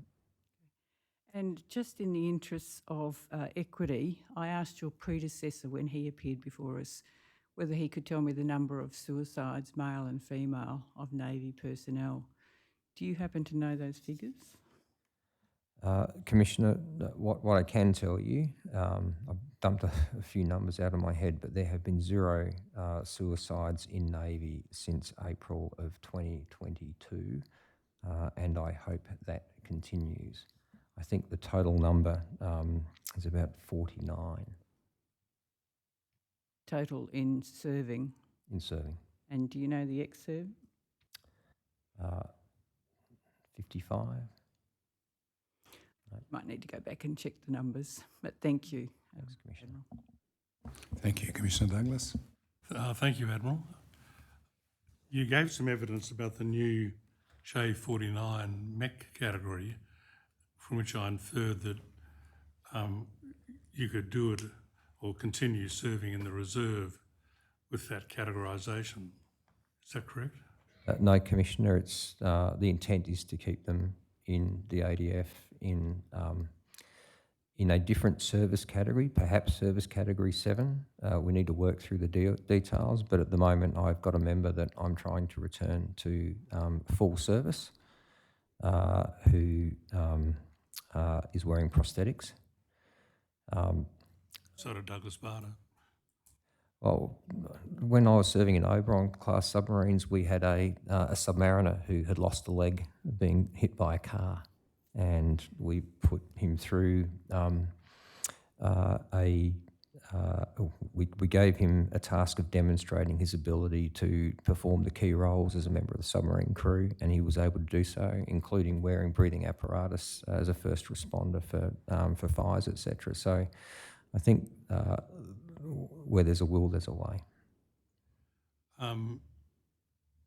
That leads to my next question, which is that, as you would know, if you are medically discharged, you can't serve in the reserve. And I've come across many people who've been medically discharged, love their military career and would love to be able to serve in the reserve in some category, perhaps in an educational or training area where they wouldn't be qualified physically to be deployed, for example. Do you have any views about that? Commissioner, I think this is legislation and it relates to your ability to draw entitlements from DVA.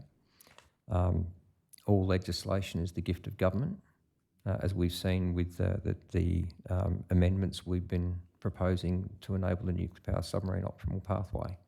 So I would welcome the paid service of personnel who are able to render effective service in the reserve community or in the full-time community if we can establish that pathway. But at the moment, that pathway is blocked by legislation.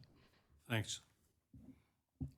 Thank you. I just have a couple of quick points. You mentioned, I think in your statement, and you mentioned in your evidence today, that the existence of separate databases has curtailed everyone's ability to use the data effectively. What's to be done about that in terms of a solution? It may be something you're not really in a position to answer today, but it's certainly something worth continuing the discussion about. Commissioner, the ERP is the program of record, the enterprise resource planning is the program of record that will enable us to get beyond that issue. The interim solutions involve manual data entry, fusing it into, what we did in the Navy was fusing into a human resource dashboard on one system, and it would always, the team would let me know after they'd completed transferring data onto that dashboard and updated it. So we can do it. It's slow, it's cumbersome. Once we've got the right connected IT systems, all looking at standardised HR data, we'll get a much better result. Frankly, I'm happy that you've identified it as a really important issue, and anyway, hopefully things are moving. In relation to the relationship with the Navy Clearance Divers Trust, is there any reason today why the relationship between you and the Trust should not move forward now? No, Commissioner. Look, so many things go off the rails for want of a conversation. I think it's time to have another conversation. They've done some important work. There are limitations, as I've spoken to, as to how we can leverage it. We just need to find a different pathway forward. We all want the same things, which is the best outcome for our people. Thank you. You mentioned the issue of possibly co-design of some recommendations and sort of road testing them and so on. I'm happy to place on the records we have had and are continuing to have a number of meetings, as you're aware, with very senior people within the ADF and DVA. And I'm happy to also place on the record, and we've said it before, nobody's seeking the element of surprise. We're very keen to discuss what we're thinking and a direction we're heading in with those who are going to have to carry the can once we disestablish and leave. So that is definitely happening, and I certainly thank you for thinking that. And the final point I just wanted to make, it's not really a question, I just want to commend you for your own focus and efforts on reducing the stigma around mental health. I've heard it from others, I've heard it from you, and I commend you for that. Thank you. Thank you, Commissioner. Are there any questions, Mr. Bergen? Thank you, Commissioner. I just wanted to ask the Admiral if there's anything else you wanted to tell the Commission that hasn't been covered so far. I just take this opportunity, Commissioners, to acknowledge the family members and veterans in the room and online that have lost someone due to mental health injury or their service in the ADF, or who are living with that scar tissue. I'd like to acknowledge particularly those family members that are in the room, the ex-members that are in the room, thank them for their service and their support, particularly to the Royal Commission. This is a once-in-a-generation opportunity to get a much better outcome for our people. It might be uncomfortable conversations for the department in some respects, but are absolutely important conversations going to lead to a much better outcome. So thank you to all. No further questions, thank you. Thank you. Ms Longbottom, any matters arising?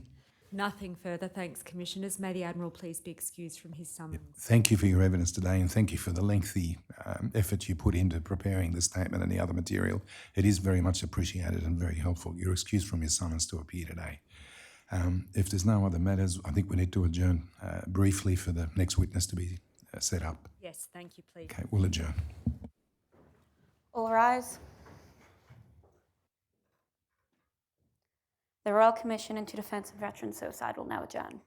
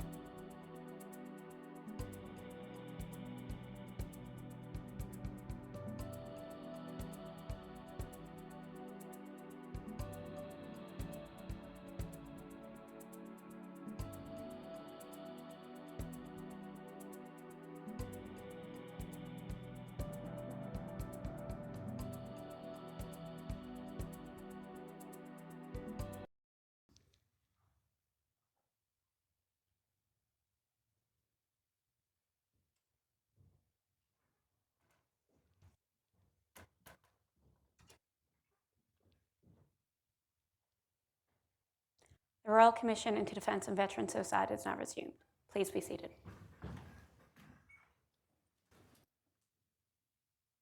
Thank you, Ms Longbottom. Thank you, Commissioners. I now call Air Vice Marshal Courtney. May she be administered the affirmation.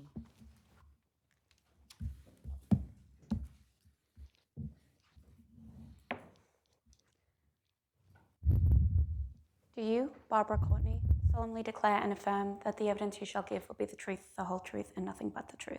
I do. Thank you. Operator, could you please display the tender bundle?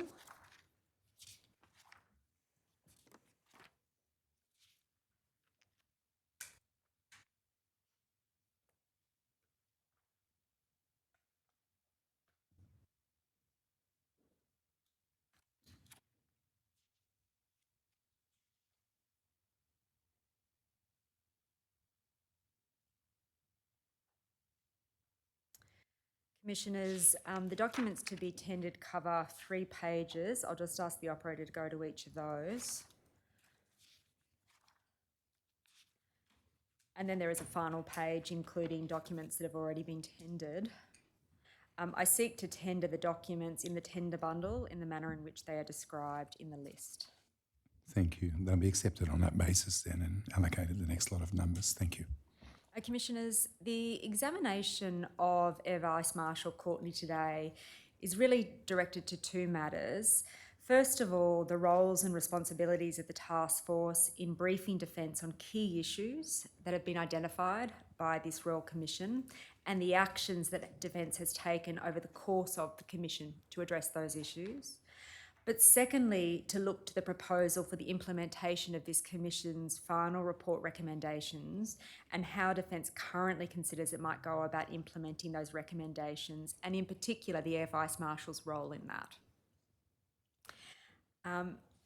Air Vice Marshal Courtney, you are the head of the Royal Commission Task Force. Yes. And that's a role you've occupied since the task force was first established on the 8th of July 2021? Yes, about a month before that as well. Okay. Now, I might just use task force as a shorthand to refer to it. The role of the task force includes, but it's not confined to supporting Defence's contribution to this Royal Commission. Is that correct? It is largely supporting the Defence contribution to the Royal Commission. And it might be helpful just to examine that in the context of the documents that define its existence. And am I right that they concern, that they are defined by a series of joint directives that have been issued by the Chief of Defence Force and the Associate Secretary? Yes. And the most recent of those was published on the 22nd of June last year. Yes. Now, I might just ask the operator to please display that document. It is DEF .1288.0001.0169.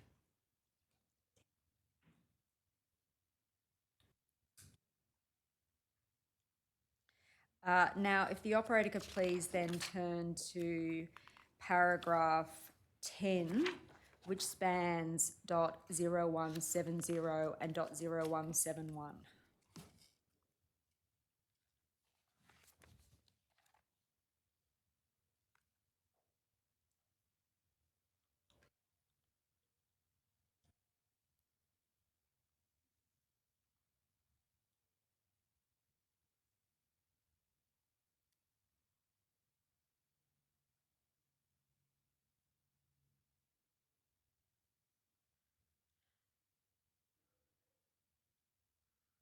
Yes. Air Vice Marshal, the document defines your work in terms of phases. Yes. But would it be a fair assessment to say, at least insofar as the work that is continuing and ongoing, one part of it is hearings and responses to notices, so engaging with the work of the Royal Commission in that respect. Is that a fair characterisation? Yes. Then another aspect of it is the preparation for and ultimate implementation of the recommendations that come out of the final report. Yes.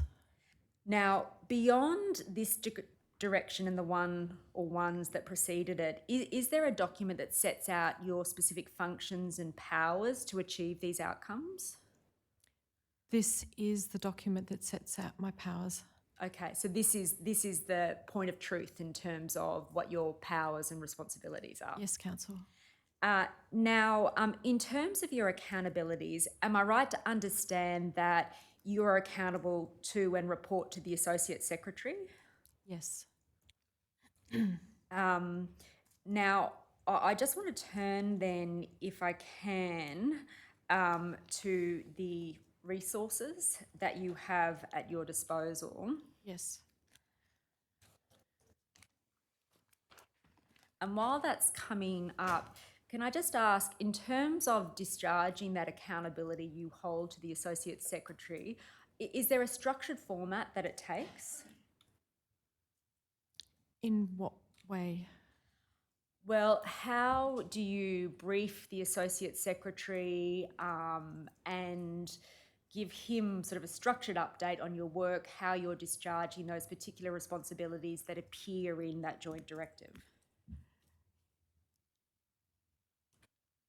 I brief the Associate Secretary 4 times a week. There are a series of verbal briefings that I provide, and the Associate Secretary is one of the group of people that I brief, and I brief them in a single sitting. I also provide fortnightly briefs to the Associate Secretary and the other divisional heads so that they are aware of what we're doing and, more importantly, what the Royal Commission is asking of us and the conclusions and the views that the Royal Commission is expressing. And occasionally, if there was a particular matter that I wanted to brief in extremis, I would provide a briefing. If I can turn then to the resources that are at your disposal, could the operator please display DEF.999.0166.0047.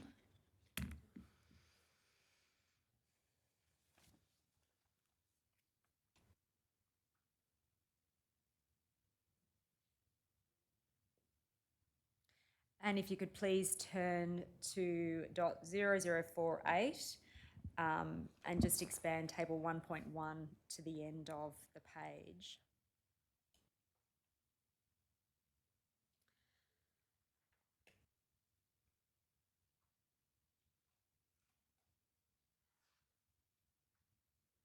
Evos Vice Marshal, am I right to understand that those figures that are displayed in the table, which span from the 2021-2022 financial year at 20 million to the 2023-2024 financial year of 25 million, represents your allocated budget? Yes. Do those figures represent the full financial allocation from Defence to support the work of the task force? What those figures represent is the financial allocation that I have to have a staff who are employed by me to respond to the requests of the Royal Commission, and that staff is comprised of defence people, public servants and some contractors. So that represents your staffing budget. Are there other allocation of financial resources to assist you in discharging the work of the task force? I probably need to correct myself there. No, of course. So of course. the budget there is inclusive of whatever it would take in terms of the support that is required to field a task force. So that will be our ICT systems and the ordinary operating costs that you would have.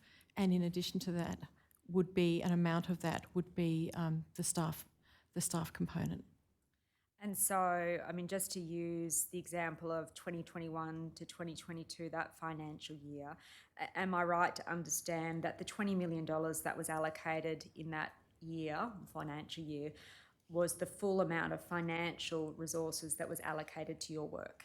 Yes, Okay, and that's the same case for each of the successive financial years that are identified there? yes. Now, can I then go to the paragraph 3 there, where you talk about the job families that the task force roles encompass? Can you just explain to commissioners what that expression job families means? Means the types of skills that we need in order to discharge our responsibilities. And so let's take, for example, legal, which is at 16%. Yes. Does that mean that 16% of your staffing levels operate in a legal role, or should we understand those figures differently? I can put it another way if it would assist. Okay. So, is 16% of your workforce lawyers? They would operate in a legal capacity, so it could be paralegals or lawyers. And so would it be fair to understand that we should read that 16% as indicating that 16% of the work performed by your staff is legal work? Or are we at cross purposes? No, 16% of the staff would be legal on that basis or paralegal. I would suggest that 16% is right.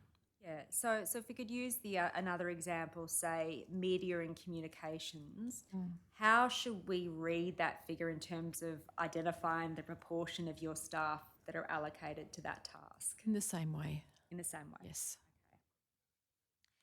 Now, I'm going to shift topics to focus upon the nature of the task force work in engaging with this Royal Commission. The joint directive that I took you to earlier doesn't make specific reference to informing Defence about our work, but would it be fair to say that you consider that to be an implied part of your role? I agree with that characterisation. And would it be fair to say that you have devoted a fair part of your time in the task force in discharging that implied role? Yes, it's certainly one of the things that I think that needs to be done and that I do regularly. And just in terms of that implied role, do you see it as part of your function in terms of educating Defence about the issues and themes and evidence that emerges from the Royal Commission? I do, and it is a role that I have felt more passionately about as the Royal Commission has unfolded, and we've been on the journey with the Royal Commission since the first hearing. And could you elaborate on that for commissioners and the types of things you do? Commissioners, one of the things that I think is really important is that if I have a clear understanding, and I feel I do have a clear understanding of the themes that have been raised and the stories that we've been told and the impact that it has had on people to see the lived experience, I've always felt that I needed to communicate that to other people in the Defence Force. So the way that I do it, there's two different ways that I do it. If I brief up, I'm talking to people who are more senior to me about what are the things that I've heard, what are the things we've seen, what are the types of questions we're being asked, and importantly, on why do I believe the Royal Commission have formed the views that they have, and why, on what basis what has informed their view, and particularly the work that's done by the Royal Commission outside of formal hearing blocks. So I think it's important that I brief that up to make sure that there is no misunderstanding about the things that I'm learning, and I can convey that message. and it's done frequently. The other type of briefing that I do is I brief down. And so I will brief pre-command courses and command courses across the 3 services. I'm invited to speak at gatherings of commanding officers. I also target the senior enlisted.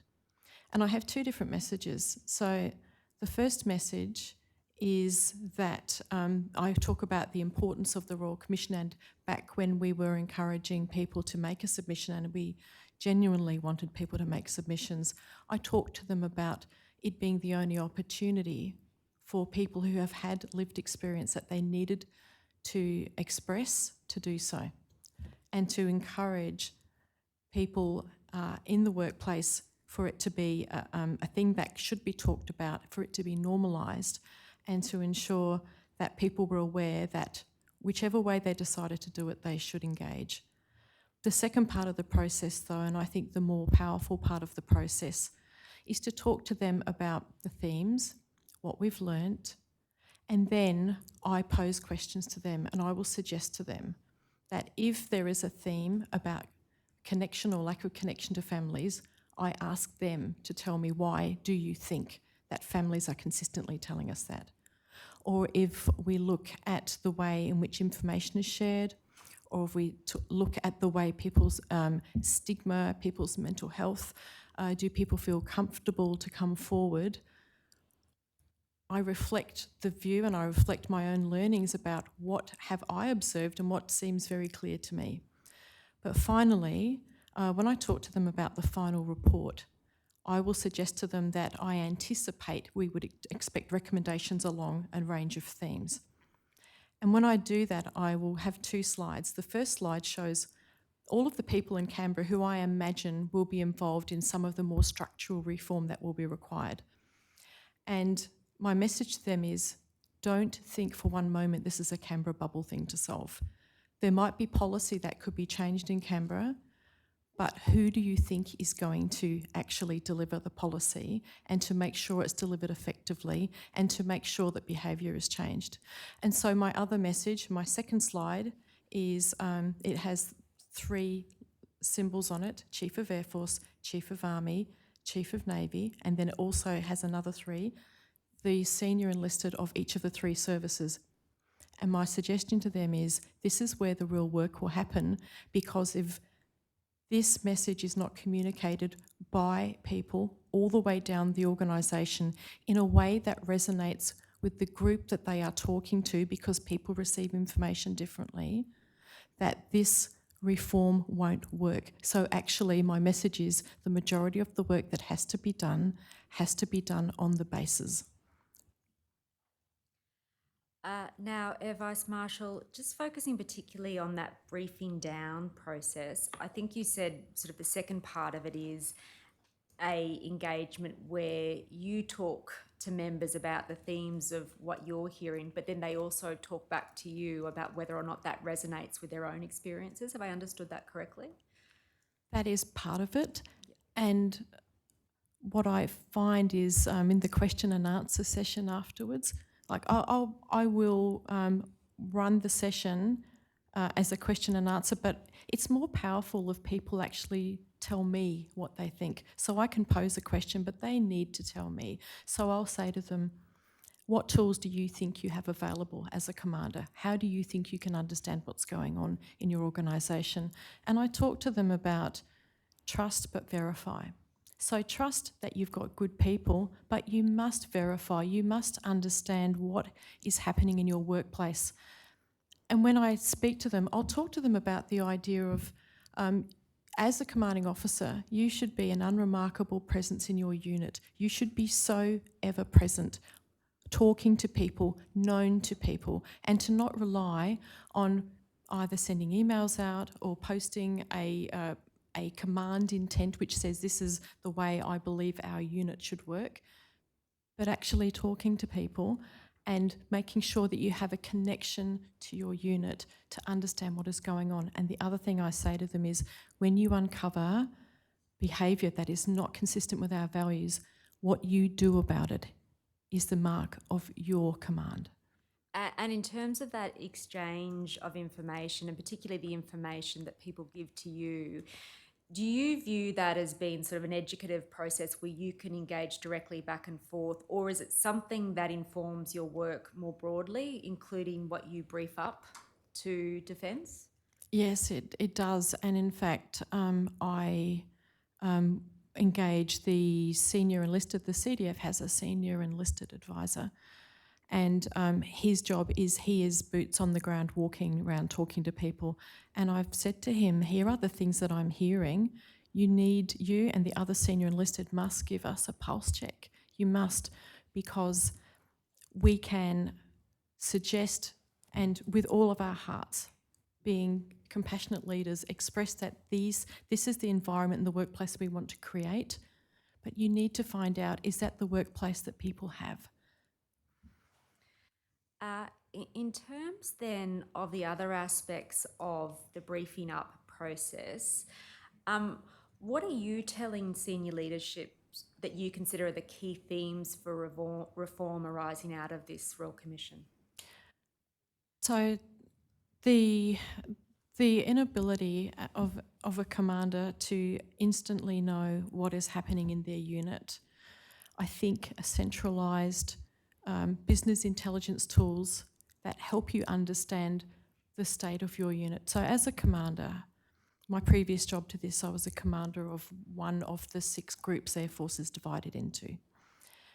And as a commander, I could tell you the serviceability of my equipment, my radars and my aircraft, fully mission capable, partially mission capable, but I couldn't tell you in a contemporaneous way the serviceability of our teams. And so in talking to the Enterprise Resource Management Program team that are centralising business intelligence tools across every aspect of the ADF, the thing that they've brought forward is CASE. So CASE will ingest all of the historic reports. We have 16 systems. It will ingest 12 of them. So they are all the records that we have of incident reports and infringement schemes and anything that is an incident or an occurrence, all of that will be there. And then in a real way, it will allow commanders to put the information directly, or whoever is making a complaint and managing a complaint or whatever it might be, directly into the system. The benefit that would give me as a commander, I had 2,500 people across 15 sites across Australia. With that new system now, today, would be able to know what is the behaviour across my organisation. What are the types of charges people are having? What is the rate of unacceptable behaviour complaints? I could pull that information from the system at my desk. That has been brought forward deliberately as a consequence of the work of the Royal Commission, and it's being rolled out in May, being brought ahead of every other part of ERP.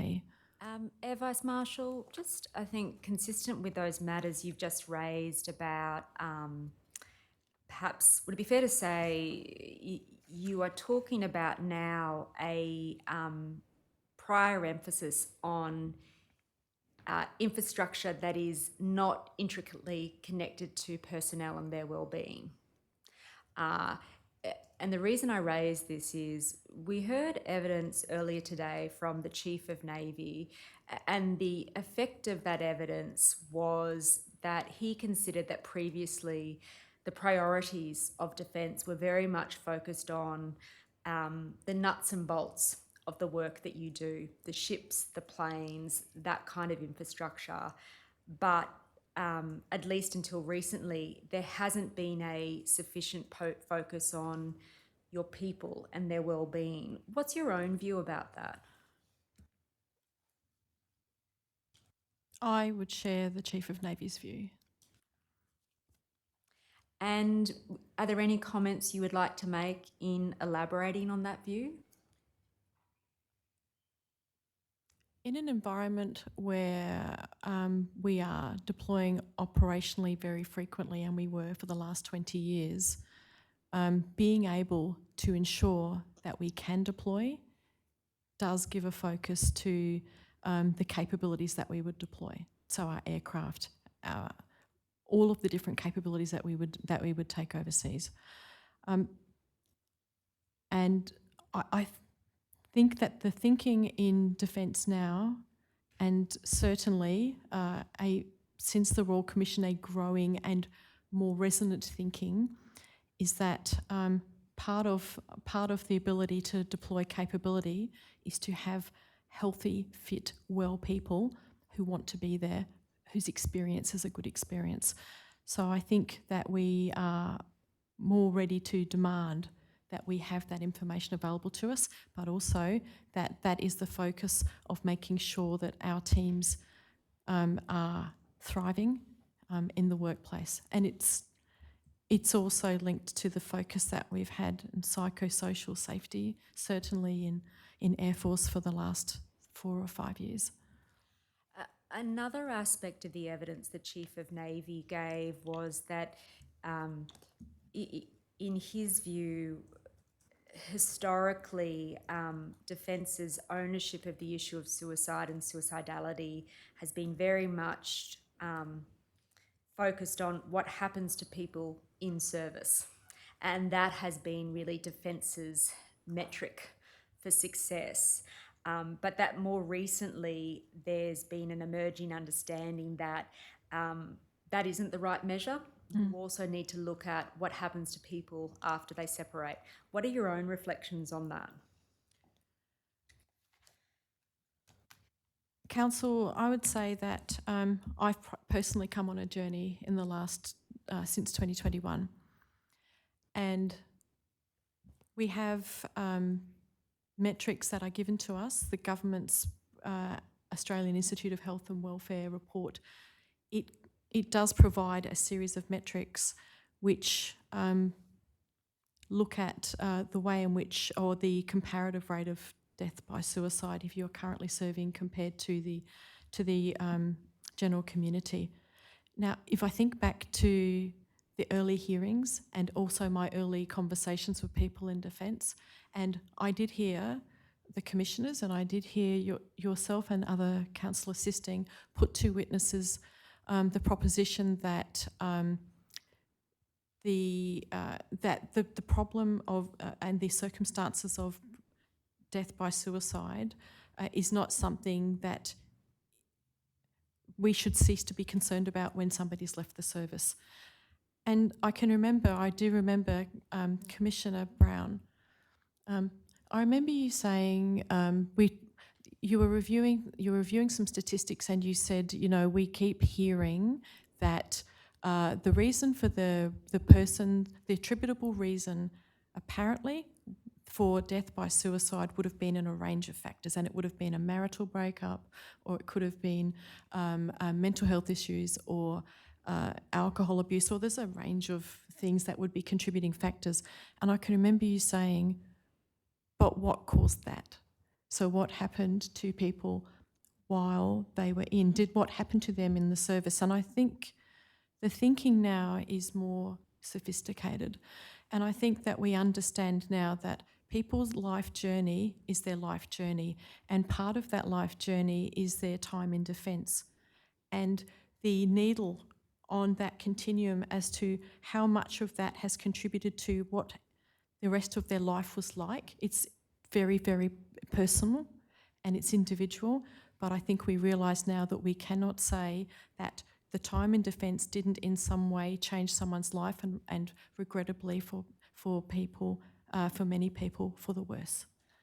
And you've reflected earlier about the importance of systems like CASE, Yes. to enable Defence to monitor the well-being of those that are in service. Do you have any reflections you'd like to give commissioners about how Defence could be assisted to look more holistically at its responsibilities, including with respect to those who have separated?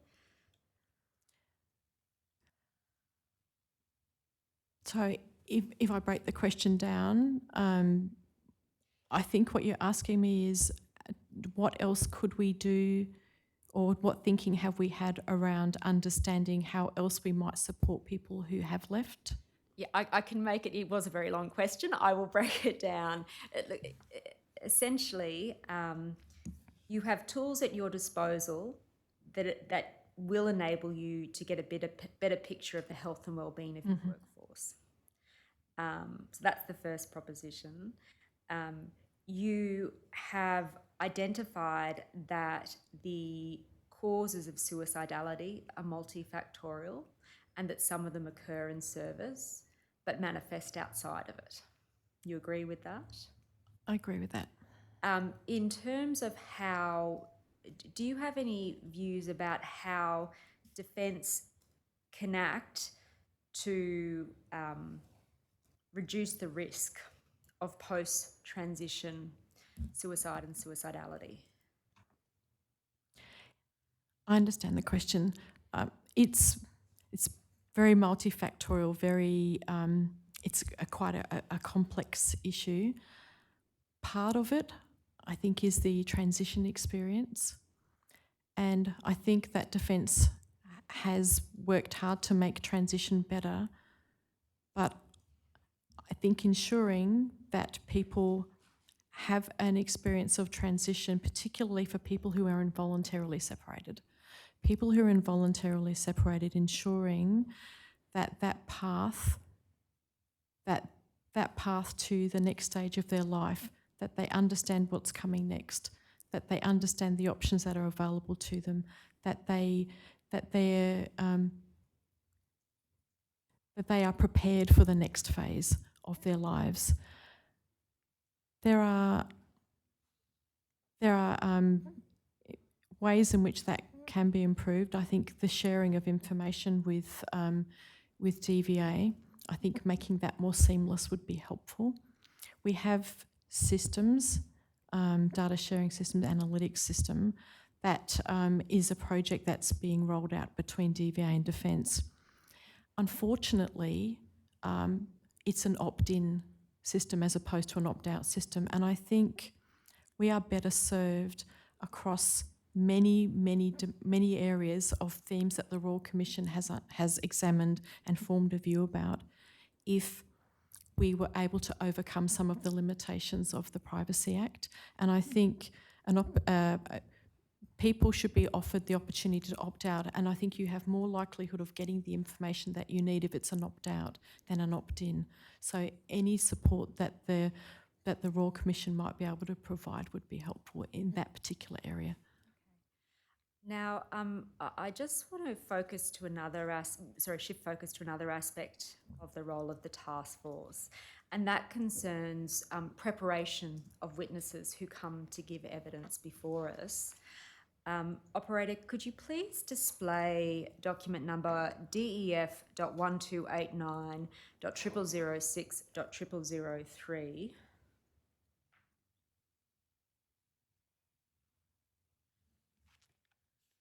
Are you familiar with this document, Air Vice Marshal? Yes, I am. So this, the document's dated November 2023.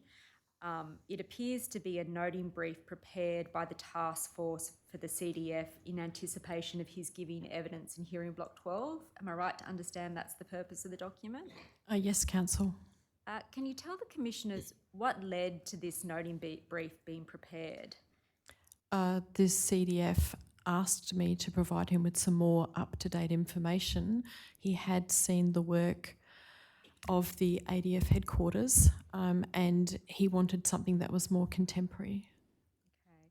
You've just mentioned the work of the ADF headquarters. I might just ask if the operator can turn to .0004 and expand, please, paragraph 4 through to paragraph 6.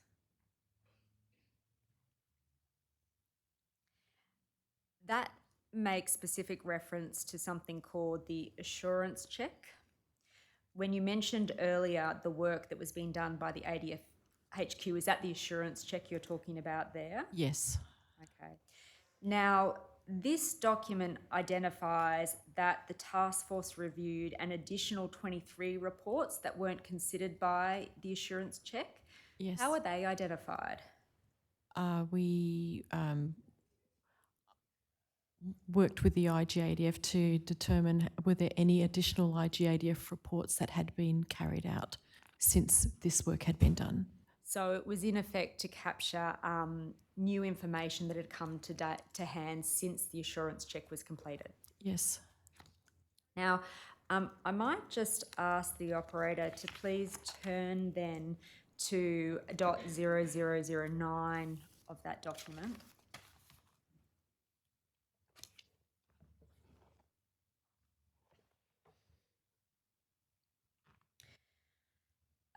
As you'll see, this identifies a series of factors that have been identified as relating to suicides over the last decade. Am I right to understand that this was a product of the work the task force did? Yes. So building on the assurance check, you reviewed additional reports, and then what emerged out of that is reflected in this annexure. Yes. Now, in terms of the factors you've there identified, have those findings been disseminated beyond the CDF? Just in terms of your work, not what the CDF has done, but have you disseminated those findings as part of the briefing up processes that you've spoken about? I believe they would have been made available. We have an electronic library, so we will particularly people who are going to be witnesses, we will make sure that they have seen this work and other information that will, if they hadn't already seen it, to make sure that they have seen it. And so that's obviously part of the preparation Yes. process. But separately, in terms of the educative process of defence, have you been involved in disseminating this information to assist defence in addressing known issues with suicide and suicidality? No.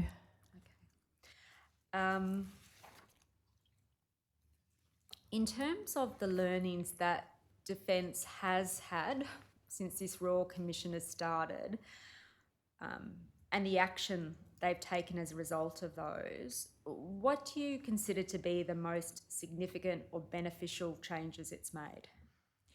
So I spoke to Case Counsel.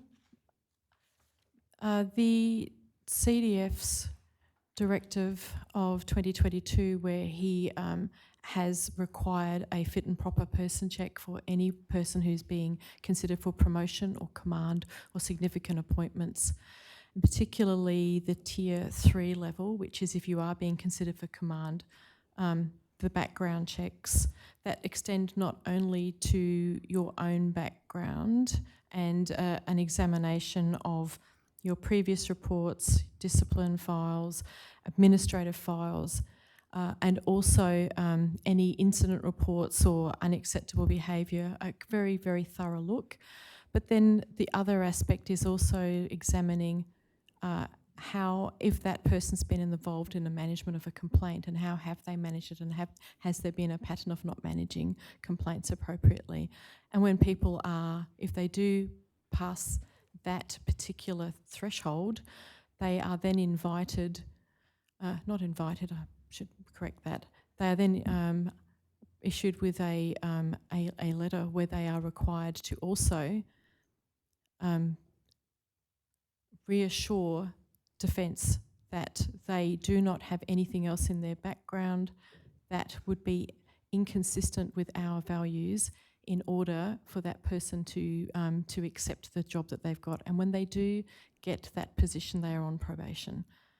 The CDF has also restated the wording of command certificates to very explicitly talk about the privilege of command, but actually the very clear articulation of your responsibility as a commander to care for the people in your unit and for your unit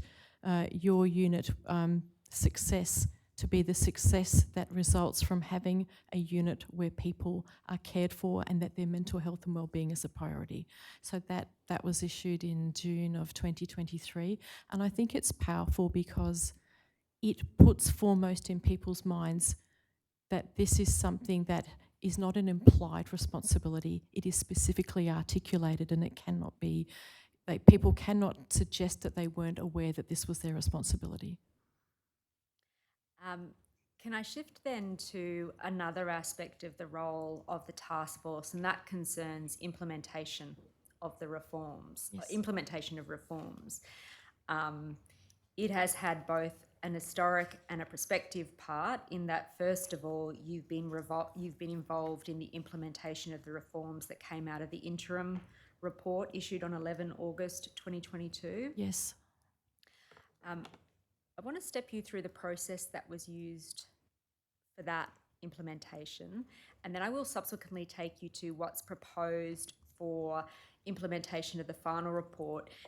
And really the purpose of that is to get the benefit of your reflections about what you learned from implementing the interim report that you might think can be done more effectively for the final report.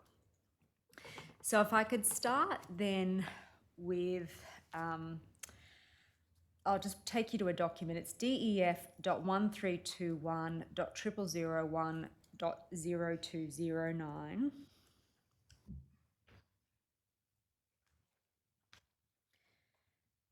Now, am I right to understand, Air Vice Marshal, that this was a brief to the Enterprise Business Committee with respect to the proposed governance structure and scope of work to implement the reforms from the interim report? Yes. And at that stage, it was the EBC who was the committee to whom the task force would report in terms of its work?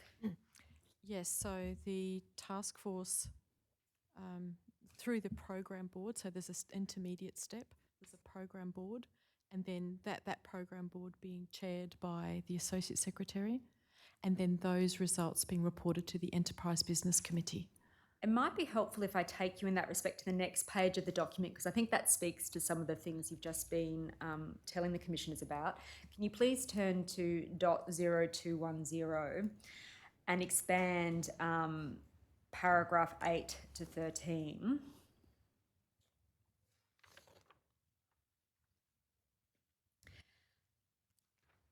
So am I right to understand, Air Vice Marshal, that this describes the governance system for implementation of the recommendations from the interim report?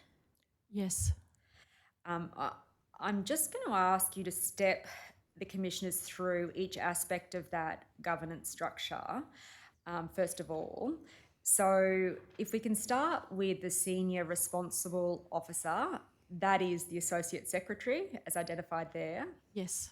And what particular function did the Associate Secretary play in terms of implementation? So the Associate Secretary is the chair of the program board and the person who is responsible as senior responsible officer for ensuring that the recommendations were implemented. And in terms of that responsibility for implementation, what processes were put in place to evaluate whether or not a recommendation had been implemented? Could I take you through the process to how we broke it down into work packages? That would be very helpful. So there were 5 recommendations that are related to providing greater access to information for families, access to members' records, and it involved a range of aspects of it relating to consent and the ease with which you could get access to the records, and also the educational materials that would help people know how to engage with us, and also the public facing aspects of our education tools, but most importantly, making sure that we had an appropriate system to be able to release records and educate people, particularly with relation to redactions and whatever. So with the 5 recommendations, we identified that there was a body of work each of those bodies of work needed to be headed up by a stream lead. And those stream leads, there were some bodies of work where there were two different parts of defence that would have to work together to make the stream, to make the work functional. And to that end, the idea of creating a single office where people could access to get their records. And that was, there were two separate organisations that had to work together.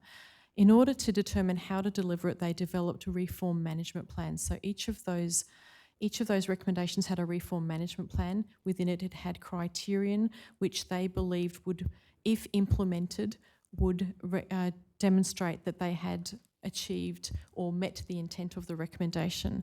They also did some additional work which was not strictly the wording, met the wording of the recommendation, but actually got to the root cause of what the issue was, and then was implied sort of things we could do. So the reform management plans were then approved by the program board. And once the program board have approved them, that was then the measures against which we could say, if you have delivered those things and you provide us with the evidence, then we would consider that you have implemented them. So for the remaining time that we were allocated to deliver the recommendations, we would meet every 2 months and oversee the work that had been done. And it might be helpful if I display alongside this document some of what I understand to be the request to close recommendation documents for the interim report. If it's possible, can the operator please display alongside DEF.1321.0001.0300. And what I'm hoping you will illuminate for the Commissioner's Air Vice Marshal is what that criteria of meet intent means in practice in terms of implementing recommendations. So for recommendation, I'm sorry, I'm a bit blind. Am I right that you were talking just before about recommendation 10? Yes. We might, if you could. Can you move me to, would it be all right if I looked at attachment B, then that's recommendation 10? Yeah, so recommendation 10 is at .0302.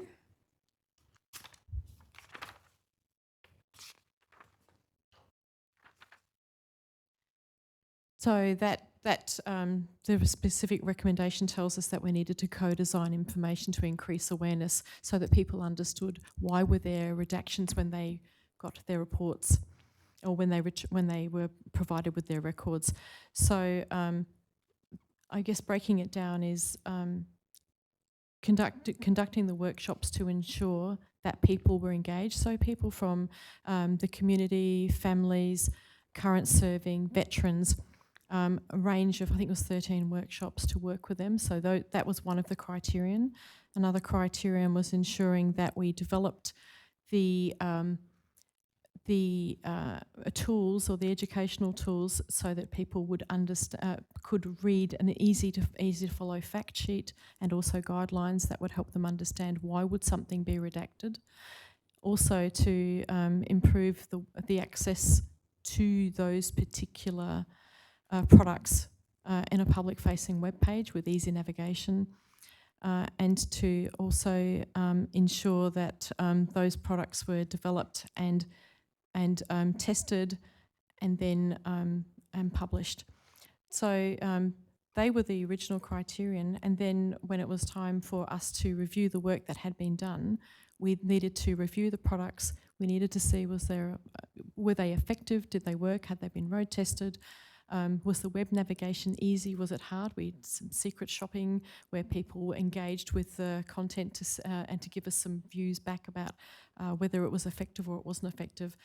When each of those criterion had been met, we then felt that at that time, to strictly meet the requirement of the recommendation, that we felt that we had done all of the actions that the implementation plan had required us to do. And am I right to understand, just in terms of the basis of closure of a particular recommendation, the criteria for that was an expression used into initial operating capability, is that Yes. right? Can you explain to commissioners what that expression means? So an initial operating capability is a capability that has been fielded as it was intended to be fielded. But it doesn't mean it is the mature version. It means that you then have to go through a process of letting it bed down and then to re-examine it to determine whether it has actually delivered all of the things you would expect it to do. So that links to the work that we have done next. So the ideal outcome, I take it, is that there is a transition from initial operating capability to full operating capability? Yes, and yes. And in terms of that reaching full operating capability, does the program governance structure maintain any oversight of that? We still meet regularly. We had our most recent meeting about 3 weeks ago, and we're just moving into the benefits realisation phase. Benefits realisation being the term that we use to determine how do you measure whether an initiative has worked, has it resulted in any change, minor, moderate, major or transformative. And we have auditors that are conducting that task right now to help us understand, has it been bedded down? Have there been improvements? Because as you field a system, you will start to see there are actually things you could do that are better than what you had originally thought when you fielded the system initially. So helping them through that process, examining it and reporting back up to the board whether we believe it's made a change. And then that duly will be fed up to the Enterprise Business Committee as it pertains to the interim report. And so is that an embedded part of the work of the program board and the governance structure more generally? Yes, and it's based on the method that was used for the Afghan inquiry response program. And can you give commissioners an overview of what that method was? So the method, of course, is to make sure that delivering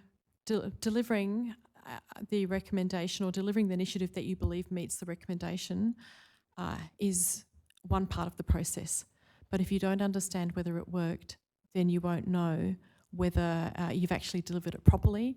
Is there something else that now that it's been fielded that would actually make it more effective? And going through that process of auditing and education and willingness to change and to adjust to make sure that the intent of the recommendation has been met.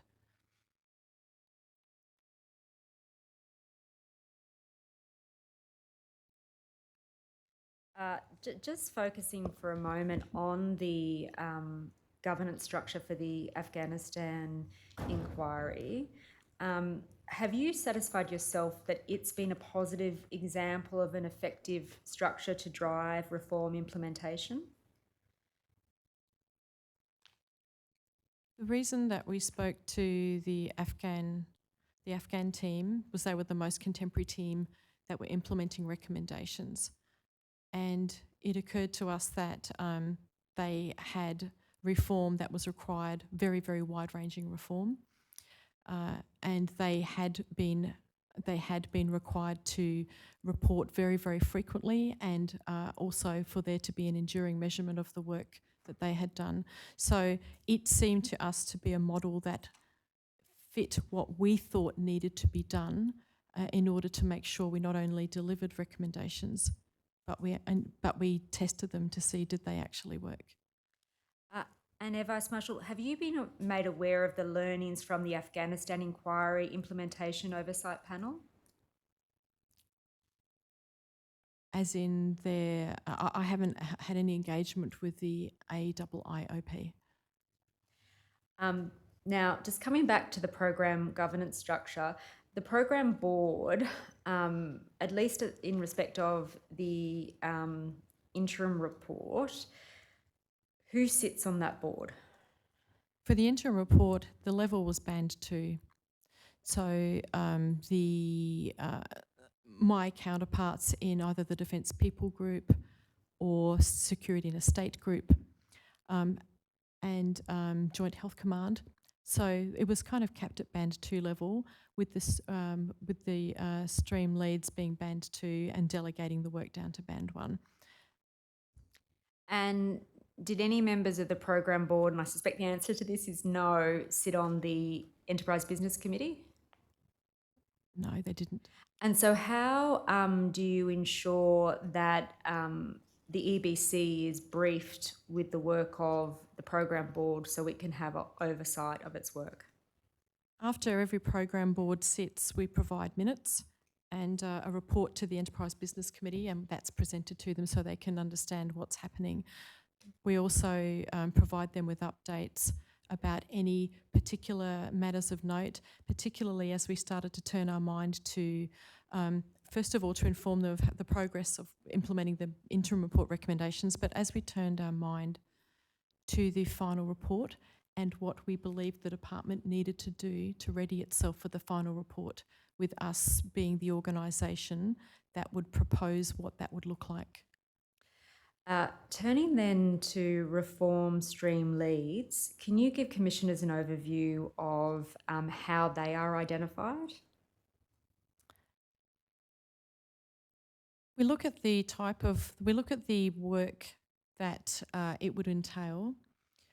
And so for much of the work that related to the interim report recommendations, it was largely with the organisation that was the principal releaser of records, which is Security and Estate Group.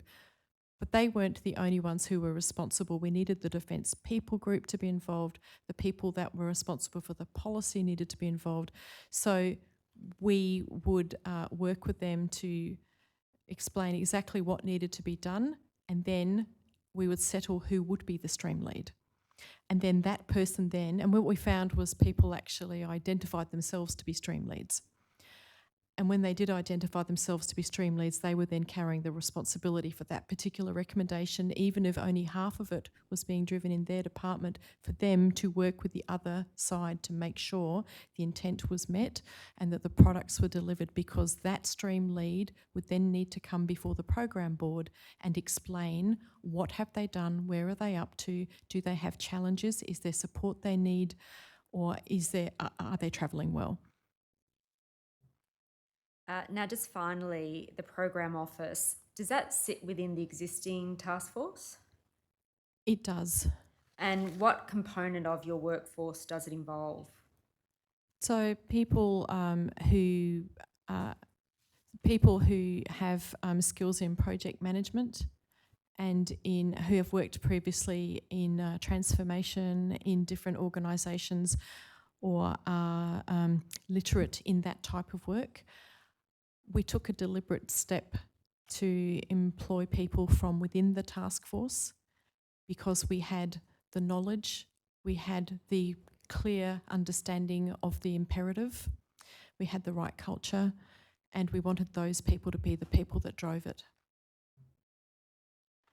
Now, Air Vice Marshal, if the operator could just turn to the previous page, .0209, and expand paragraph 6B.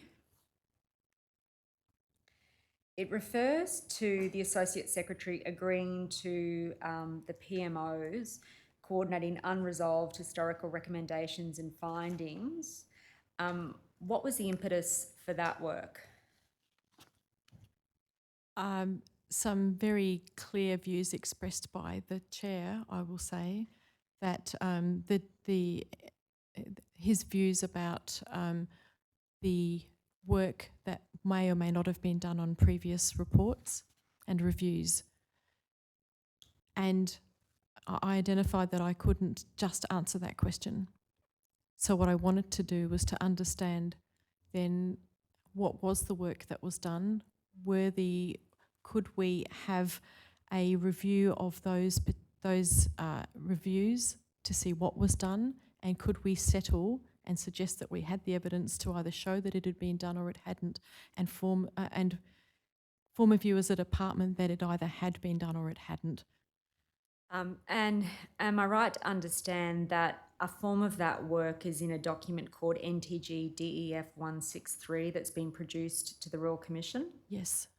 And am I right to understand that that was an extensive undertaking in terms of time and resources? So that particular notice wanted us to look at, I think it was 25 previous reviews, and to summarise to the Royal Commission what action we'd taken. That took about 2,000 hours of work to find the evidence in order to be able to demonstrate that either something had been done or it hadn't. And just, this question is really just directed to Defence's assurance mechanisms. Would you agree that the fact that Defence hadn't previously undertaken that work is a substantive gap in its assurance mechanisms? I can't say that I think that they hadn't undertaken the work for maybe some of those reviews, but I do know it was a lot of work to, particularly going back to 2003, to look at previous IT systems, written records, that type of thing, to identify where those decisions had been presented to committee, or other ways in which you would understand that the work had been done. That was it was a complicated process. And the question is really directed to, I mean, sometimes, and it seems to be the case, particularly with Defence, we have sort of one inquiry and a set of recommendations, then another inquiry and a set of recommendations. Would you agree that it is critical for Defence to have a single point of assurance so it can satisfy itself that recommendations that have previously been made and accepted have been implemented? I believe whenever you have a centralised area that is managing reform, that you have more likelihood of being able to understand and demonstrate that the work has been done. Now, if I could just move then in that respect to .0211.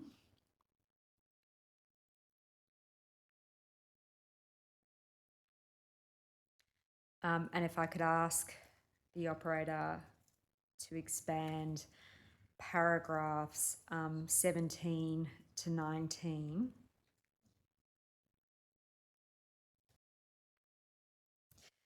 Now, the first statement there is that Defence shouldn't wait until the final report in 2024 to action recommendations that could support members and veterans at risk of suicide. Is that a reference to recommendations from the historical reports?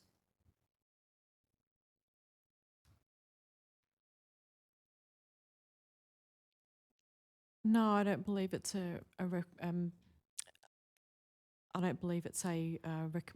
relates to previous reports. So what recommendations are being spoken about there?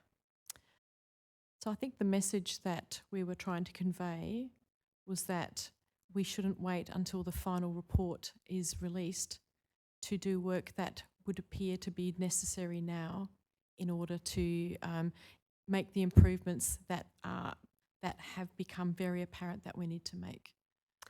And can I just take you then to paragraph 19? There is a reference there to failure to properly respond to recommendations potentially incurring reputational damage. We've heard some evidence across the course of the past week or so, firstly from the Vice Chief of the Defence Force, whose accountabilities include reputational management, but also evidence about whether or not there exists an inclination for Defence to defend itself. Is reputational damage a powerful motivator for Defence in terms of enacting things like recommendations? Does my question make sense to you? It does. I think the intent in paragraph 19 is really to reinforce that the Australian people will expect that we will implement these recommendations.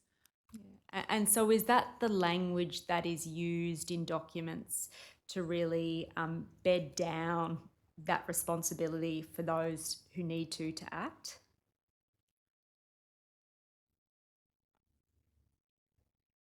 I wouldn't say that it's used in all documents, but I think it's powerful. And the reason why I raise it is, you're clearly passionate about the work of this Royal Commission, and we've heard a lot of evidence from those in senior leadership who similarly are passionate about that. And it just would be helpful for commissioners to understand whether or not why the fact of those recommendations are not important in their own right, and why this stick of reputational damage has to be applied. Could I please go back to the date of this document? Of course you Council? can. I can tell you it's 24 August 2022. So in 24th of August 2022, we had, I think, 3 hearings. So 3 or 4 hearings, with the first major one for Defence really being involved. Quite a large one was Townsville. This was really in the early stages of engaging with the Royal Commission and hearing the stories as persistently as we were given the opportunity to hear. So Defence has been on a journey. If I were writing that document today, I don't think that I need to convince people of the importance of the work, because we have been listening to experiences that we have had to really take stock. And I think if you have listened to the evidence of the service chiefs, and I listen to the way that people talk, particularly when I see service chiefs and leaders and senior enlisted talking to their people that they're engaging with, it's a more natural conversation to have. It's recognised, genuinely recognised, in a way that I would suggest in 2022 was not recognised. Now, just particularly in terms of the work with respect to historical reports, this document speaks to an analysis that identifies that many of the recommendations in those reports are complete but lack an auditable disclosure. Can you explain to Commissioners what that expression auditable disclosure means? We had to find other ways of finding the evidence to suggest that the reports were that the implementation had taken place. I think particularly where a review is followed by another review that has a similar type of recommendation, and the work is underway. I think what's helpful is for there to be a very auditable trail of a recommendation with a signing off that the recommendation had been completed, reported to an authority, an authoritative committee in Defence, for there to be an acceptance and acknowledgement that the evidence exists that it had been done. We would do that now. I wasn't able to easily draw or find that type of thing in answering those other notices. And is that work in terms of looking at implementation of previous recommendations, is that work complete or is it still ongoing? We are focused now on the final report recommendations. So does that mean, appreciating your focus is on the final report, but in terms of the non-Royal Commission recommendations, so looking at the auditable disclosure of those historical reports, has that part of your work completed or is it still ongoing? We have completed that part of our work in order to move forward. Shifting then now to the interim report, I think it was hoped that all of the recommendations pertaining to Defence would be closed by March of 2023. Is that right? Yes. But as events transpired, recommendation was not able to be closed by that date? Yes. Well, we took We took a very particular view about whether we would close it or we wouldn't. And that recommendation particularly concerned embedding trauma-informed practices for information access. You recall that? Yes. So in terms of that very particular view, can you elaborate for commissioners what you mean by that? Well, the recommendation asks for us to embed it across the department. So we can have training, we can target the people that we know would be those who would be responsible for releasing information to clients who would be seeking documents. So we can deliver that training, but the term embed to me means it is a more pervasive and enduring understanding and demonstrated to have survived turnover of staff and demonstrated to have been effective. And so is that the reason why it wasn't closed in March 2023? That's right, because I didn't think that when you've just implemented the very first bit of training to people who are releasing records, I think it's disingenuous to suggest that, well, no more work needs to be done. And so what's the status of implementation of that recommendation at the moment? I'm expecting to be able to close it in the next program board, which is on the 14th of May. I wanted to make sure that not only was the training the right training, that the training is recorded in our personnel management system, PM Keys, so it has a code that shows on your records that you have done the training, that the training that's delivered was the appropriate amount of training, and that it's able to be delivered in an enduring way. Okay, if I can now move forward to the final report recommendations and the governance structure that will be used to implement that part of our work.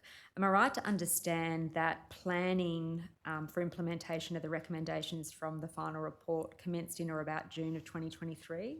Yes. And as part of that planning, consideration was given as to whether to use what's called a standard, enhanced or enterprise program management office. Yes. And so to that end, in August of 2023, the Associate Secretary was provided with what is called an options development vector check. Yes. I might just take you to that document. Operator, please display DEF.1321.0001.0332. While it's coming up, am I right to understand that that document in broad terms gives an overview of the pros and cons of adopting each of those three PMO models? It does. So we'd had a discussion, and I always want to make sure that I understand the intent of when I've been given some direction, to make sure I do understand the intent. So we do what we call a vector check, just to make sure I heard you to say this particular list of way of going about it. You seemed comfortable with what I'd proposed, and he'd said he'd like me to develop it a bit more. So this was the result. And in terms of you saying you wanted to make sure that, I take it you wanted to make sure that the Associate Secretary, you had correctly understood what the Associate Secretary wanted you to do? Yes, because when they say, when you pitch something and they ask you to go and develop it a bit further, then this is to go back to say, I believe I understood what you wanted me to do. I believe that we are of one mind, but I just want to make sure before we go too much further, is this what you were thinking? Because we can make sure that we remain consistent to what he was comfortable with. But secondly, if we found a better way to be able to say, we actually think this might be better, we thought something 6 weeks ago, we actually think this now. So if I might just turn then in that respect to .0337.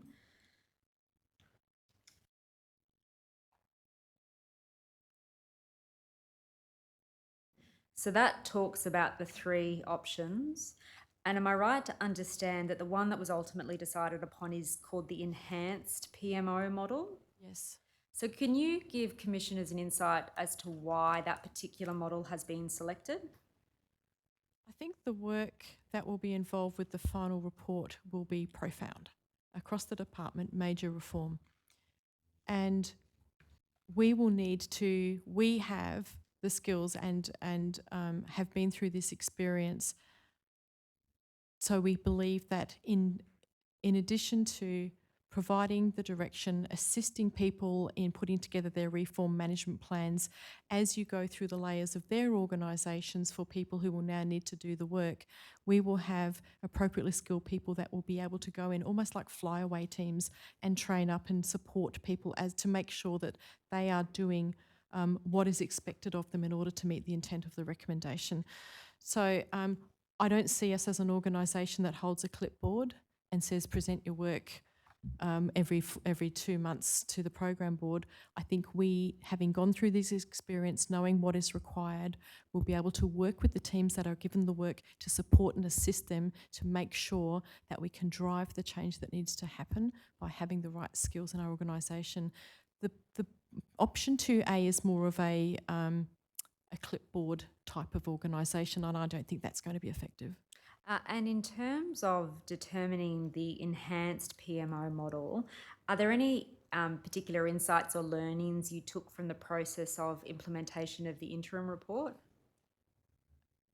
Yes, communication is absolutely critical, and communication at every layer of the organisation, if that part of the organisation is involved in the change and the work that is required to make the change.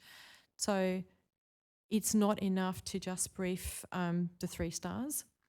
You need to make sure at every level people are engaged. So my teams know that their direct counterparts, they need to engage them so that they understand why, they understand what, they understand when.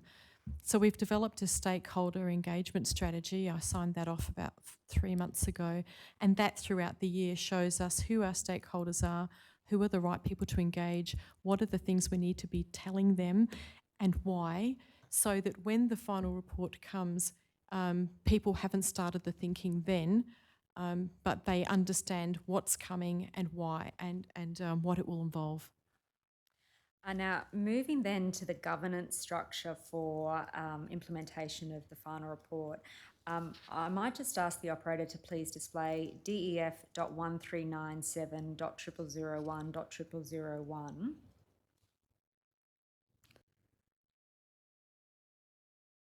Vice Marshal, this is a recent Defence Committee briefing note. Would that be a fair description of what it is? Yes, it's a paper that I presented to the Defence Committee on the 4th of March. And am I right to understand the effect of it is to recommend a elevated governance model for implementation of the final report? Yes. And in that respect, am I right to understand that the constituent elements of the model for governance of the interim report will stay in place? So you'll have a program board, there'll be stream leads and the like? Yes. So in what respects is it elevated? For the interim report, the Associate Secretary was the Senior Responsible Officer, but our suggestion to the Defence Committee was that that needed to be elevated. So I suggested to the Defence Committee that the Secretary and the CDF could be the Senior Responsible Officers. Where they landed was they said that the CDF would be the Senior Responsible Officer, and then that by a 4-star being the Senior Responsible Officer, that then means that your stream leads will be 3 stars. So people who would be stream leads likely would be the Associate Secretary, the Chief of Personnel, the DepSec of People Group, potentially the 3 service chiefs, to make sure that they are able to drive change across the organisation and it's pitched at the right level. And am I right then as well that rather than reporting to the Enterprise Business Committee, you'll now report up to the Defence Committee?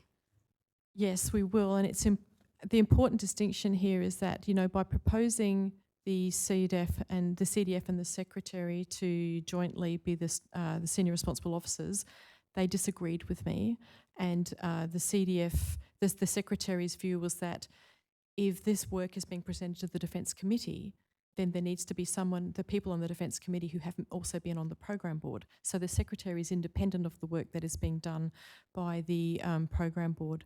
There were a couple of other things that we asked for them to agree, and they provided some feedback to us as well, if that would be helpful. Yes, of course.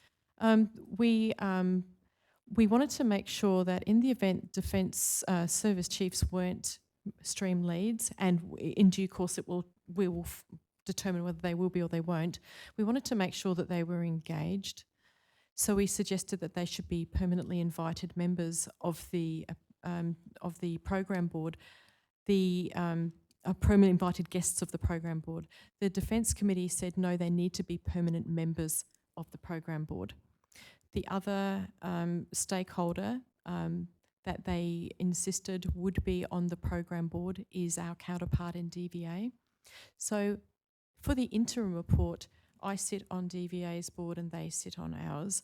But going forward, it was important that that was elevated to the right level and that they too are a permanent member of that board, because we will share recommendations and we will share risk.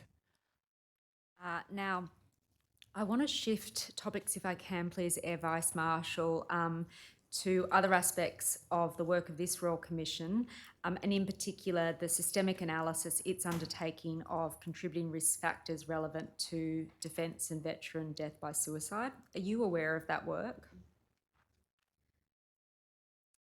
That the task force has done? No, that the Royal Commission is undertaking. Oh, sorry, yes. Sorry, I misunderstood. No, that's fine. And you're aware that that work includes analysis conducted by the AIHW for the Royal Commission? Yes. And it also includes analysis that's been conducted by the Royal Commission that's been shared with Defence on the 5th of March this year for feedback. Yes. Now, the deadline for validation of that work is tomorrow. Yes. Given that, I don't want you to speak about sort of specific facts and figures, but has any of that data increased your understanding about groups at risk of suicide within Defence? We're going through the process of validating the information, and we're very keen to make sure that we do validate the information upon which the research has been based. So we're just at the very final stages of that. And the report, I think the request was for this particular report was to provide our view back. So we have provided, and we will be providing tomorrow, some clear feedback of things that we've identified that we think would be helpful for the Royal Commission to consider. The reason that we think it's important to do so is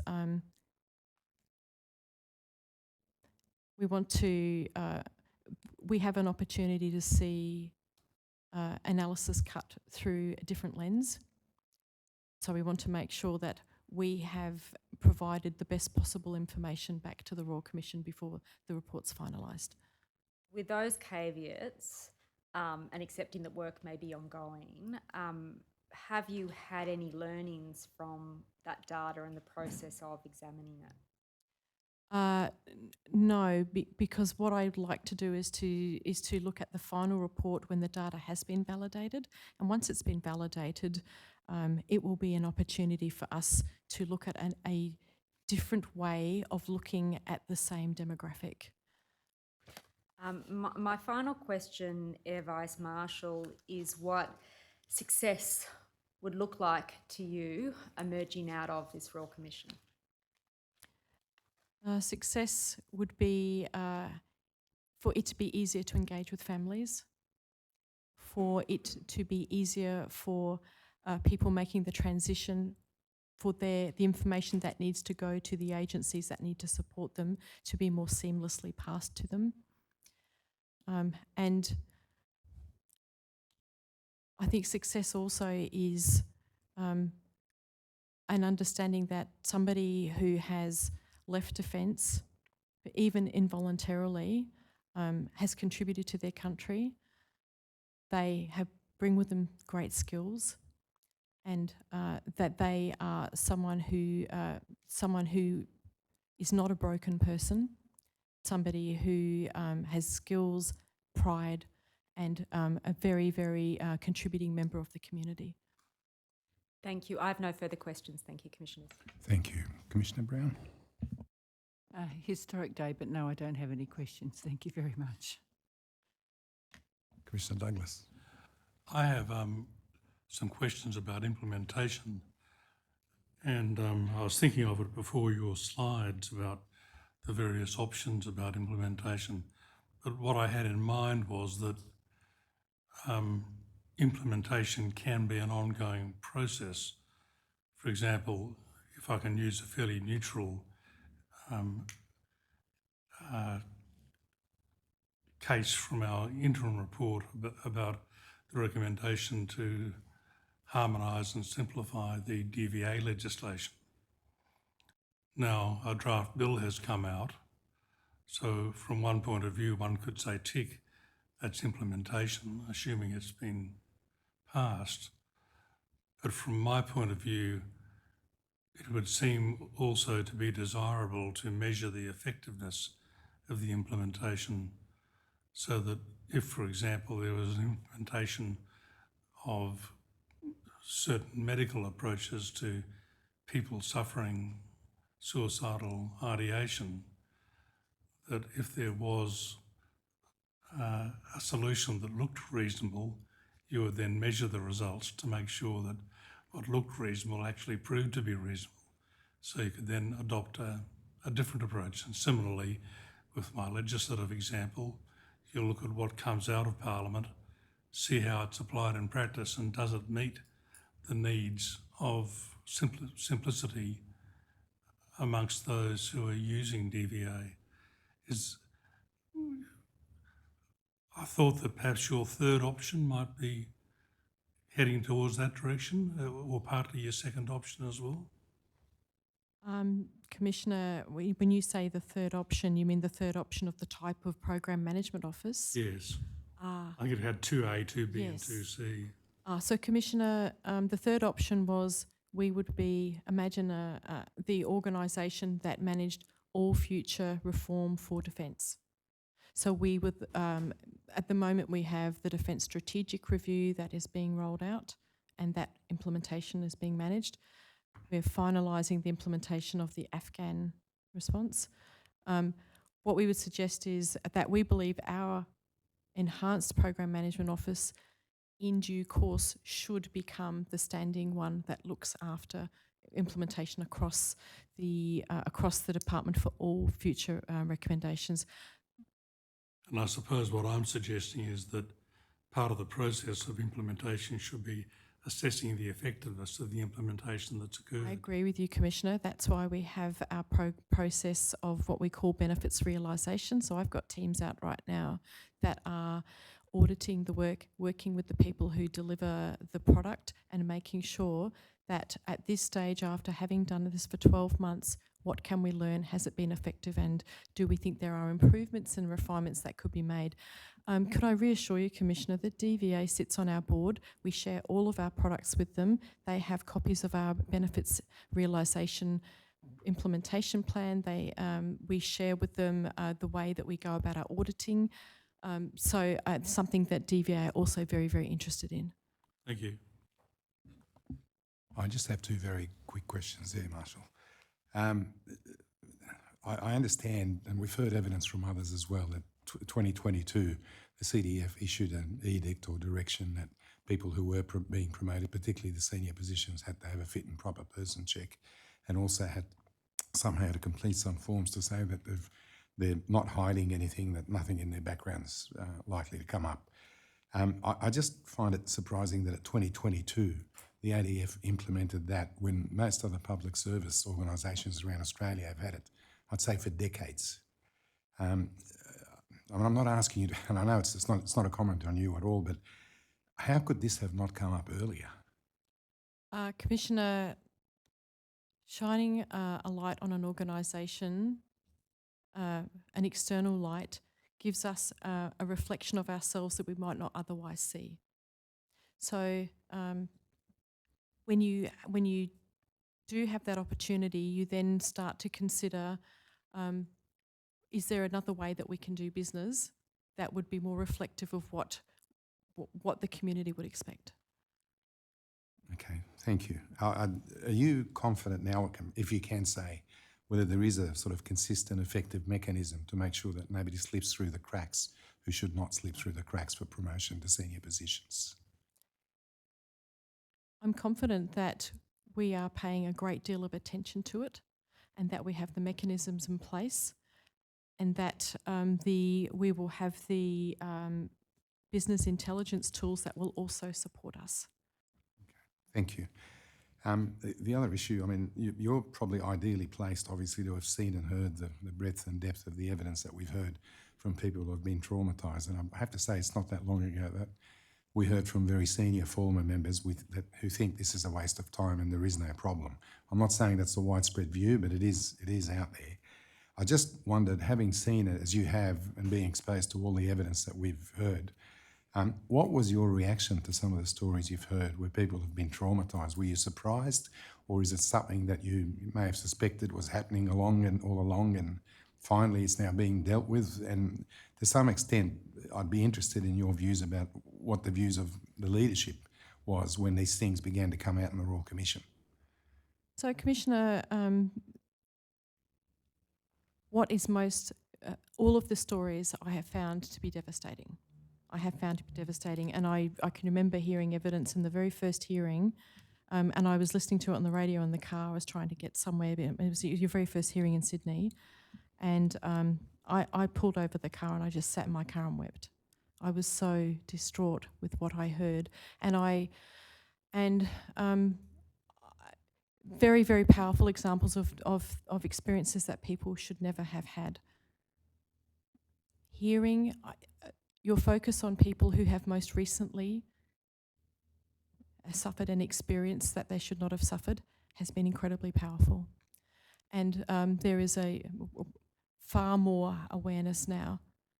I've been in the Defence Force for 37 years, and I feel like every good thing that's happened to me in my life since I was 23 has come from being in the Defence Force. But I now accept that there are people who go to work and their experience is not good. Thank you.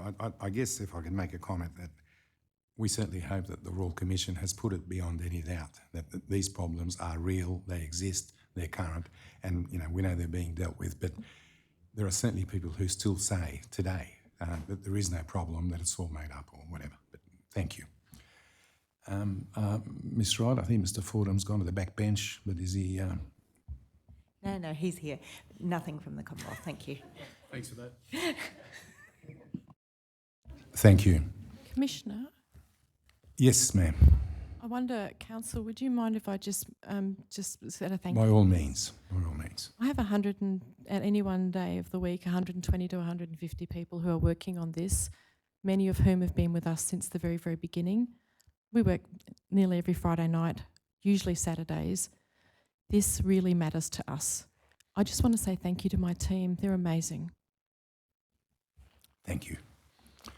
Ms. Longbottom, any matters arising? No, thank you, Commissioner. May Air Vice Marshal Courtney be excused from her summons to appear? Yes, you're excused from your summons to appear, and thank you for your evidence today, and thank you for the preparation you've put in and for all the information that you've assisted us with. It's much appreciated. If there's no other matters from anyone, we'll adjourn till 9 o'clock, I think, tomorrow. Yes, that's correct, Commissioner. Thank you. We'll adjourn. All rise. The Royal Commission into Defence and Veterans Suicide will adjourn to 9 a.m. Friday the 15th of March.